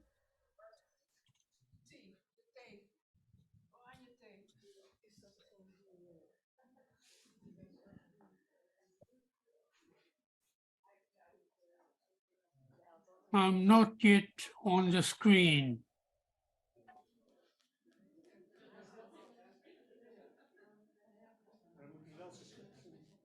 Professor, could you turn on your video, please? Yes, I'm trying to, but it wouldn't work. But if it doesn't work, we can hear you perfectly, so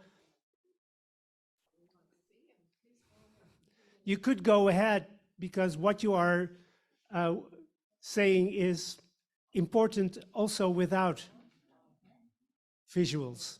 Okay, then I thank you for asking me to speak at the end. Back in 1991, shortly after I arrived from Melbourne, Australia, as a newly appointed professor in Hebrew at Leiden University, I sensed that some of my future Dutch colleagues were keeping away from me. I discovered that a week before, the then Prime Minister of Japan, Kaifu, had been here on a state visit. During his short stay, he visited the Indus Monument in The Hague and laid a wreath of flowers there. On the same evening, the flowers were floating in a nearby pond. That was the first time I came to know of the dark pages in the long history of Dutch-Japanese relationships.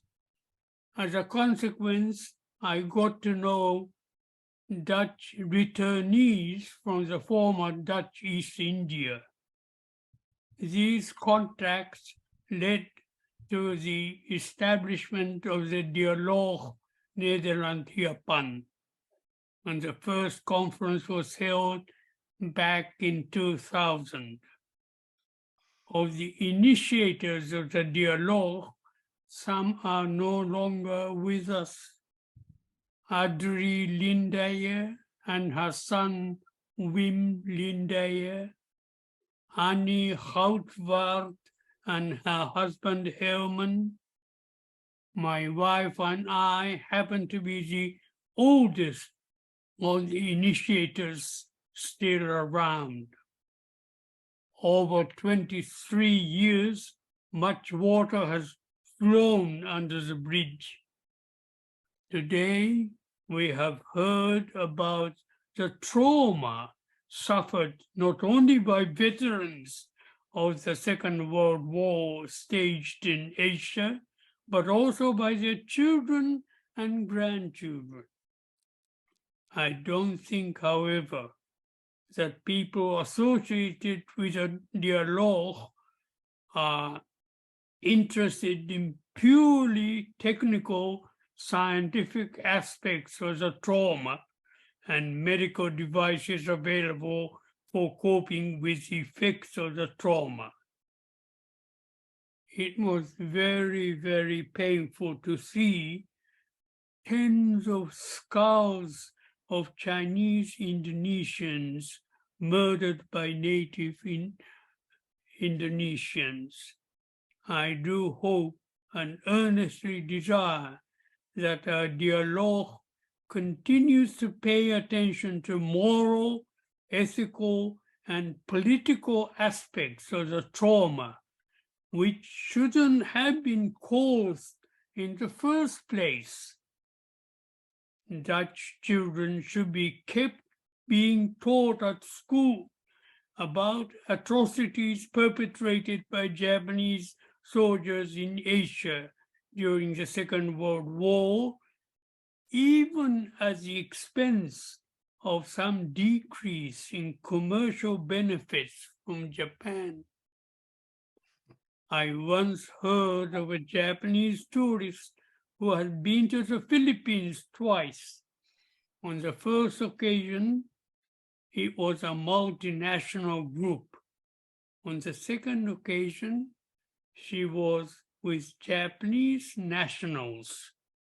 Both times, she visited the same sites, but she noticed that the local guides were making efforts to avoid saying things that Japanese tourists wouldn't like to hear. The Japanese tourist went up to her guide and asked her why. The answer was, otherwise we could end up with far fewer tourists from Japan. I was relieved to note today that the word moral appeared on the screen quite a few times and also on the lips of speakers and participants. Thank you very much.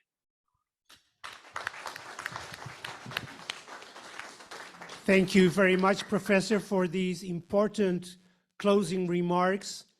Also reminding us of the start of the foundation, paying homage to those who were important but no longer with us, and ending with the importance of the word moral. So again, thank you very much. Thank you for these closing remarks. And hereby, I would like to invite you to go outside, not outside, but to enjoy one or two last drinks. Thank you very much. And I think we need one more big round of applause for Wim. Having done such a great job, thank you.